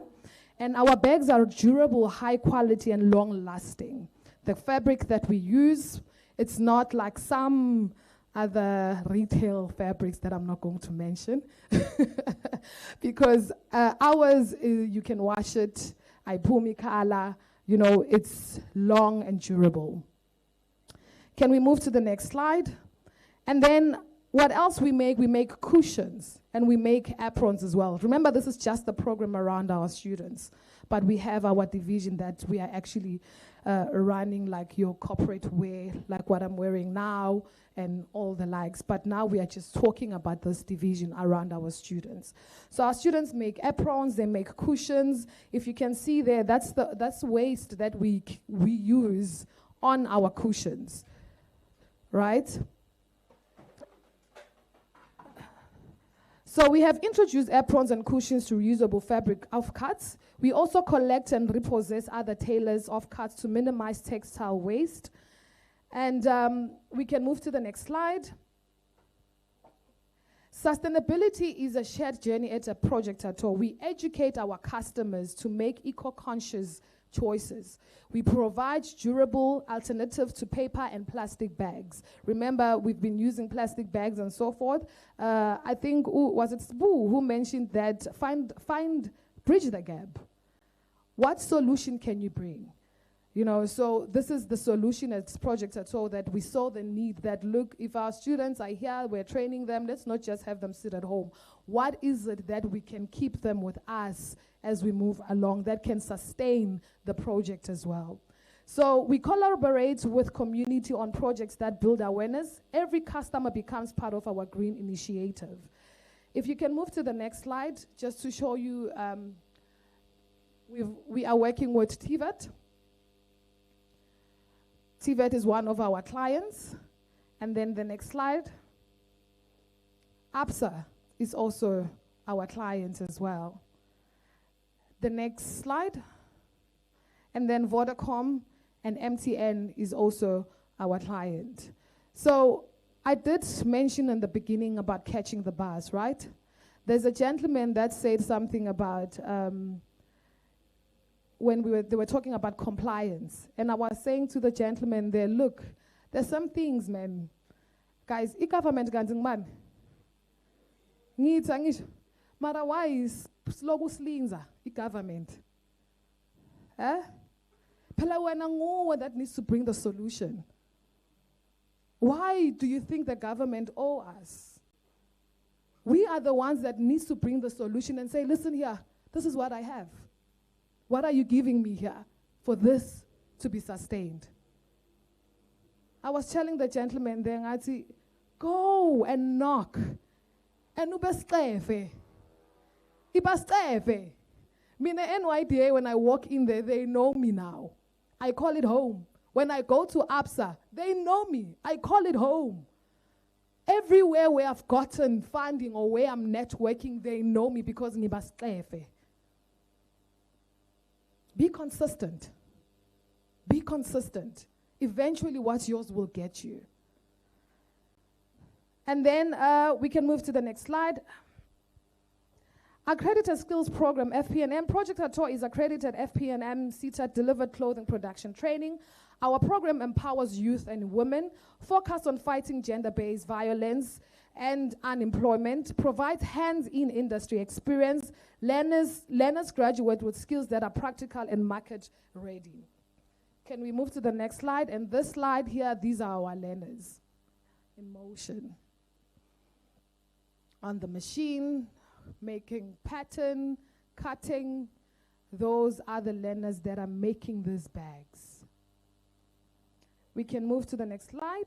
Program impact. The measurable impact of our initiative includes, we started with 25 students in the clothing production program. And then now we have absorbed 5 students into permanent positions. These students now lead our green energy program, bridging the gap between skills training and sustainability and sustainable employment. We can move to the next slide. And these are the 25 students that we had. And now, obviously, we cannot, so we just had to absorb only 5 of them permanent. But we know that when there is a big project, then we know who to go to because we've trained those students in-house. And we can move to the next. Scaling and sustaining our green energy program. Our program is designed to grow and last. Training more learners for long-term community impact. We don't end here. That is why we are accredited with the FP&M CETA, because we are looking into getting another bunch as well, that we train more students to actually come and work with us in-house in the different divisions that we are in.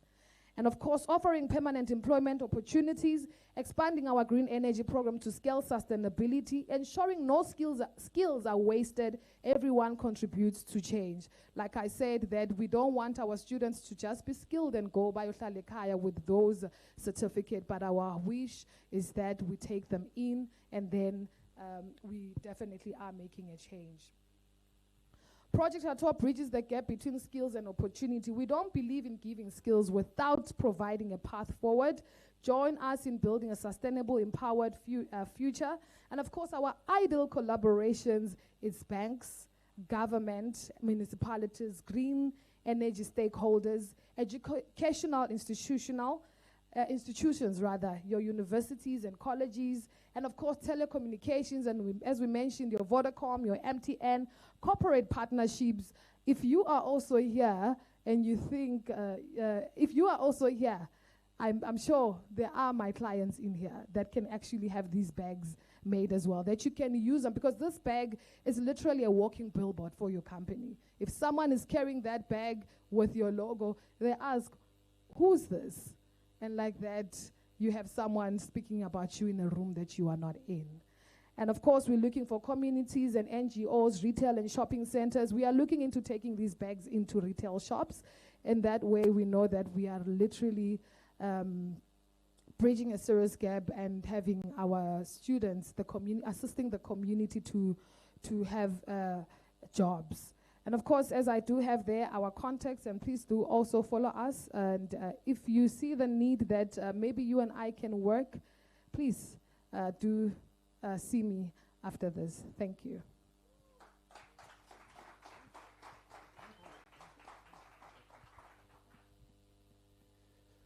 Thank you very much.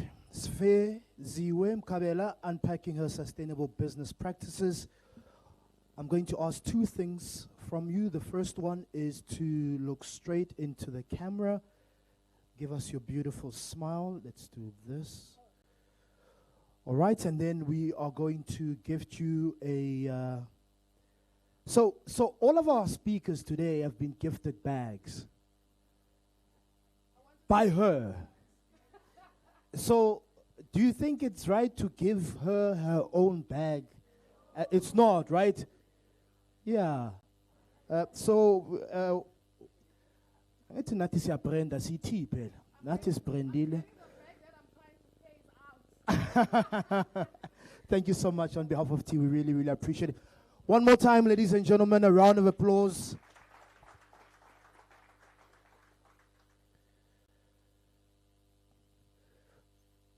There's always an opportunity.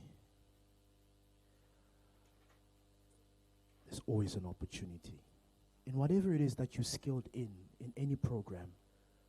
Maybe you're sitting here and you're saying, but I can't do the sewing and the what, but you're a good marketer or you're good at sales. Here's an opportunity. Go sell. Get your cut. Grow your capital. Grow your business. Always be open-minded. There's always an opportunity. Let me introduce our last speaker. Then we announce the winner. Then it's a wrap.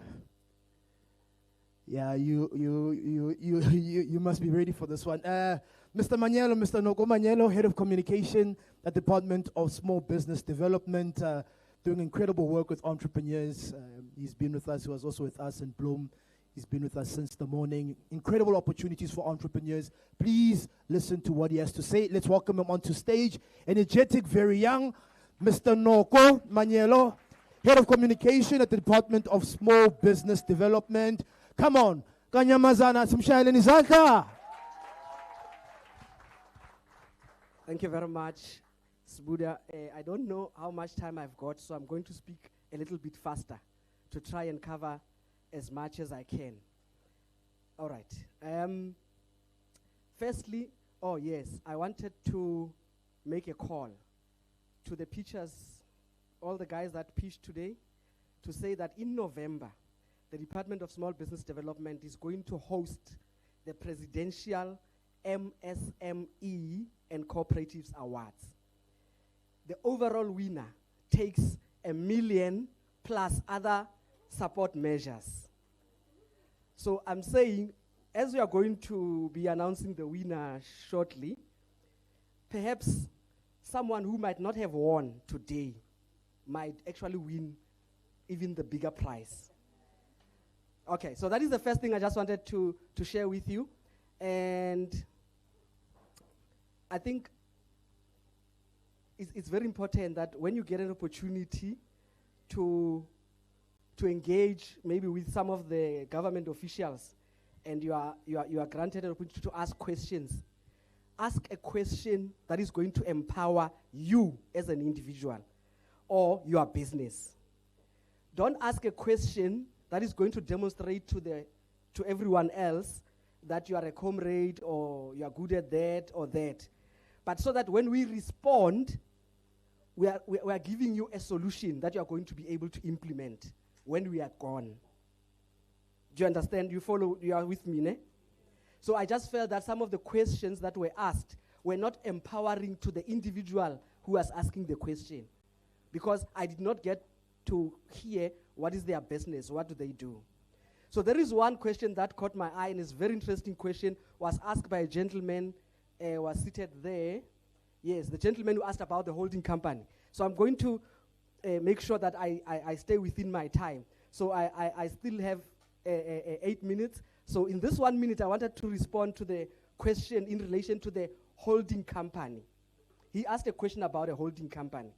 And I just thought, let me add so that it is understood. So the main question is, why do you register a holding company? So it is primarily because you've got multiple subsidiaries. That is why you would register a holding company. You cannot start a company by registering a holding company. You follow? Now, a holding company, from what I understood, he wanted to understand its own potential. A holding company, it can actually do business other than managing the subsidiaries. It can sell assets. It can raise capital. Remember, it is also registered independently, autonomous from the subsidiaries. It's got its own registration number. Some of them, they even offer shares. So you as an investor, you can subscribe to the shares offered by the holding company. So technically, it means by subscribing to the shares offered by the holding company, you ultimately own a share inadvertently from the subsidiary. You follow? Especially with the angel investors, you know those people who have too much money and they don't know where to take the money? They actually do that. But it can also raise capital by listing on the JSE. The holding remember, a subsidiary might be smaller. It might not be having adequate capital for it to go to the market. But through the holding company, it can actually do that. So let me not dwell too much on that. I just thought I'll throw the spanner. But if the gentleman wants additional info, we can engage afterwards. So at least in my past life, I was one of the training managers for CIPC. So that's why I know about what I'm talking about. All right. So, oh yes, my name is Nuku Manyelo. Sbuda has already introduced me. And I'm from the Department of Small Business Development. And today I am bringing you the good news. So I'm the bearer of the good news. So you can have your pens and your papers ready. Very important. And you'll understand why. So on the 1st of September, we introduced a very beautiful scheme. We call it the Business Infrastructure Support Program, BIS program. Anyone heard about it in this room? Yes, I see some hands. Great. Let me explain how it works. Yes, you might have read about it, but let me explain how that scheme works. Very critical, a revolutionary scheme, very pragmatic, and it is targeting people who are based in township and rural areas. You know that there is no infrastructure in most of our areas. Now, this scheme is modeled along what we used to call a shared economic infrastructure, wherein the infrastructure that we are building, that we are creating, it is primarily for common use. So when we say it's for common use, it means you are not necessarily operating in that space alone. Let me give a quick example so that you understand the common use. The common use, it could be that in the township, there is somebody who's doing the tires, there is somebody who's doing the exhaust systems, there is a mechanic, there is an electrician. All these people, they are working on the car, ne? But they are doing different things. If they come together, we can create an automotive hub for these people so that it becomes a one-stop shop. So when the car drives in, it can get all the services centrally located in that building. Now, with this structure, we are now offering a maximum of 23 million. Did you hear that? 23 million, which simply suggests almost everyone here in terms of infrastructure, based on your own business plan, could be covered. Unless you want to build a mega hotel somewhere that is 50 million. But even that, you can utilize a core funding approach to get that. So if you do have a great idea, which is beyond that 23 million, there are also other options. It doesn't mean you are excluded. You follow, ne? So this is one example. It can apply to any sector. It doesn't have to be the automotive industry. And it doesn't have to be a new, it can be an existing project. It can be a new project. It can be something that is based on the, you know, in Pretoria, there is a place called Babelig towards the northwest. So there used to be old factories there, and they are no longer functional.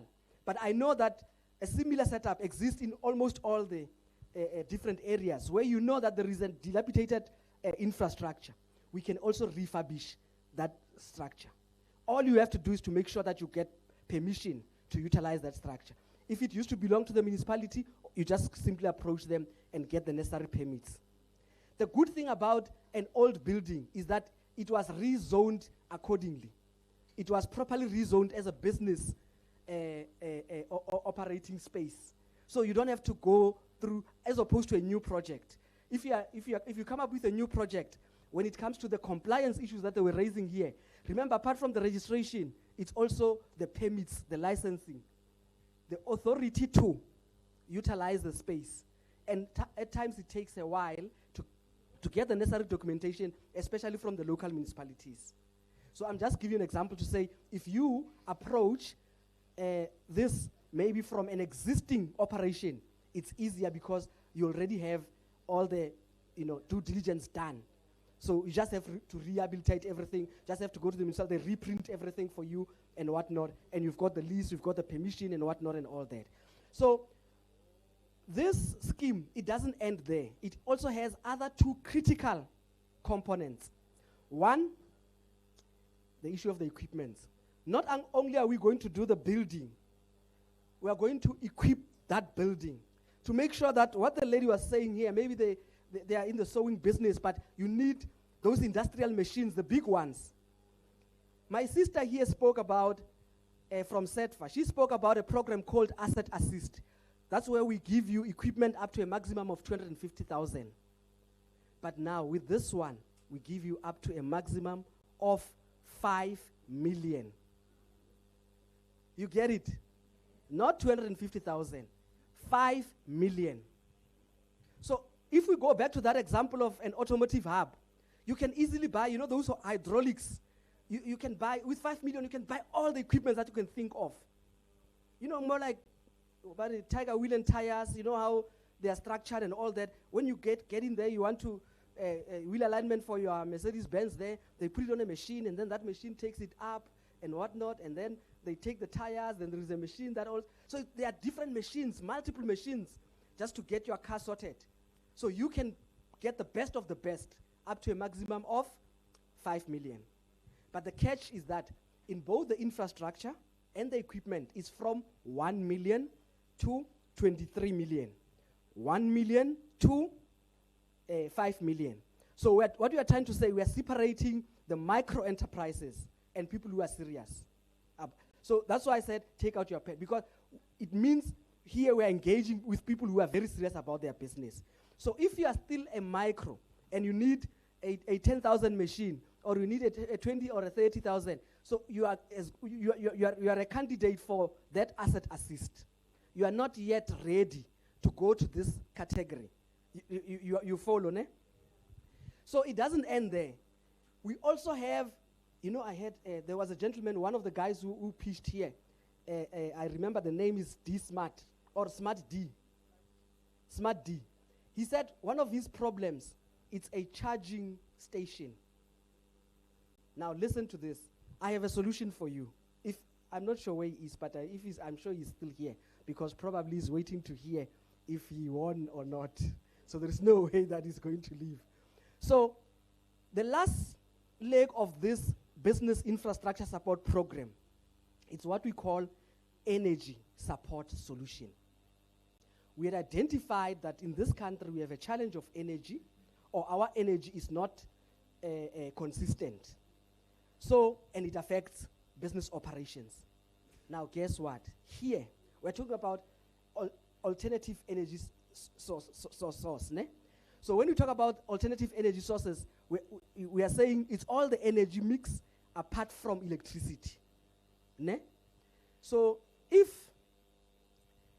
the lady who is in agriculture is going to utilize biomass to produce energy, we can support her. There is a solution for you. If the gentleman who needs a charging station is going to utilize an inverter, the solar system, and all that, we are going to support him. And he might decide, no, let me get the biggest generator that I'm going to use for this business, as long as it is all the other alternative energy source apart from electricity. And this is from 1 million to 10 million. You heard that? 10 million. I'm sure that the gentleman with the charging solution, if you have designs or you have quotations of that the charging solution, you can immediately apply. Because, of course, we need to understand what it is when you say a charging station. How is it going to operate? How effective it is? And how many of these motorcycles are you going to be charging on daily basis and whatnot? And by the way, you can apply for multiple schemes at the same time for different things. So what is key is that when you apply for more than one program, it cannot be for the same things. So your solutions are not necessarily in one basket. And I think that as entrepreneurs, we must also know that I don't have to wait for the Department of Small Business Development to assist me. It could be from NEF, I'm going to get this portion for the support of this element. From NYDA, I'm going to get this support for this portion. And then from the Department of Small Business Development, I'm going to get support for that portion. So you knock on all the different doors, as long as you know that this one is a specialist who's going to provide me with that support that I need, that talks to, for instance, you're not going to go to NEF and ask for assistance on a business plan when there is CETFA which is ready to assist you. The lady already spoke about the support that she got, that CETFA assisted with the compilation of that business plan. So I'm saying to you that here is an opportunity. The question that Sbu asked is, are you ready to meet this opportunity? Unfortunately, this scheme is closing on the 19th of September, which is next week, Friday. You can't say you are late. You must be ready for the opportunity. If you're an entrepreneur, you have technically 5 working days. On Monday, no, not on Monday, tonight, you are not going to sleep. You are going to go to our website, www.dsbd.gov.za. You are going to peruse this, and you are going to prepare the paperwork. You know, I have a very big challenge when it comes to being ready for these opportunities. There are certain people, when you engage with them and you explain how the program works, all they do, they take out their phone, ne? They call the secretary.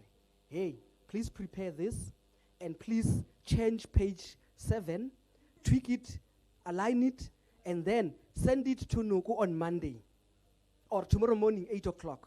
Ne? This is a person who's ready. Ne? Then there is this other one that I'm going to explain the same opportunity. Who's going to say, so I must go and visit someone to do a business plan for me. That might take a week, that might take 2 weeks. And I must go and get the permit from the municipality. Oh, I must also go to SARS to get the tax clearance certificate. So all I'm saying is they are never ready. They only prepare to meet the deadline. You follow? So in other words, we are not running our businesses diligently as entrepreneurs. Only when we hear that there is something, and then we rush, and then we say, okay, let me check, what are the requirements? What is required? For instance, with this scheme, we require you to have your financials, 3-year financials, or your management accounts. It doesn't have to be an audited financial statement. It can be even evidence or proof that is going to convince us that you are not taking a chance. Remember, when you start talking the millions, and oh, by the way, did I tell you that this money is grant? Yes. The money that you are not paying back.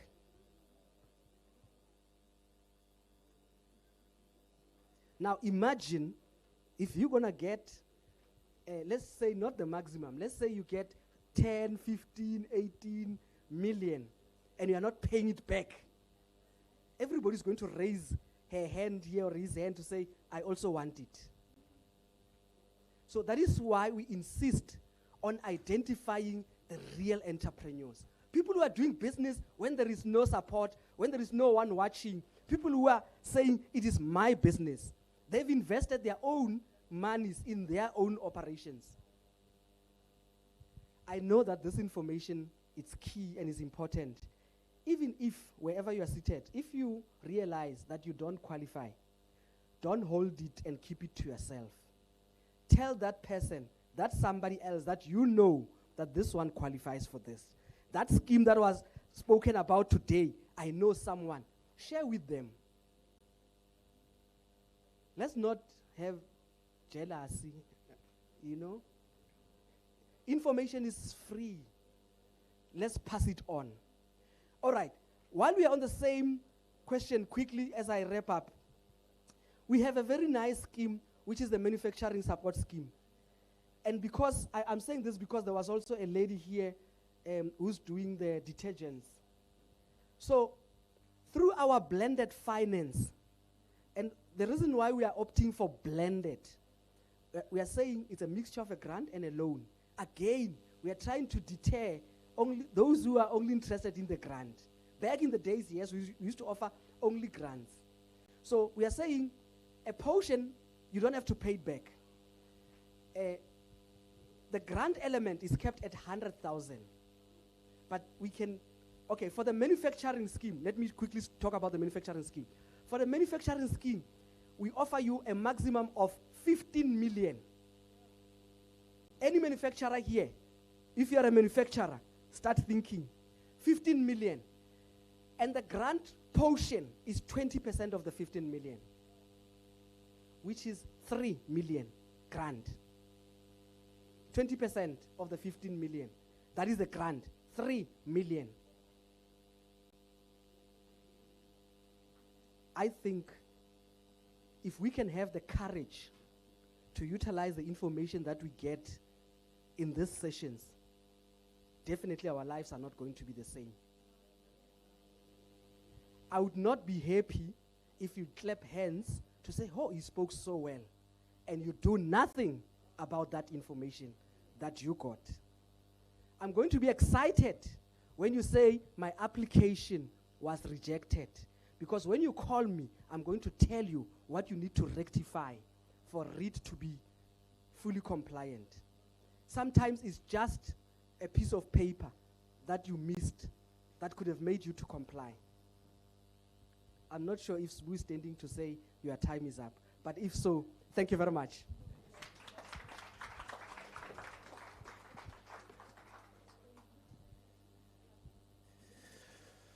Sure. Thank you so much, Mr. Noko.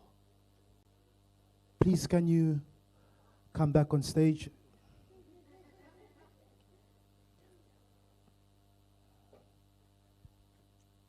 So that you can, let's hold the bag for you. right.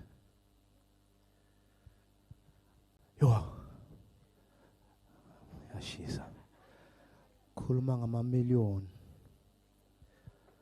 Thank you so much for the information that you shared. All right, so one last announcement before we introduce our Kasi Pitching Challenge winner. There are 3 important dates that I would like you to mark out in your calendar. 20th of November, 21st of November, 22nd of November. So T is proud to host the National Township Economy Awards 2025.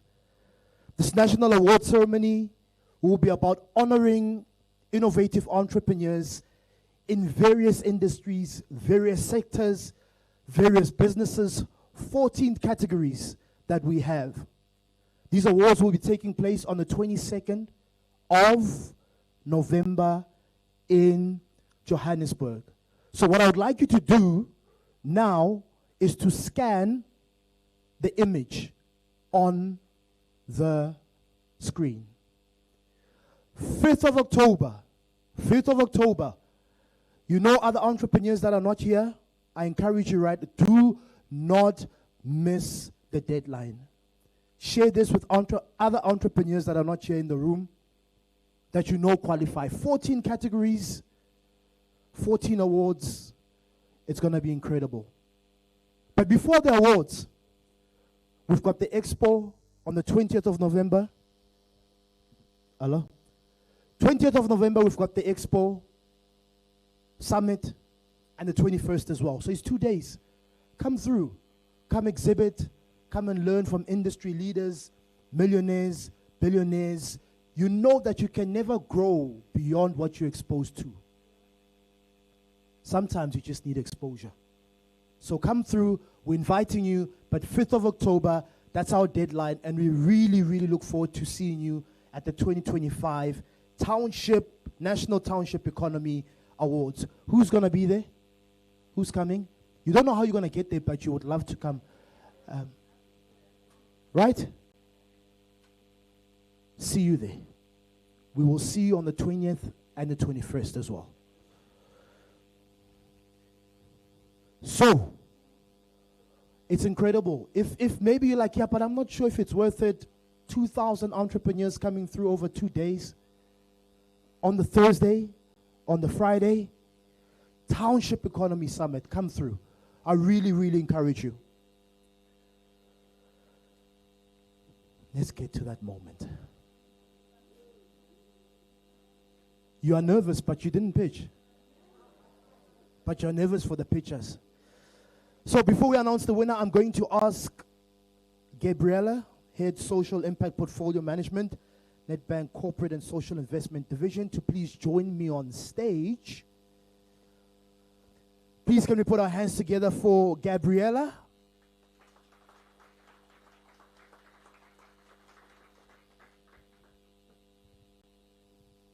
Take center stage. Firstly, before we announce the winner, I am going to hand out and award a certificate of participation. I encourage those of you who did pitch today to go on our YouTube channel. So everything that took place today, like from start right up until now, right up until the end, is going to be uploaded on our YouTube channel. So you can go back and watch. I encourage you, subscribe.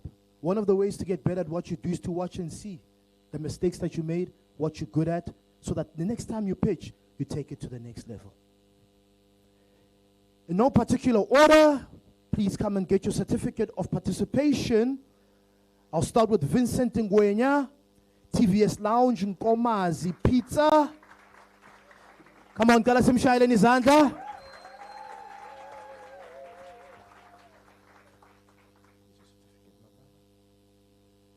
Please look straight into that camera. Then we've got Kensani Taylor from Kendo Pty Ltd. Please come, Kensani, and join us as well. I don't know whether it was intentional for you to wear the color of that shirt, but it's a lovely color. Then next up, we've got Penwell. Cylinder, Smart D app. Penwell, please, can you come and get your certificate of participation?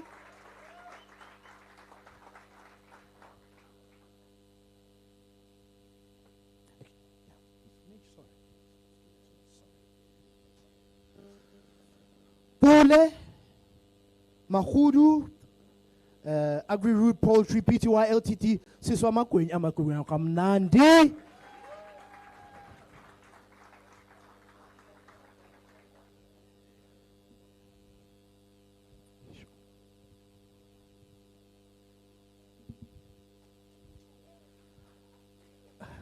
Now how much judgment is often a makwenya? Apelila makwenya.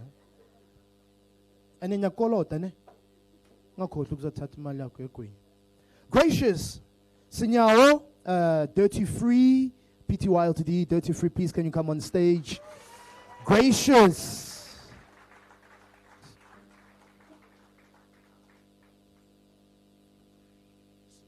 Apologies, Singwayo. Then lastly, we have Wandile Kumalo, Ghost Astronaut Studios. Congratulations, Wandile. Come get your certificate of participation.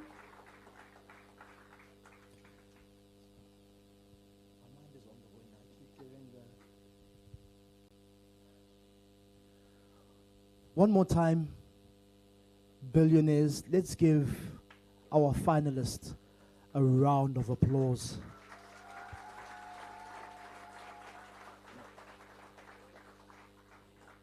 It was close, but there can only be one.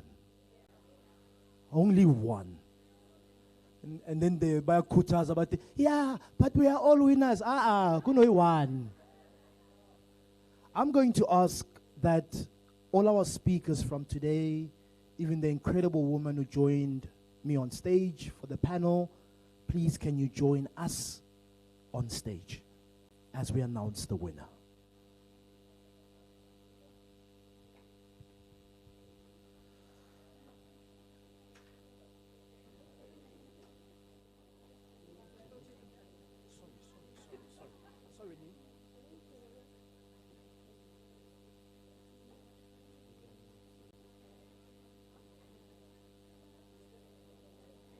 Can you shift? Gabriella, I'm going to ask that you please stand in the middle. Okay.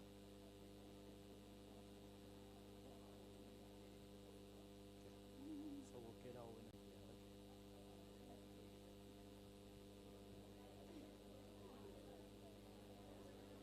All right? All good. All good. We're looking good. All right.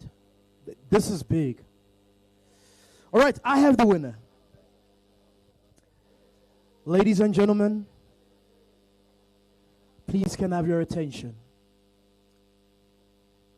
It is an honor and a privilege to announce the 39th Ultimate Kasi Pitching Challenge winner right here in Kanyamazane. What I'm going to ask is for you. I can't announce the winner unless we have the energy that we need to give to the winner. So you can do a drum roll, you can do a lap roll, you can do drum roll, drum roll. Oh, come on, you can do better than that. Drum roll, drum roll, drum roll. Ladies and gentlemen, the winner of the Ultimate Kasi Pitching Challenge right here in Kanyamazane is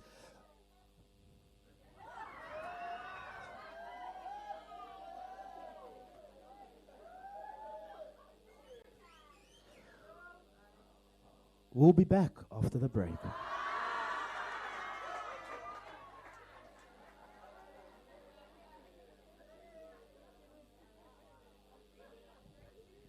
All right.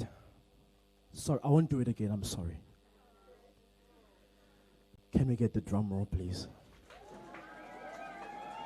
Come on, louder. Ladies and gentlemen, the winner of the Ultimate Gussie Pitching Challenge right here is Benro Cylinder Smart 3.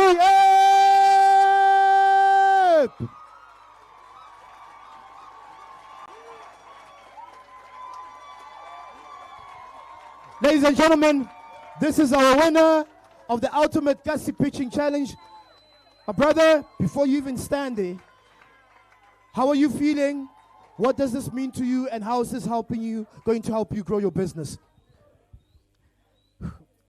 But I think I did mention on the pitch, we're going to bring those electric vehicles, and the Kasi community going to benefit from it. That's it. That's our goal as a company. But what this means, it means a growth for our company, and it means more people being employed in the community. And I want to say thank you. Thank you very much. I need you to...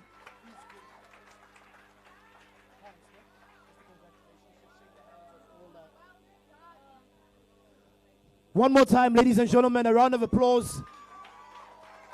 This is the winner of the Ultimate Gussie Pitching Challenge. Please take center stage. It's tears of joy. It's tears of celebration. Please hold the check as well. The power of declaration. He said it. Please, can you look straight into this camera?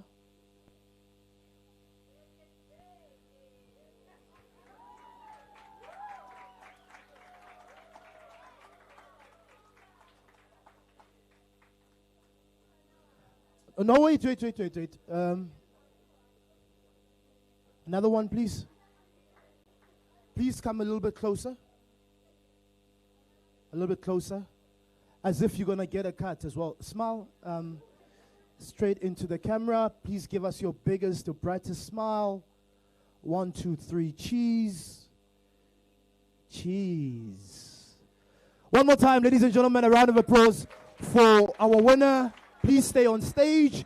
The rest, I would like the winner to please stay on stage. My brother, please stay on stage.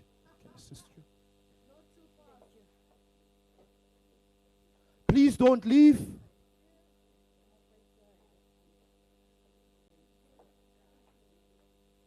Okay, sure. You got the heels? Okay.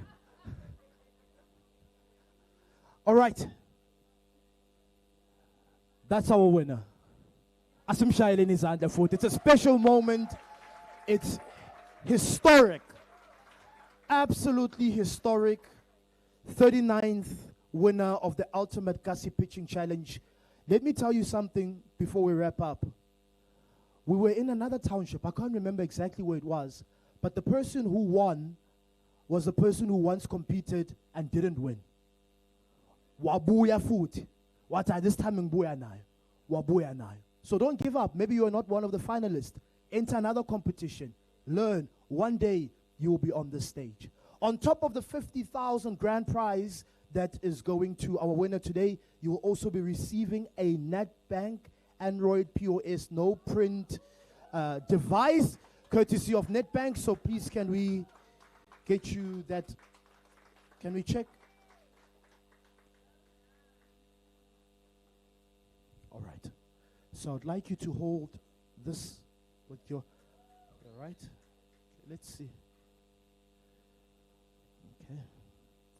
Okay. phone. Yeah. Please look straight into that camera. Congratulations, my brother, and all the best with your business. Absolutely incredible.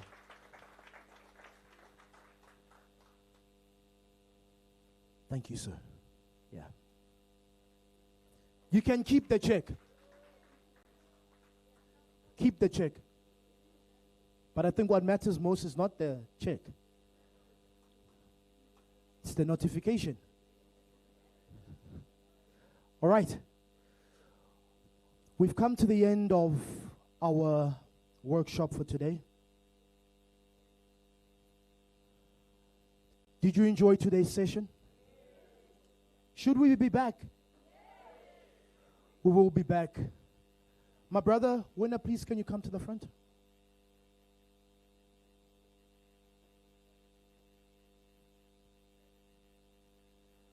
We love Mpumalanga. In the last 4 years, we've had four pitch winners, Ultimate Kasi Pitching Challenge winners in Mpumalanga. We don't go here without coming to Mpumalanga. Never. We really, really love Mpumalanga. So, my brother, please can you just take center?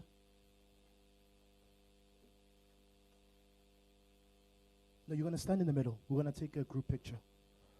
With your check, please can everyone stand?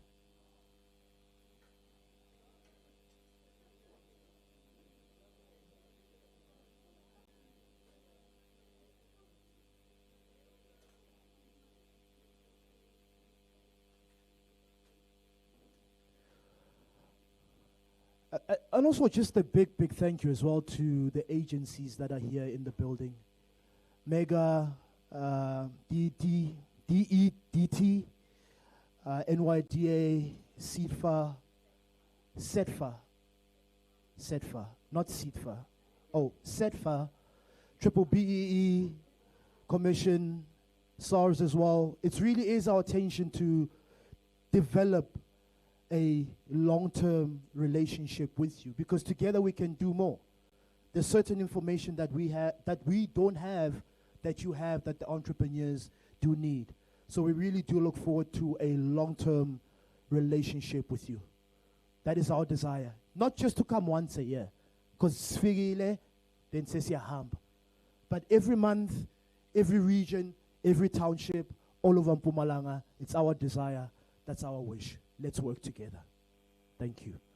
My brother, now check you relax. Let's just be standing in the middle and face me. Ne?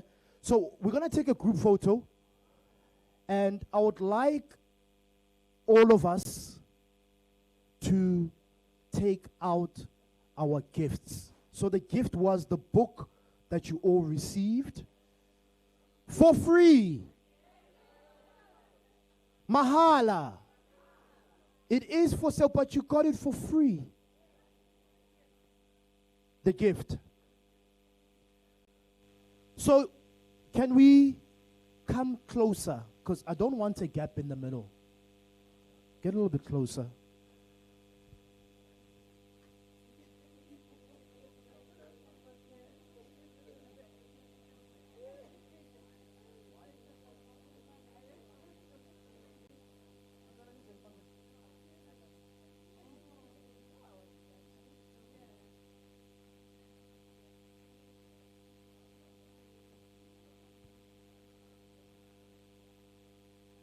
Yeah. All right. So,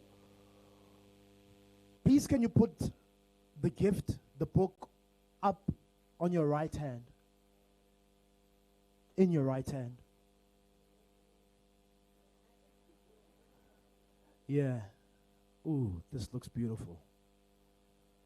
It's like you're making a commitment that you are going to get things done. My brother, please can you put the checks? Yeah. Do we all have? Okay. So, with so many like journalists and cameras, it feels like, wow. What we're going to do as we wrap up and then we go straight for lunch, I'm going to ask after we do this, we sit down and then I will let you know the food arrangement. More than enough food. Everyone's going to get food, network, and then we're done. But before we do that, I'm going to say 1, 2, 3, and then you'll say, get things done. And then the second one is hashtag join us for tea. Those are the two announcements. Are we together? So 1, 2, 3, get things done. Hashtag join us for tea. Are we together? All right. The more energy you give me, you might just receive another gift. But please don't put the book down. Let's keep it up until we are done. We are done. All right, are we ready? So on 3, right? I'm going 1, 2, 3. Get things done. Hashtag. All right, let's do it. Let's do it. Let's do it. Let's do it as loud as you can, and then we're done. Please give me all the energy that you have, and then it's a wrap. Once again, please keep the book up. I see books going down. Keep them up, and then we're done. 10 seconds. Okay, let's go. And in 1, 2, 3. Get things done. Hashtag join us for tea.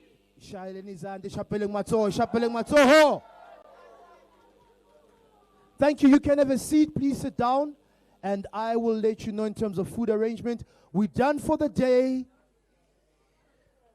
I encourage you, like the page on Facebook so that you don't